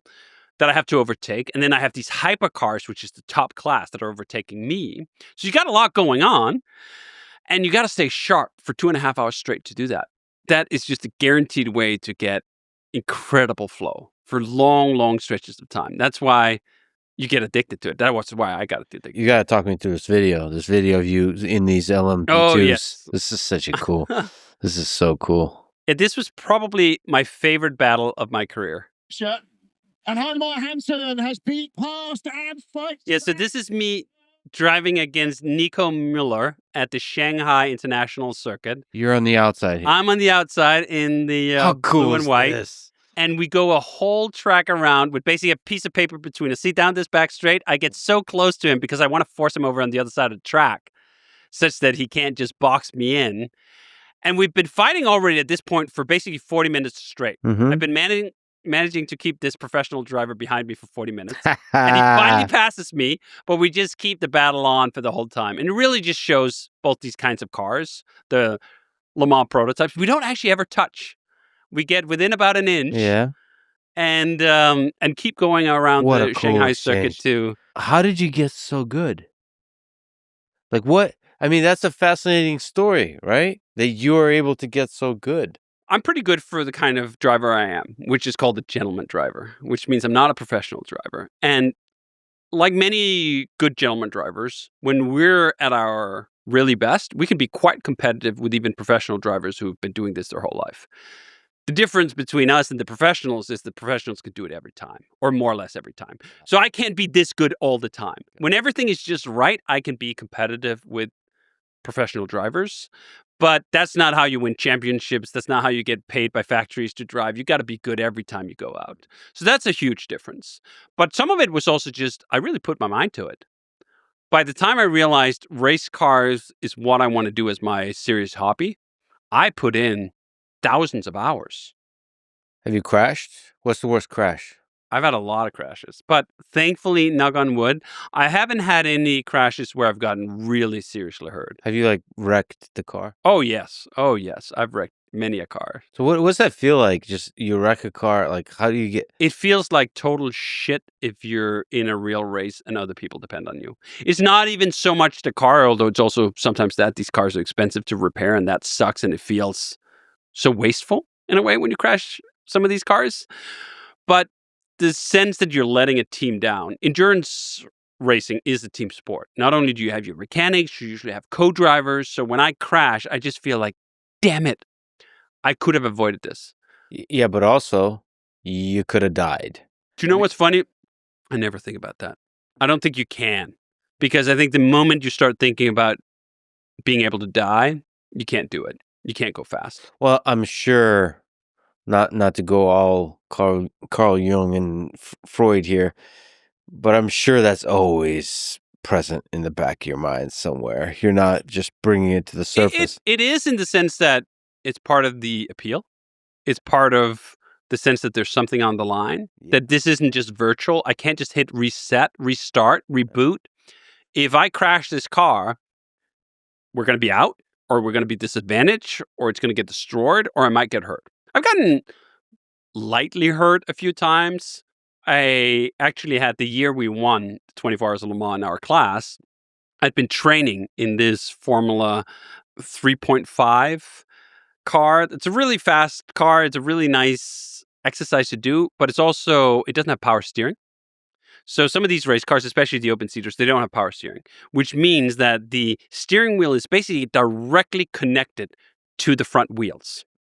So if you crash one of those cars and the front wheels suddenly turn, you're really going to hurt your hands if you don't get your hands off the wheel. I hadn't raced enough of those cars to know that I had to get, or to have developed the instinct that I had to get my hands off the wheel. So I didn't.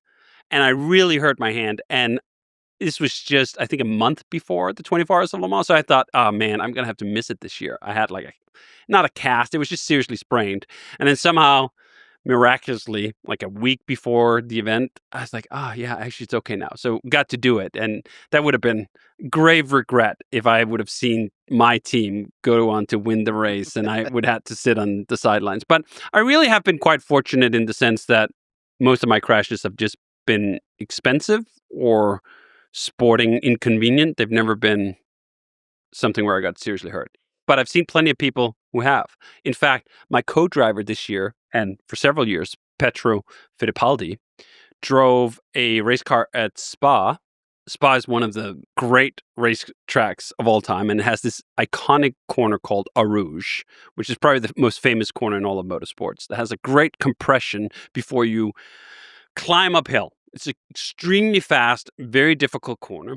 And just as he does the compression, his car basically sets out and he loses his power steering and he drives straight into the wall and breaks both his legs and basically faced the prospect that maybe his career was over. I've had other teammates and people I know have serious injuries that's really hurt them. And yet what's funny, as you say, you'd think that would sink in. The year before we won in 2014, that same car had a Danish driver in it at Le Mans, at the race I was driving, who died. He lost control of the car when there was a bit of rain on the track, and the track was unfortunately designed in such a poor way that there was a very big tree right behind the railing, and he hit that tree at full speed, pulled 90 Gs, and was dead on the spot, which was just such an extremely awful experience to go through. I finished second that year, which should have been cause for a bunch of celebration, but it was just tainted by the fact that not only did a driver die, a fellow Dane died, a guy I knew died. That was pretty tough. So that throw that into the pile of the things that have to be considered is the weather conditions, like you mentioned, of the track, whether it's dry or wet. It's a huge part of it. Even just last year at Le Mans, it was raining and I was out, and I hadn't made a serious mistake at the 24 Hours of Le Mans since I did the first race in 2012, where I put it in the sand trap with like 4 hours to go, and we lost a couple of laps getting pulled out, but it didn't actually change anything for our result because that was just how the field was spread out. I'd made minor mistakes over the years, but nothing that really set us out. And at the race last year, when it was raining, I first clobbered a Ford Mustang when I made an overambitious pass on a damp part of the track and couldn't stop in time. And then felt absolutely awful as I sat in the gravel pit for 2 laps and knew that our race was over. A race where we were highly competitive.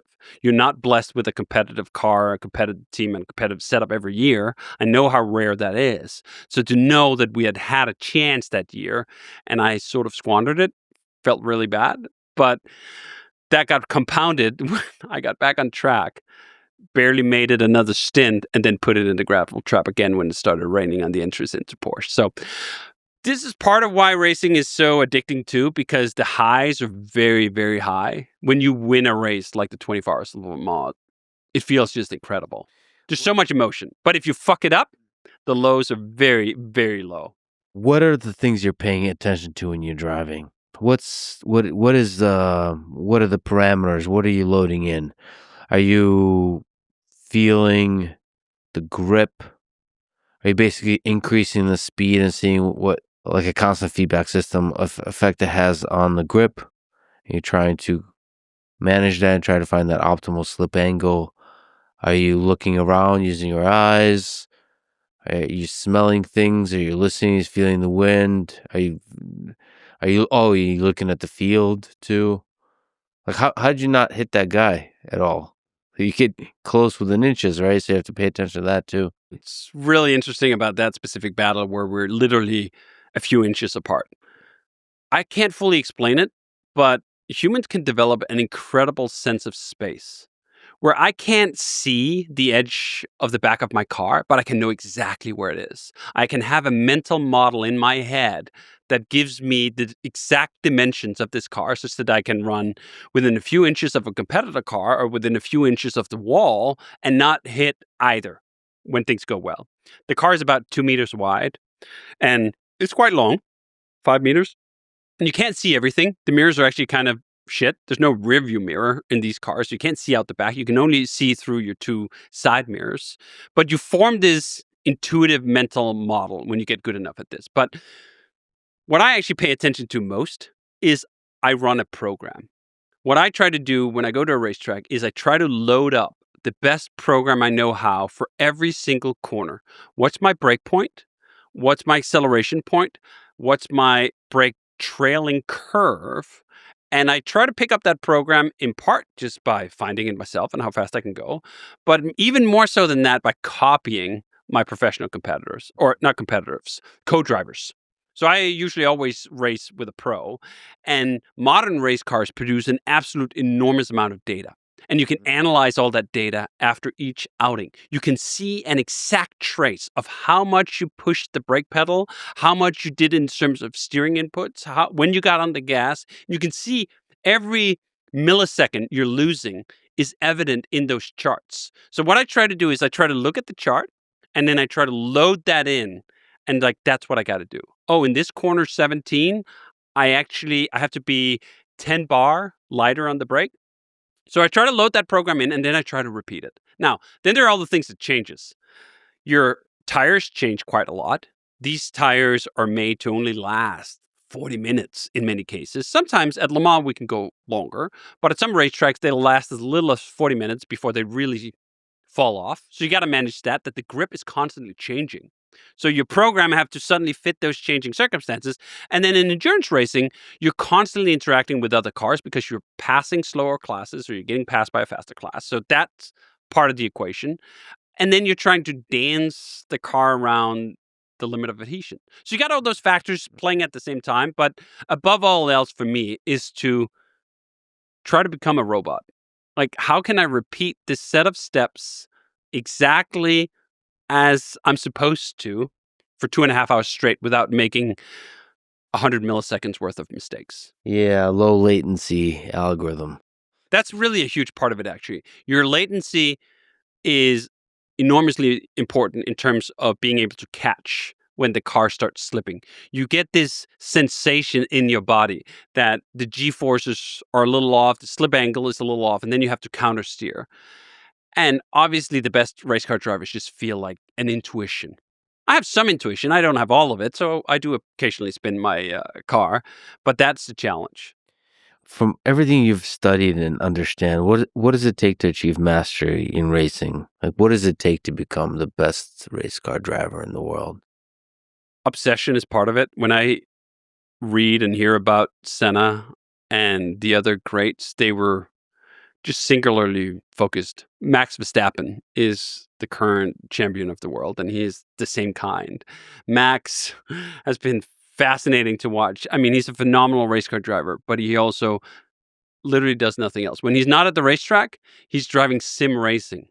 Like, he's literally in video games doing more racing when he's not doing all the racing he's already doing. Is there a specific skill they have that like stands out to you as supernatural through all of that obsession?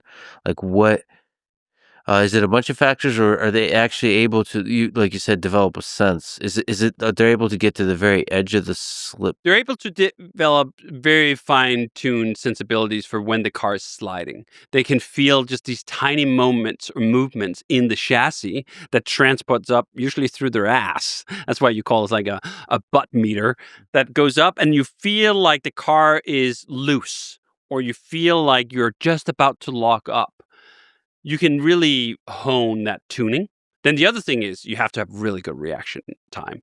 And when you look at great Formula One drivers, they can generally have a reaction time of just under 200 milliseconds, which is awesome. And even 10 milliseconds difference makes a huge difference. You'll see it when the Formula One grid, for example, they do a standing start and you see the 5 red lights come on. And when the last light goes out, they're supposed to release the clutch and get going. And they can time this. So you can see exactly who has the reaction time. And even being off by 20 milliseconds can make the difference of whether you're in front or behind at the first corner. How much of winning is also just this strategy of jostling for position? There's some of that. And some of it is also just nerve. Who wants it more? That's exactly when that sense of danger comes in. There's a great quote from Fernando Alonso when he was driving at Suzuka against Schumacher, I think. They're coming up to this incredibly fast corner. It's very dangerous. And Alonso basically accounts, I was going to make the pass because I knew he had a wife and kids at home. That's so gangster. Just absolutely ruthless, right? Wow. That I knew he valued life more than I did. So there's a bit of poker sometimes in that. Who's going to yield? There's a bit of chicken race in that regard. And sometimes it doesn't work. No one yields and you both crash. But very often, one person will blink first. Can the pass be both on the inside and the outside? Or is You can pass wherever you want as long as you have just a slight part of the car on the racetrack. And then you just improvise and take risks. What a sport. And then Senna, of course, is like a legendary risk taker. Yes. And even before him, by the time, he died in the 90s. But by the time we got to the 90s, racing was already a lot safer than it was when Niki Lauda raced in the 60s. That level of danger is no longer there. There's still just a remnant of it, and it is still dangerous, but nothing like that. And it's a little hard to compare through the ages, like who's the greatest driver of all time. I think there's a fair argument that Senna is, but we don't have the data. We don't know who he was up against. Like, how would he fare if we pitted him against Max Verstappen today? I do think sometimes that you can have a bit of a nostalgia for the all-time greats, but the world moves forward and new records are being set all the time and the professionalism keeps improving. Sometimes to the detriment of the sport, I think there's a lot of professional drivers who are not only just very good at driving, but are very good at being corporate spokespeople. And it used to be quite different. There used to be more characters in racing that had a bit more personality that they were allowed to shine because there weren't a billion sponsorships on the line that they were afraid to lose. Ridiculous question. What's the greatest car ever made? Or maybe what's the funnest one to drive? The greatest car for me of all time is the Pagani Sonda. Okay, I'm looking this up. Pagani Sonda. So the Pagani Sonda was made by this wonderful Argentinian called Horacio Pagani. My God, that's a beautiful car. Wow. It's a gorgeous car. You can look up mine. It's the Pagani Sonda HH. Yep. So that's a car I had made in 2010 after we visited the factory in Modena. And by sheer accident ended up with this car. But it became my favorite car in the world, basically, when I watched an episode of Top Gear, I think in 2005, where one of the presenters was driving the Pagani Sonda F around. And I just thought, that's the most beautiful car in the world. It is the most incredibly sounding car in the world. If I one day have the option, this is what I want. And then I had the option in 2010. I've had the car ever since. I'm never, ever going to sell it. It's truly a masterpiece that stood the test of time. There's some great cars from history that are recognized as being great in their time. This car is still great. Have you taken it on the racetrack? I have. It's terrible at that. But I don't want to say it's terrible at that. That's not what it's designed for. It's designed for the road. And that's why it's great. There are a lot of fast cars that are straddling their race car for the road. You don't actually want a race car for the world. A race car for the world is a pain in the ass. It's way too stiff. It's way too loud. It's way too uncomfortable. You can't actually take it on a road trip. So this actually feels good driving on normal roads? Totally. And you, of course, always go to speed limit.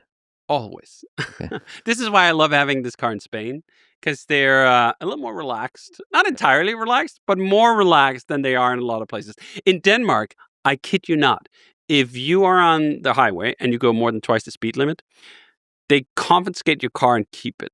Mm-hmm. You're not getting it back. They don't even care if it's your car or not. Like if you were borrowing my car and you went twice the speed limit, it's gone. So they don't do that in Spain. I mean, they in most places, except for the German Autobahn, they get pissy if you go twice the speed limit for all sorts of fair reasons. I'm not advocating that you should be going much more than that. But there are certain special roads where you can't open things up and no one's in harm's way. And that's an incredible sensation. And I do think that some of those speed limits actually are kind of silly. And I'm not just saying that in a vacuum. In Germany, they have the glorious Autobahn. And on the Autobahn, there is no speed limit in a bunch of segments. And they're so committed to their speed limitless Autobahn, which is, by the way, very weird of Germans. They usually love rules. They usually Yeah. very precise about it. And then they have this glorious thing called the Autobahn. There was a great case a couple of years ago where a guy took out a Bugatti Chiron, went 400 kilometers an hour on the Autobahn, and he filmed it and put it on YouTube, and a case was brought against him because even though they don't have a speed limit, they do have rules that you can't drive recklessly. And he won the case. He wasn't driving recklessly. He was just going very, very fast. I've done the Autobahn a couple of times. My wife and I went on a road trip in Europe in 2009, and I got the Lamborghini Gallardo we were driving up to 200 miles an hour. And I'd driven 200 miles an hour or close to it on a racetrack before. That feels like one thing. Driving on a public road 200 miles an hour feels really, really fast. Scary? Actually, a little scary, yes. Because you constantly think, like, on a racetrack, you know the road, you know the surface, you can walk the track most of the time, you can know if there's a dip. On a public road, you can't know if there's suddenly a pothole. Presumably, there's not going to be a pothole on the German Autobahn, but it does feel a little scary, but also exhilarating. Speed is just intrinsically really fun.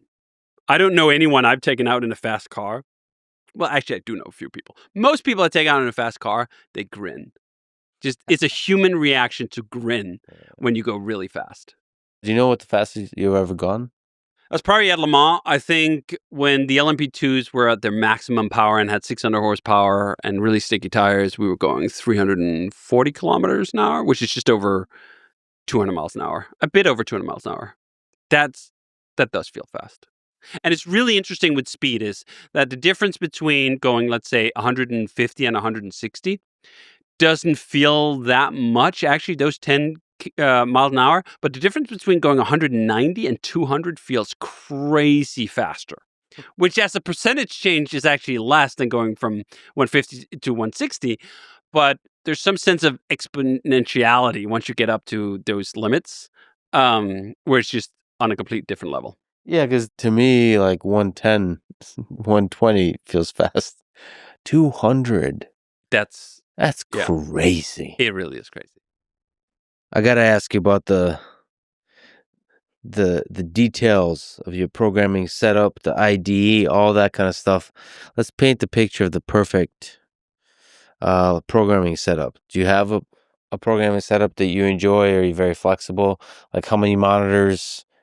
What kind of keyboard? What kind of chair? What kind of desk? It's funny because if you'd asked me, let's see, a year and a half ago, I would have given you the same answer as I would have given anyone for basically 20 years. Uh-huh. I want a Mac. I like the Magic Keyboard.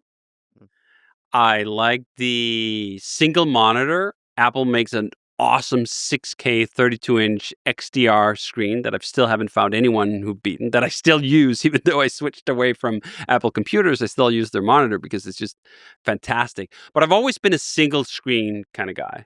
I do like a big screen, but I don't want multiple screens. I've never found that really works with my perception. I want to be able to just focus on a single thing. I don't want all of it all over the place. And I've always used multiple virtual desktops and being able to switch back and forth between those things.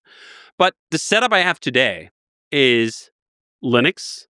I switched to a little over a year ago after I finally got fed up with Apple enough that I couldn't do that anymore. And then I use this low-profile mechanical keyboard called the Low-Free Flow 84, which is just the most glorious sounding keyboard I've ever heard. I know there are a lot of connoisseurs of mechanical keyboards that'll probably contest me on this. This is too thocky or too clicky or too clacky or whatever. But for me, the Low-Free Flow 84 is just a delight that I did not even know existed, which is so funny because, I mean, I've been programming for a long time. Mechanical keyboards have been a thing for a long time. And the keyboard, when you look at it like this, it just it looks plain. It doesn't look extravagant, but the tactile sensation you get out of pushing those keys, the talky sound that you hear when the keys hit the board, it's just sublime. And I'm kicking myself that I was in this Mac bubble for so long that I wasn't even in the market to find this. I knew mechanical keyboards existed, but to be blunt, I thought it was a bit of a nerd thing that only real nerds that were much more nerdy than me would ever care about. And then I got out of the Apple bubble, and suddenly I had to find everything again. I had to find a new mouse, I had to find a new keyboard, I had to find everything. And I thought, like, all right, let me give mechanical keyboards a try. And I gave quite a few of them a try. The Keychron is one of the big brands in that. I didn't like that at all. I tried a bunch of other keyboards. And then I finally found this keyboard, and I just went like, angels are singing. Where have you been my whole life? We spent, as programmers, so much of our time interacting with those keys. It really kind of matters in a way I didn't fully appreciate. I used to defend the Apple Magic keyboard. Like, hey, it's great. It's actually a great keyboard. And I think for what it is, this ultra low profile, ultra low travel is actually a really nice keyboard. But once you've tried a longer travel mechanical keyboard, there's no going back. You do have to remember, in many ways, both on the software side and the hardware side, that you do spend a lot of hours behind the computer. It's worth investing in. And also worth exploring until you find the thing where the angel starts singing, whatever. That's exactly right. And I actually do regret that a little bit. I especially with this damn keyboard. I think I could have been listening to these beautiful, thocky keys for years and years. But sometimes you have to get really pissed off before you open your eyes and see that something else exists. I feel the same way about Linux. So I've been using Linux on the server since late 90s, probably. We ran servers on Linux back then. I never seriously considered it as a desktop option. I never ran Linux before directly myself. I always thought, you know what? I want to focus on programming. I don't have time for all these configuration files and all this setup bullshit and whatnot. And Apple is close enough. It's built on Unix underpinnings. Why do I need to bother with Linux? And again, it was one of those things. I needed to try new things and try something else to realize that there is other things other than Apple. And again, it's not because I hate Apple. I think they still make good computers. I think a lot of the software is still also pretty okay. But I have come to realize that as a web developer, Linux is just better. Yeah. Linux is just better. It's closer to what I deploy on. The tooling is actually phenomenal. And if you spend a bit of time setting it up, you can record a reproducible environment that I've now done with this Omacube concept or project that I've done, that I can set up a new Linux machine in less than 30 minutes, and it's perfect. It's not pretty good. It's not like I still need to spend 2 hours on it. It's perfect because you can encode all aspects of the development environment into this. And I didn't know. I didn't even know, to be fair, that Linux could look as good as it can.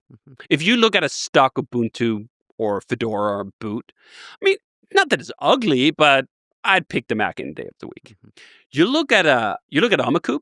I mean, I'm biased here, of course, because I built it with my own sensibilities. But I look at that and go like, this is better. This is beautiful. And then you look at some of those true Linux rising setups where people go nuts with everything, and you go, oh yeah, I remember when computers used to be fun in this way, when there was this individuality and this setup, and it wasn't just all bland, the sameness. And I think that's the flip side sometimes of something like Apple, where they have really strong opinions and they have really good opinions. They have very good taste, and it looks very nice, and it also looks totally the same. And Linux has far more variety and far more texture and flavor. Sometimes also annoyances and bugs and whatever. But I run Linux now. It's Ubuntu based with the Omacube stuff on top, the low-free keyboard. I use a Logitech, what's it called? The MS3 mouse, which I love how it feels in my hand. I don't love how it looks. I actually was a Magic Mouse stan for the longest time. I thought it was genius that Apple integrated the trackpad into a mouse, and I used that. And I always thought it was ridiculous that people would slag it just because you had to charge it by flipping it over, because the battery would last for 3 months and then you'd charge it for half an hour. I thought, like, that's a perfect compatibility with my sensibilities. I don't mind giving up a little inconvenience if something is beautiful, and that Magic Mouse is beautiful. But it wasn't going to work on Linux, so I found something else. The MS3 is nice, but I sometimes do wish, like, the Magic Mouse is pretty good. Yeah, Linux is really great for customizing everything, for tiling, for macros, for all of that. I also do the same in Windows with AutoHotkey, where you just customize the whole thing to your preferences. If you're a developer, you should learn how to control your environment with the keyboard. It's faster, it's more fluid. I think one of those silly things I've come to truly appreciate about my Amacoup setup is that I can, in whatever time it takes to refresh the screen, probably 5 milliseconds, switch from one virtual desktop to another. Even on Windows, can't get it that smooth. Mm-hmm. You can get close, can't get it that smooth. On Mac OS, for whatever reason, Apple insists on having this infuriating animation when you switch between virtual desktops, which makes it just that you don't want to. You don't want to run full screen apps because it's too cumbersome to switch between the virtual desktops. The kind of immediacy that you can get from a wonderful Linux setup in that regard is just next level. Yeah, and it seems like a subtle thing, but difference of milliseconds in latency between switching the virtual desktops, for example. I don't know. It changes. It changes how you use the computer. It really does. Similar thing with VR, right? If there's some kind of latency or Yes. like it just completely takes you out of it. Yeah. And it's funny, I actually had to watch, I think it was the Primogen on YouTube when he was showing off his setup. And I was seeing how quickly he was switching between those virtual desktops. And I'd always been using virtual desktops, but I didn't like switching too much because just of that latency. And it's like, oh, you can do that on Linux? Oh, that's pretty cool. Yeah. So I run that, and then my editor of choice now is NeoVim. Oh, good. All right. Well, we're out of time. No. All right. You did, for many, many years, you used, what is it, TextMate? Yes, TextMate. TextMate. Yeah. That was the main blocker of moving away from Apple. Everything else I thought, you know what, I can swing it. But TextMate was and is a wonderful editor. One I helped birth into this world. The programmer, Alan Ugo, is a good friend of mine all the way back from the party days when we were lugging our computers around. Nice. And he was a big Mac guy. And in 2005, he was writing this editor. And I helped him with the project management of kind of keeping him on track, keeping him focused on getting something released because I really wanted it for myself. And I thought this was the last editor. I thought I was never going to switch. Forgive me for not knowing, but how featureful is this editor? It's quite featureful, but it's a GUI-driven editor in some regards. It was really early on with ways of recording macros and having sort of sophisticated syntax highlighting, and it did a bunch of firsts, and it was just a really pleasant editing experience. I think these days, a lot of people would just use VS Code.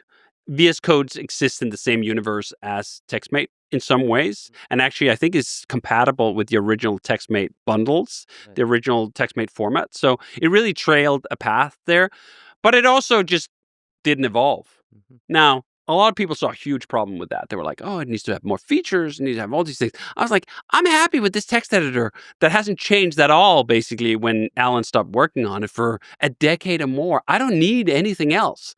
Because as our original discussion went, I don't want an IDE. I don't want the editor to write code for me. I want a text editor. I want to interact with characters directly. And NeoVim allows me to do that in some ways that are even better than TextMate. And I love TextMate. But VI, as you know, once you learn the commands, and I sometimes feel like VI fans overplay how difficult it is to learn because it makes them perhaps seem kind of more awesome that they were able to do it.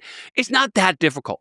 And it doesn't take that long, in my opinion, to learn just enough combo moves to get that high of, holy shit, I could not do this in any other editor. How long did it take you? And by the way, I don't know. I haven't yet. Well, I know intellectually, but just like with kids, I haven't. You haven't? I haven't gone in all the way in. I haven't used Vim. You have a treat in mind. Well, I switched I had 3 days when I switched here about a year ago. I had 3 days of cursing where I thought it was absolutely terrible and that it was never going to happen. And I had 3 days of annoyance. And already the next week, I was like, this is sweet. I'm not going anywhere. Oh, wow. But I also had a bit of a head start. About 20 years ago in the early 2000s, I tried Vim for like a summer. And it didn't stick. I didn't, for whatever reason, love it at the time, but NeoVim is really good. The key to NeoVim is to realize that you don't have to build the whole damn editor yourself. So a lot of NeoVim stands are like, here's how to write the config from scratch over 17 episodes. That's going to take you 3 weeks. I don't care that much. I love a great editor. I love to tailor it a little bit, but not that much. So you have to pair NeoVim with this thing called LazyVim. LazyVim.org is a distribution for NeoVim that takes all the drudgery out of getting an amazing editor experience right out of the box. Ridiculous question. We talked about a bunch of programming languages. You told us how much you love JavaScript. It's your second favorite programming language. Would TypeScript be the third then? TypeScript wouldn't even be in this universe. Okay. I hate TypeScript as much as I like JavaScript. So what you hate? Oh man, I'm not smart enough to understand the math of that. Okay. Before I ask about other programming languages, if you can encapsulate your hatred of TypeScript into something that could be human interpretable, what would be the reasoning? The JavaScript smells a lot like Ruby when it comes to some aspects of its metaprogramming. Right. And TypeScript just complicates that to an infuriating degree when you're trying to write that kind of code. And even when you're trying to write the normal kind of code, none of the benefits that accrue to people who like it, like autocompletion, is something I care about. I don't care about autocompletion because I'm not using an IDE. Now, I understand that that is part of what separates it and why I don't see the benefits. I only see the costs. I see the extra typing. I see the type gymnastics that you sometimes have to do, and where a bunch of people give up and just do any instead, right? Like that they don't actually use the type system because it's just too frustrating to use. So I've ever only felt the frustration of TypeScript and the obfuscation of TypeScript in the code that gave me no payoff. Again, I understand that there is a payoff. I don't want the payoff. So for my situation, I'm not willing to make the trade, and I'm not willing to take a language that underneath is as dynamic of a language as Ruby is, and then turn it into this pretend statically typed language. I find that just intellectually insulting. Do you think it will, and do you think it should die, TypeScript? I don't want to take something away from people who enjoy it. So if you like TypeScript, all the most part of you. If you're using TypeScript because you think that's what a professional programmer is supposed to do, here's my permission. You don't have to use TypeScript. There's something deeply enjoyable about a brilliant programmer such as yourself, a DHH talking shit. It's like one of my favorite things in life.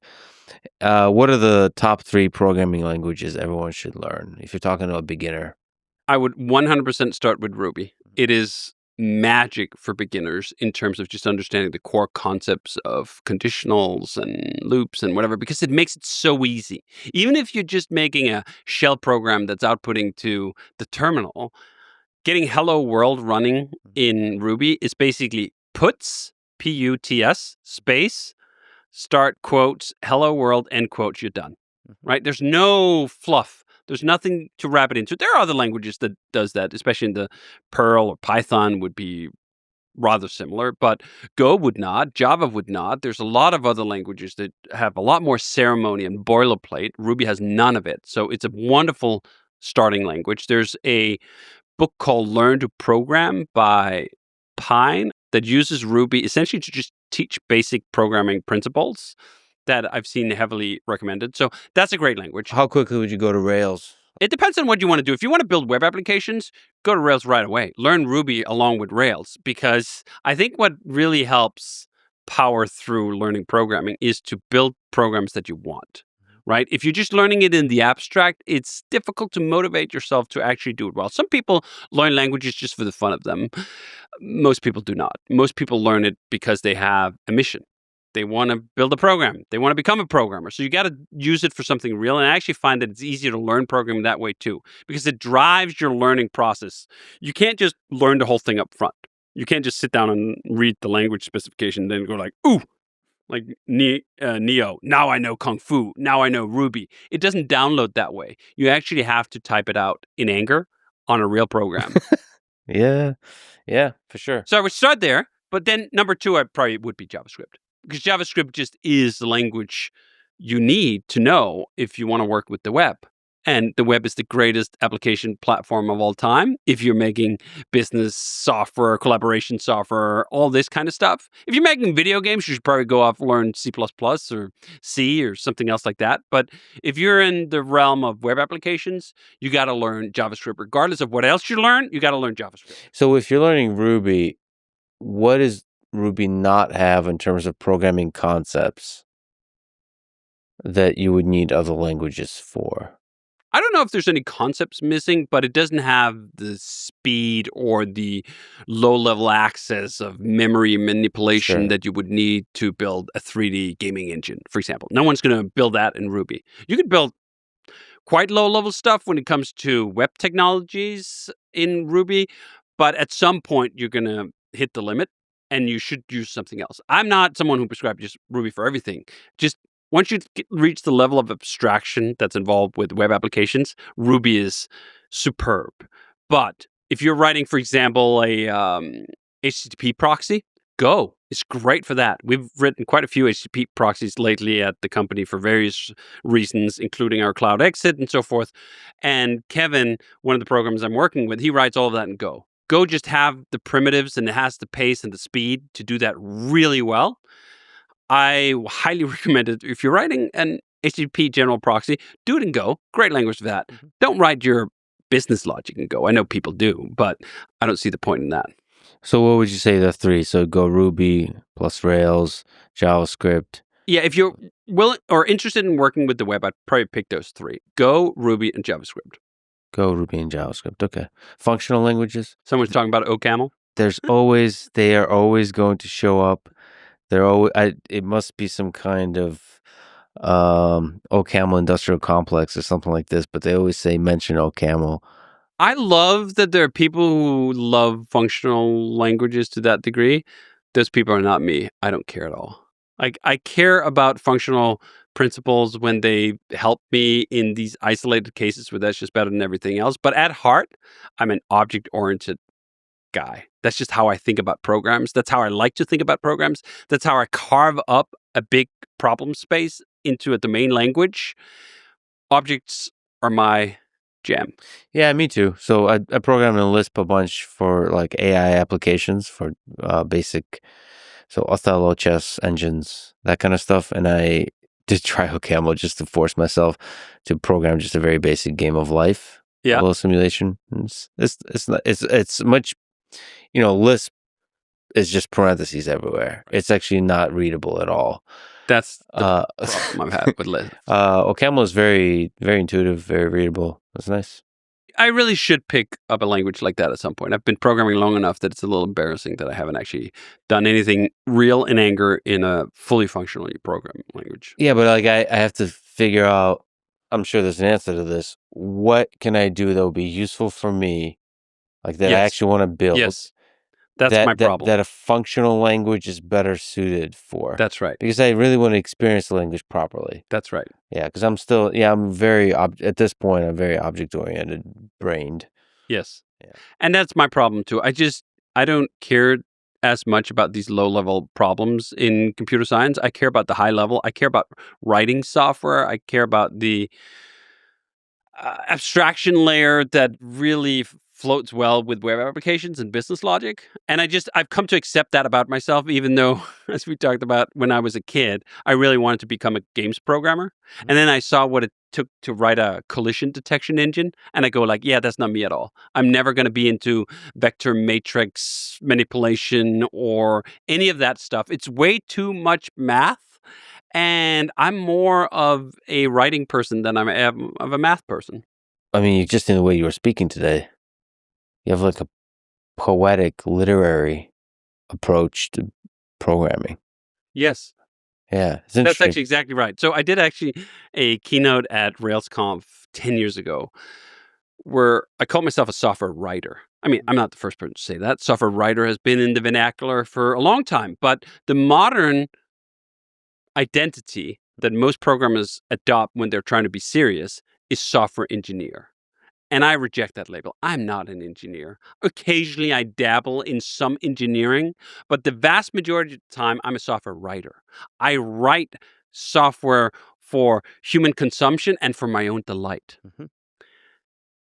I can get away with that because I'm working in a high-level language like Ruby, working on collaboration software and to-do lists and all the other stuff. Again, if I was trying to apply my talent to writing 3D game engines, no, that's not the right mindset. That's not the right identity. But I find that the software engineering identity flattens thing a little bit. I'd like to think that we have software writers and software mathematicians, for example. And then those are actually richer ways of describing the abstraction level that you're working at than engineer. Yeah, and I think if AI becomes more and more successful, I think we'll need the software writer skill more and more, because it feels like that's the realm in which, because it's not writer, Right. you're gonna have to do the software. You're gonna have to Yes. be a computer person, but there's a more, I don't know. I just don't want to romanticize it, but it's more poetic. It's more literary. It's more feels like writing a good blog post than.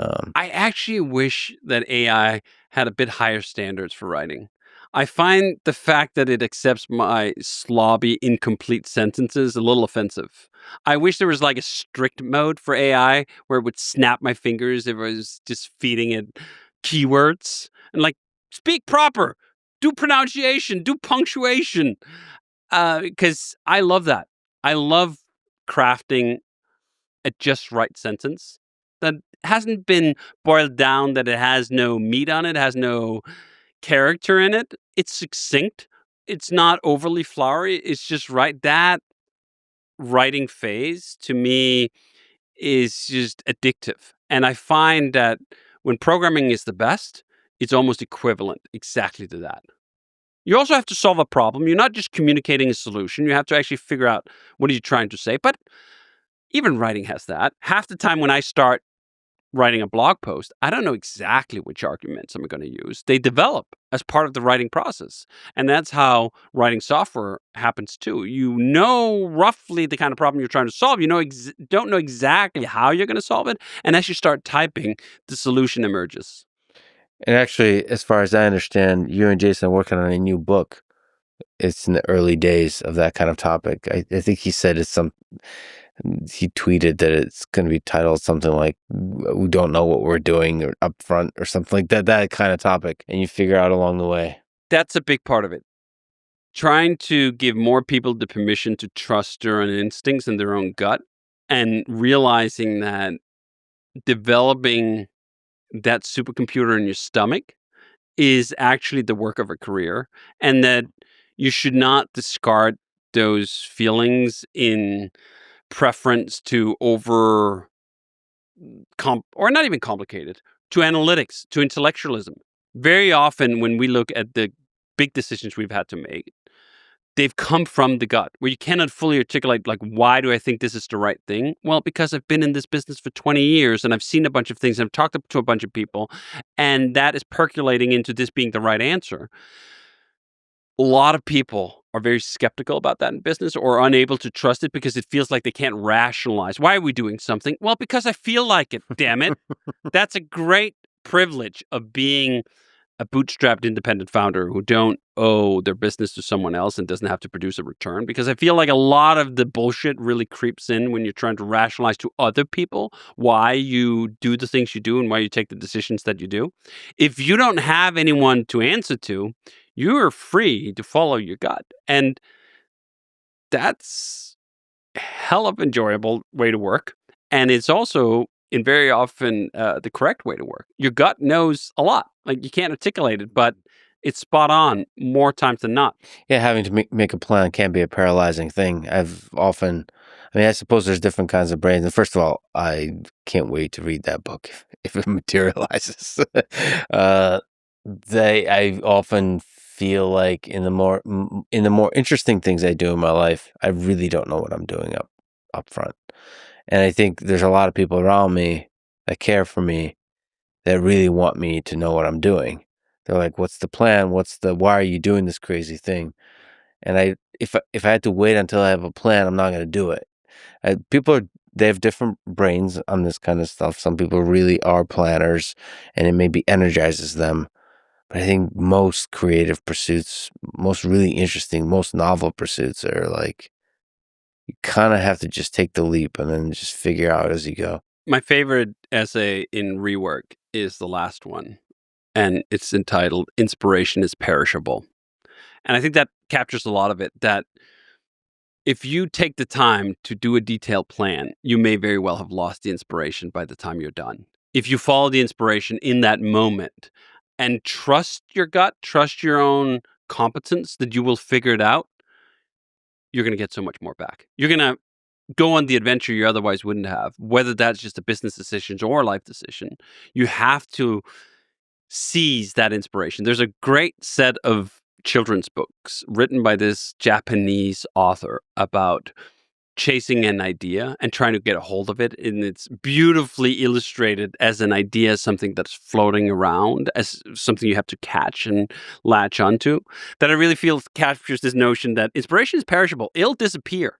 If you just put it back on the shelf and say like, well, I got to be diligent about this, I got to line up a plan, you may run out and then there's no steam to keep going. I have to ask about open source. What does it take to run a successful open source project? You've spoken about that it's a misconception that open source is democratic. It's actually meritocratic. I thought that's a beautiful way to put it. So there's often is a kind of a benevolent dictator at top. Often. So can you just speak to that, having run successful open source projects yourself and being a benevolent dictator yourself? Which is going to be a bit of a biased piece of evidence here, but why monarchy? This is great. Best? We should definitely have dictators, and they should control everything, especially when the dictator is me.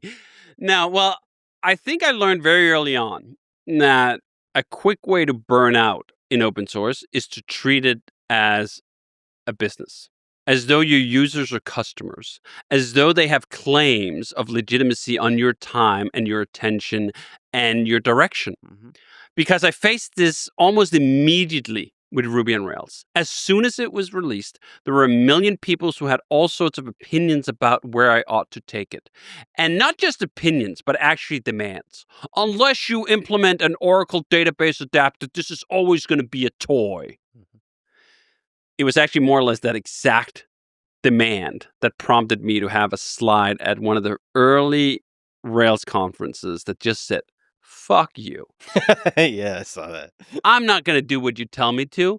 I'm here as a bringer of gift. I am sharing code that I wrote on my own time, on my own volition. And you don't have to say thank you. I mean, it'd be nice if you did. You can take the code and do whatever you want with it. You can contribute back if you want, but you can't tell me what to do or where to go or how to act. I'm not a vendor.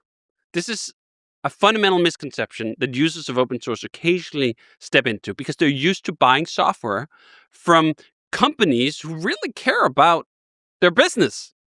I care about people using my software. I think it's great. But we don't have a transactional relationship.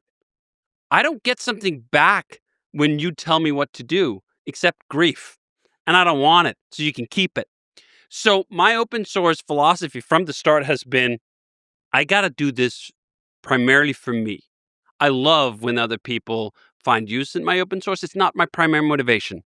I'm not primarily doing it for other people. I'm primarily doing it for me and my own objectives because, as Adam Smith said, it's not for the benevolence of the butcher that we expect our daily meat. It's for his self-interest. And I actually find that to be a beautiful thought, that our comments increase in value when we all pursue our self-interest, certainly in the realm of open source.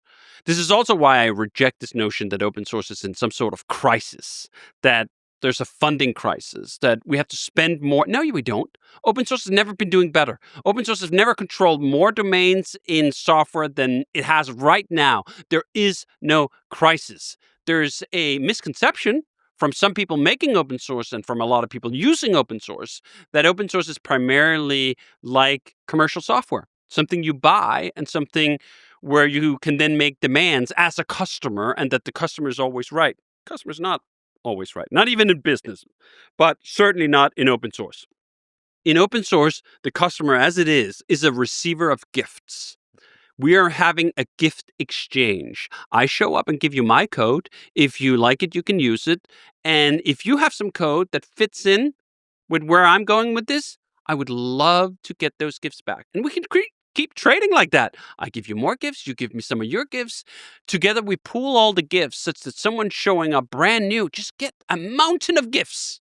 This is the magic thing of open source is it increases the total sum value of what's in the commons when we all pursue our own self-interest. So I'm building things for Rails that I need.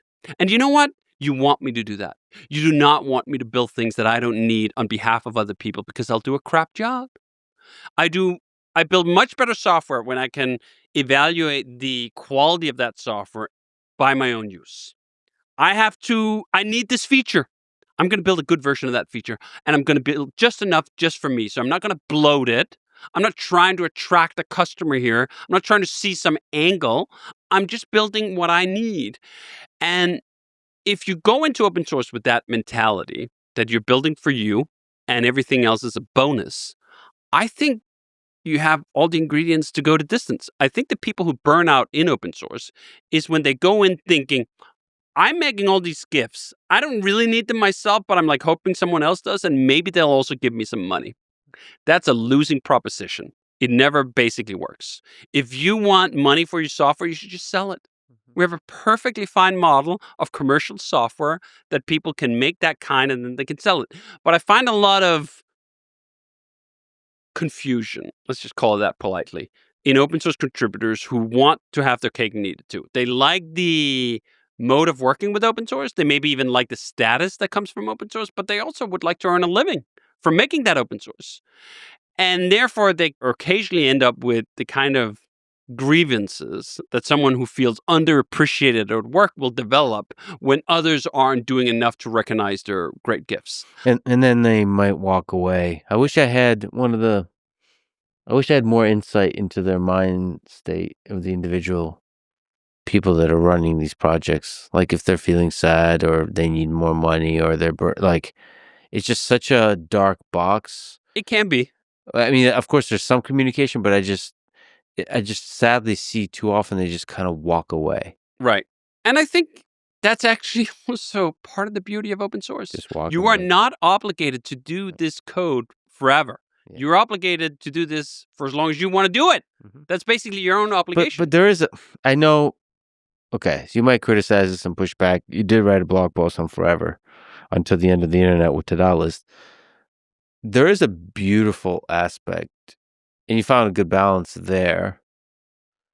But I don't know, you're bringing so much joy to people with this thing you created.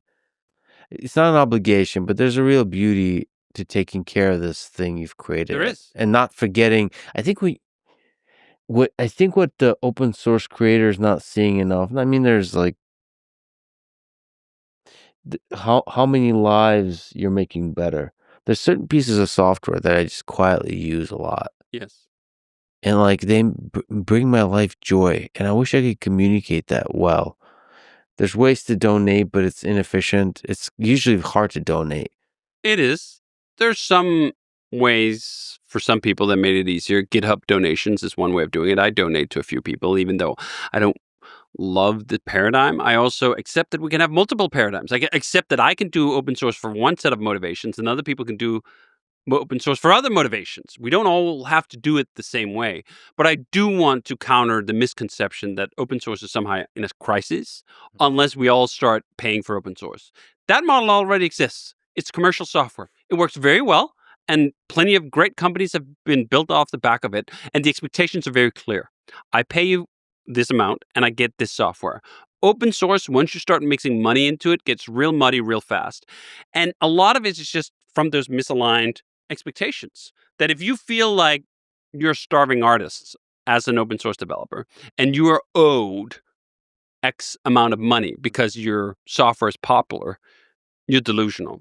And you need to knock that off. Just get back on track where you realize that you're putting gifts into the world. And if you get something back in terms of monetary compensation, okay, that's a bonus. But if you need that money back in terms of monetary compensation, you should just charge for software or go work for a software company that will employ you to do open source. There's tons of that. That is probably actually the primary mode that open source software is being developed in the world today. Commercial companies making open source that they need themselves and then contributing it back. So I'm glad you brought up, sort of like drew some hard lines here. It's a good moment to bring up what I think is maybe one of the greatest open source projects ever, WordPress. And you spoke up in October 24 about some of the stuff that's been going on with WordPress's founder, Matt Mullenweg, in a blog post, Open Source Royalty and Mad Kings. It's a really good blog post on sort of just the idea of benevolent dictators for life, this model for open source projects. And then the basic implication was that Matt, as the BDFL of WordPress, has lost his way a bit with his battle with WP Engine. So I should also say that I really love WordPress. It brings me joy. I think it's a beacon of what open source could be. I think it's made the internet better. It allowed a lot of people to create wonderful websites. And I also think, now you might disagree with this, but from everything I've seen, WP Engine just gives me bad vibes. I think they're not the good guy in this. I don't like it. I understand the frustration. I understand all of it, but I don't think that excuses the behavior. There's a bit of this kind of counter to a little bit what you said, which is when you have an open source project of that size, there is a bit of like when you're the king, for a project of a kingdom that large, there's a bit of responsibility. Anyway, could you speak to your maybe to your empathy of Matt and to your criticism and maybe paint a path of how he and WordPress can be winning again? First, I'd echo what you said about what a wonderful thing it is that WordPress exists. There are not many projects in the open source world or in the world at large that has had as big of an impact on the internet as WordPress has. He deserves a ton of accolades for that work.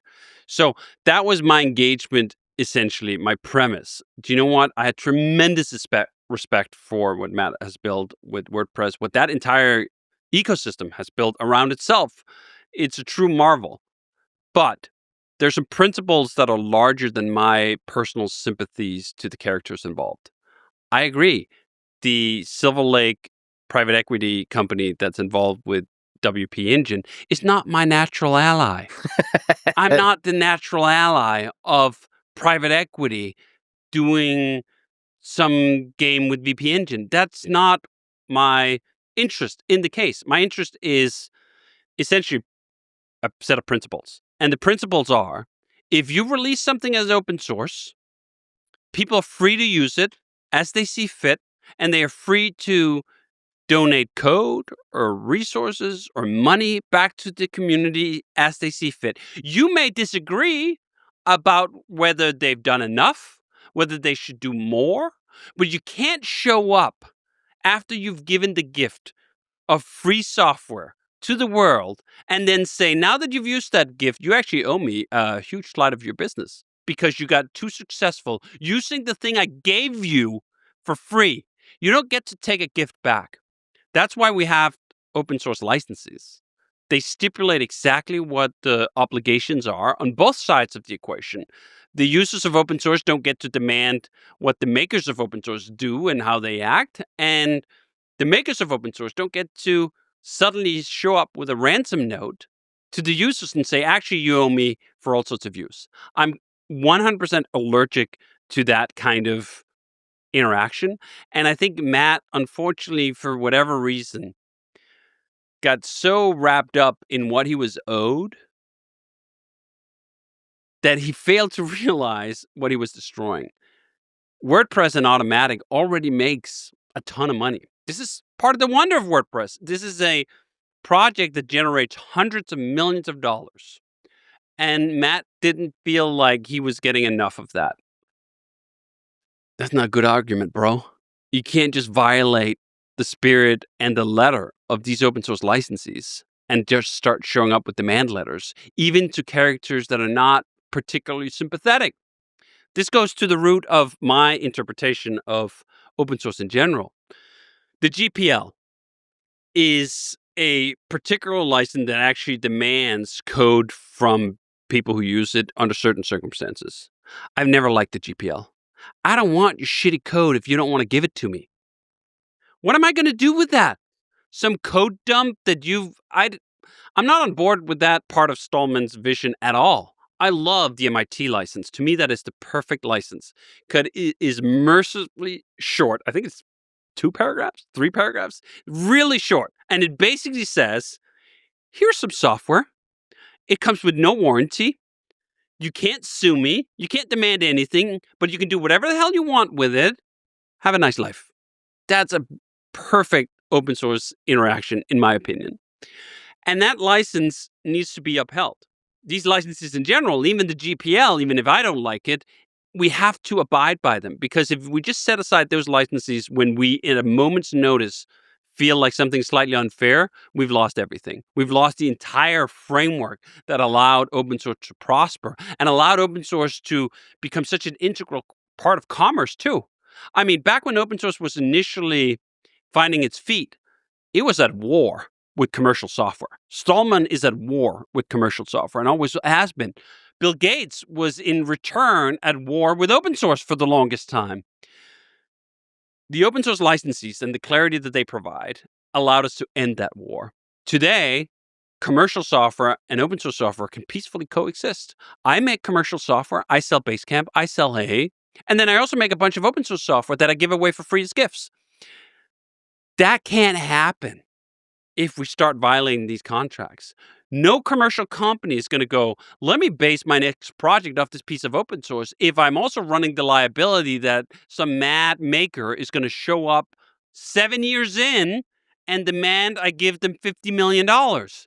That's not an environment conducive to commerce, collaboration, or anything else. And it's just basically wrong. I think there's one analysis that's all about kind of the practical outcomes of this, which I think are bad. There's also an argument that's simply about ethics.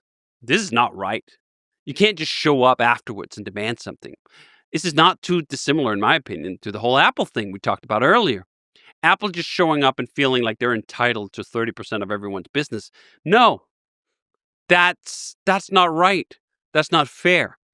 So I think Matt, unfortunately, kind of steered himself blind on the indignity he thought was being perpetrated against him because there was all this money being made by VP Engine making a good product and not giving quite enough back, in Matt's opinion.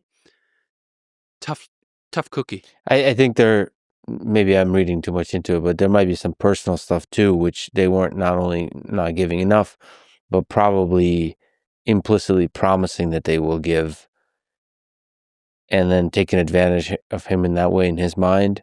It's just like interpersonal interaction, and then Sure. then you get like interpersonally frustrated. You forget like the bigger picture ethics of it. It's like when a guy keeps saying, promising he'll do something. Sure. And then you realize you wake up one day, like a year or two later, wait a minute, I was being lied to this whole time. And that I don't even know if it's about money. I'd get mad too. It's totally fine to get mad when people disappoint you. That's not justification for upending decades of open source licensees and the essential de facto case law we've established around it. This is why I chose to even weigh in on this. Because I like WordPress. I don't use WordPress. I'm not a part of that community. I don't actually have a dog in this fight. I'm biased, if anything, towards Matt, just as a fellow BDFL. Mhm. I would like to see him do well with this. But I also think there's some principles at stake here that ring much louder. I don't want Rails to suddenly be tainted by the fact that it's open source and whether companies can rely on it and build businesses on it because, maybe one day I'm going to turn Matt and I'm going to turn Matt King and I'm going to show up with the demand ransom letter. No, screw that. We have way more to protect here. There's way more at stake than your personal beef with someone or your perceived grievance over what you're owed. What would you recommend? What do you think you should do, can do to walk it back, to heal? Decide. This is the curious thing. He could decide to give this up. That's very, very difficult for driven, ambitious people to do, to accept that they're wrong and to give up and lay down their sword. So I had a hope earlier on in this that was possible. I haven't seen any evidence that Matt is interested in that, and I find that deeply regretful, but that's his prerogative. I continue to speak out when he's violating the spirit and ethics of open source, but I wish he would just accept that this was a really bad idea. He made a bad bet, and I think he thought he'd just get away with it, that they'd just pay up and that he could put pressure. I mean, I know that temptation. When you sit as the head of a very important project, you know that comes with a great degree of power, and you really need a great degree of discipline to rein that in and not exercise that power at every step where you feel aggrieved. I've felt aggrieved a million times over in the 20 plus years of Ruby on Rails. I've really tried very hard not to let those sometimes petty, sometimes substantial grievances over time seep in to the foundation of the ecosystem and risk ruining everything.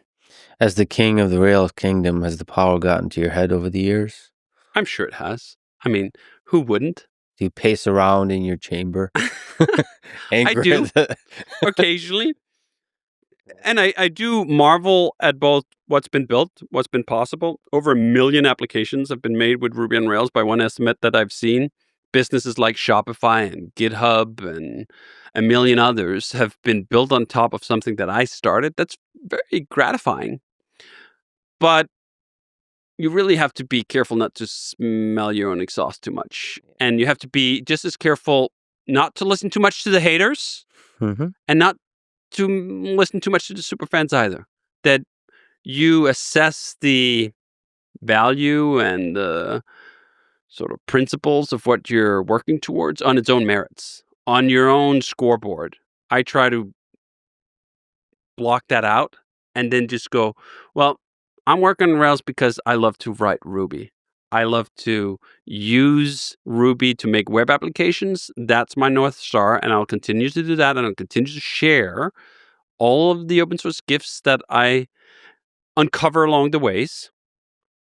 And that's it. That's enough, too. I don't have to get all of it out of it. This is sometimes, just as with the guy who thought I'd given up on being Jira or something instead of doing Basecamp, there are people over the years who've asked, like, why didn't you charge for Rails? Like, don't you know how much money have been made off Rails? If we just look at something like Shopify, it's worth billions of dollars. I'm not a billionaire, and so freaking what? I got more than enough. I got plenty of my share. I will say, though, I'm also introspective enough to realize that if it hadn't panned out as well as it did for me on my own business, maybe I would have been more tempted. Maybe if you see other people build huge, successful companies off the back of your work and you really don't have a pot to piss in, you might be tempted to get a little upset about that. I've seen that in the Rails world as well, where there are people who contributed substantial bodies of work and then got really miffed when they didn't feel like they got enough back. I was fortunate enough that the business that Jason and I built with Ruby on Rails was as successful as it was, and I made the money I needed to make, that I didn't need to chase the rest of it. But we should also just make explicit that many people in your position chase the money. It's not that difficult to chase. Basically, you turned away money. You made a lot of decisions that just turn away money. Maybe. I also think of this example with Matt. He probably thought there was easy money for the taking. And it wasn't so easy, was it? It looked like low-hanging dollar bills, and they turned out to be some really sour grapes. It turned out he probably destroyed vast sums of money by undermining the whole WordPress trust and the ecosystem and putting question marks in the heads of folks who would choose to use WordPress or something else going forward. So I often think when people think like, oh, you left money on the table. First of all, so what? I don't have to have all the money. But second of all, maybe the money wasn't on the table at all. And maybe the cost, even if you got the money, maybe the cost in other ways, Yes. like we've talked about, Yes. would outweigh all the money that you could have possibly gotten. Meaning, like, I think you said that the thing that makes you happy is flow and tranquility. Those two things. Yes. Beautifully, really beautifully put. And it, gaining money might assign to you responsibility of running a larger thing that takes away the flow that you gain from being from fundamentally for you. What flow means is programming. And then tranquility is like, I think you also have a beautiful post of like nirvana is an empty schedule. When I look at a upcoming week and I see that I have no scheduled meetings at all, which is quite common, or maybe I just have one thing for 1 hour on one day, I think to myself, do you know what? This could very easily have been very different. We could have been running a company of hundreds of people or thousands of people, and my entire calendar would have been packed solid with little Tetris blocks of other people's demands on my attention and time, and I would have been miserable as fuck. Yep. And I look at that and go like, what more can I ask for? Which is a really nice state of being, I'd actually say. I didn't have this always. I did have early on in my career some sense of like, I need a little more security. And I remember this really interesting study where a bunch of researchers asked people who had made certain amounts of money, how much money would it take for you to feel secure? They'd ask people who had $1 million net worth, how much money do you need? Probably need 2 million. 2 million, then it'd be good. Then they ask people with a net worth of 5 million, how much do you need? 10. I need 10. Ask people with 10 million, what do you need? 20. Every single time people would need double of what they did. I did that for a couple of doublings until I realized, you know what, this is silly. Yeah. I am already where I wished I would be and 1,000,000 times over. So what less is there to pursue? Now, that doesn't mean that if more money is coming my way, I'm going to say no to it. Of course not. But it does mean that I'm free to set other things higher. And I also do think you realize, as Jim Carrey would say, I wish everyone would get all the money that they wished for and they'd realize it wasn't the answer. That money solves a whole host of problems and anxieties, and then it creates a bunch of new ones. And then it also doesn't touch a huge swath of the human experience at all. The world is full of miserable, anxious, hurt, rich people. It's also full of miserable, anxious, poor people, and I'd rather be a miserable, anxious, rich person than a poor person. But it isn't this magic wand that make everything go away. And that's, again, one of those insights, just like having children, that you cannot communicate in words. I've never been able to persuade a person who's not wealthy that wealth wasn't going to solve all their problems. One quote you've returned to often that I enjoy a lot is the Coco Chanel quote of the best things in life are free. And the second best things are very, very expensive. And I guess the task is to focus on surrounding yourself with the best things in life, like family and all of this, and not caring about the other stuff. I would even say you can care about the other stuff. Just know the order of priority. Yeah. If you are blessed with a partner that you love, some children that you adore, you've already won the greatest prize that most humans are able to achieve. Most humans in this world, if they are of marital age and they have children, if you ask them what's the most important thing, they would all say that. They would all say that, no matter whether they're rich or poor. It's easy to lose sight of that when you're chasing the second best things. Because do you know what? They're also very nice. Mm-hmm. I really like that Pagani Sonda. It was a very expensive car, and I would have had no chance of acquiring it if I hadn't become rather successful in business. So I don't want to dismiss it either. It's great fun to have money. It's just not as fun for quite as long or as deep as you think it is. And these other things, having an occupation and a pursuit that you enjoy, being able to carry burdens with a stiff upper lip and with, again, a sense of meaning is incredible. to have family, to have friends, to have hobbies, to have all these things that are actually available to most people around the world, that's winning. And it doesn't mean you have to discount your ambitions. It doesn't mean you can't reach for more. But it does mean it's pretty dumb if you don't realize that it's not going to complete you in some hocus pocus woo sense to make more. It really isn't. What gives you hope about the future of this whole thing we have going on here, human civilization? I find it easier to be optimistic than pessimistic because I don't know either way. So if I get to choose, why not just choose to believe it's going to pan out? Yeah. Like, we suffer more in our imagination than we do in reality. That's one of the quotes out of Stoicism. And I also think we have a tendency, a lot of humans have a tendency, to be pessimistic in advance for things they don't know how it's going to pan out. Climate change, for example, is making a lot of people very anxious and very pessimistic about the future. You know nothing. 40 years ago, we thought the problem was that the planet was going to be too cool. I happen to believe that it's probably correct that the planet is getting too hot and that CO2 has something to do with it. Whether we have the right measures to fix it in time, if that's even possible or not, is completely up in the air, and we don't know. If you convince yourself with such certainty that the world is going to turn to shit, it is right up here in your head today. Climate change might wipe out this entire species in 200 years. It's not next year. It's not 10 years from now. Your life might become more unpleasant and there might be more negative effects and so on. Yes, okay. But then deal with that hardship when it arrives. Don't take that in advance. How are you helping Earth by just walking around being depressed?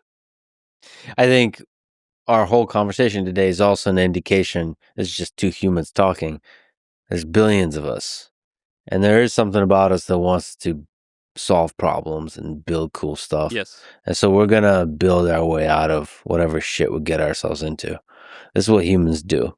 We create problems for ourselves and come up, figure out how to build rocket ships to get out of those problems. And sometimes the rocket ships create other problems like nuclear warheads. And then we'll, I'm sure, I hope, figure out ways how to avoid those problems. And then there'll be nanobots, and then the aliens will come, and it'll be a massive war between the nanobots and the aliens, and that will bring also all of us humans together. The funny thing, just to pick up one of the points you mentioned, the atom bomb, for example. When that was first invented, a lot of people thought we have essentially ended life on Earth, right? Yeah. Or maybe we prevented World War III from happening in the past 80 years because assured mutual annihilation kept the superpowers from attacking each other, at least head on, and kept their fighting to proxy wars. You know what? Proxy wars are not great, but they're probably better than World War III with nuclear weapons. So it's quite difficult in the moment to tell what's actually benefit and what's not. And I think we should be a bit more humble. I've certainly become more humble over time of thinking I know which way it's going to turn. I think the pandemic was a huge moment for a lot of people where there was so much certainty about whether this intervention worked or that intervention didn't work. And most people were wrong. Certainly a lot of very smart people, very qualified people got that just utterly and catastrophizingly wrong. So just a little intellectual humility. I think back upon that and go like, you know what? I'm not a PhD in virology. And I don't claim that like I somehow saw how it all was going to play out. But the people who were really experts in it, they got a bunch of it wrong. Nobody knows anything. I keep reminding myself of that every day. No one knows anything. We can't predict the economy a month out. We can't predict world affairs a month out. The world is just too complicated. Yeah, when I watched the Netflix documentary Chimp Empire and how, there's a hierarchy of chimps, all of that looks eerily similar to us humans. We're recent descendants. So these experts, some of the chimps got a PhD, others don't. Others are really muscular. Others are like beta male kind. They're sucking up to the alpha. There's a lot of interesting dynamics going on that really maps cleanly to the geopolitics of the day. They don't have nuclear weapons, but the nature of their behavior is similar to ours. So I think we barely know what's going on. But I do think there's like a basic will to cooperate. There's a basic compassion that underlies or just the human spirit that's there. And maybe that is just me being optimistic. But if that is indeed there, I think we're going to be okay. The capacity is certainly there. Yeah. Whether we choose that capacity or not, who knows and in what situation. I think accepting that we all have the capacity for both ways, for both incredible generosity and kindness and also cruelty. I think Jung, with his whole theory of the shadow, was really spot on, that we all have that capacity in us, and accepting that it's our job to attempt to cultivate the better parts of our human nature is weighed against our propensity to sometimes be the worst of ourselves.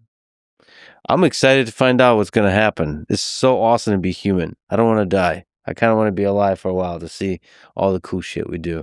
And one of the cool things I want to see is all the software you create and all the things you tweet, all the trouble you get yourself into on Twitter. David, yeah, I'm a huge fan. Like I said, thank you for everything you've done for the world, for the millions of developers you've inspired, and one of whom is me. And thank you for this awesome conversation, brother. Thanks so much for having me. Thanks for listening to this conversation with DHH. To support this podcast, please check out our sponsors in the description and consider subscribing to this channel. And now, let me leave you with some words from REWORK by DHH and Jason Fried. What you do is what matters, not what you think or say or plan. Thank you for listening, and hope to see you next time.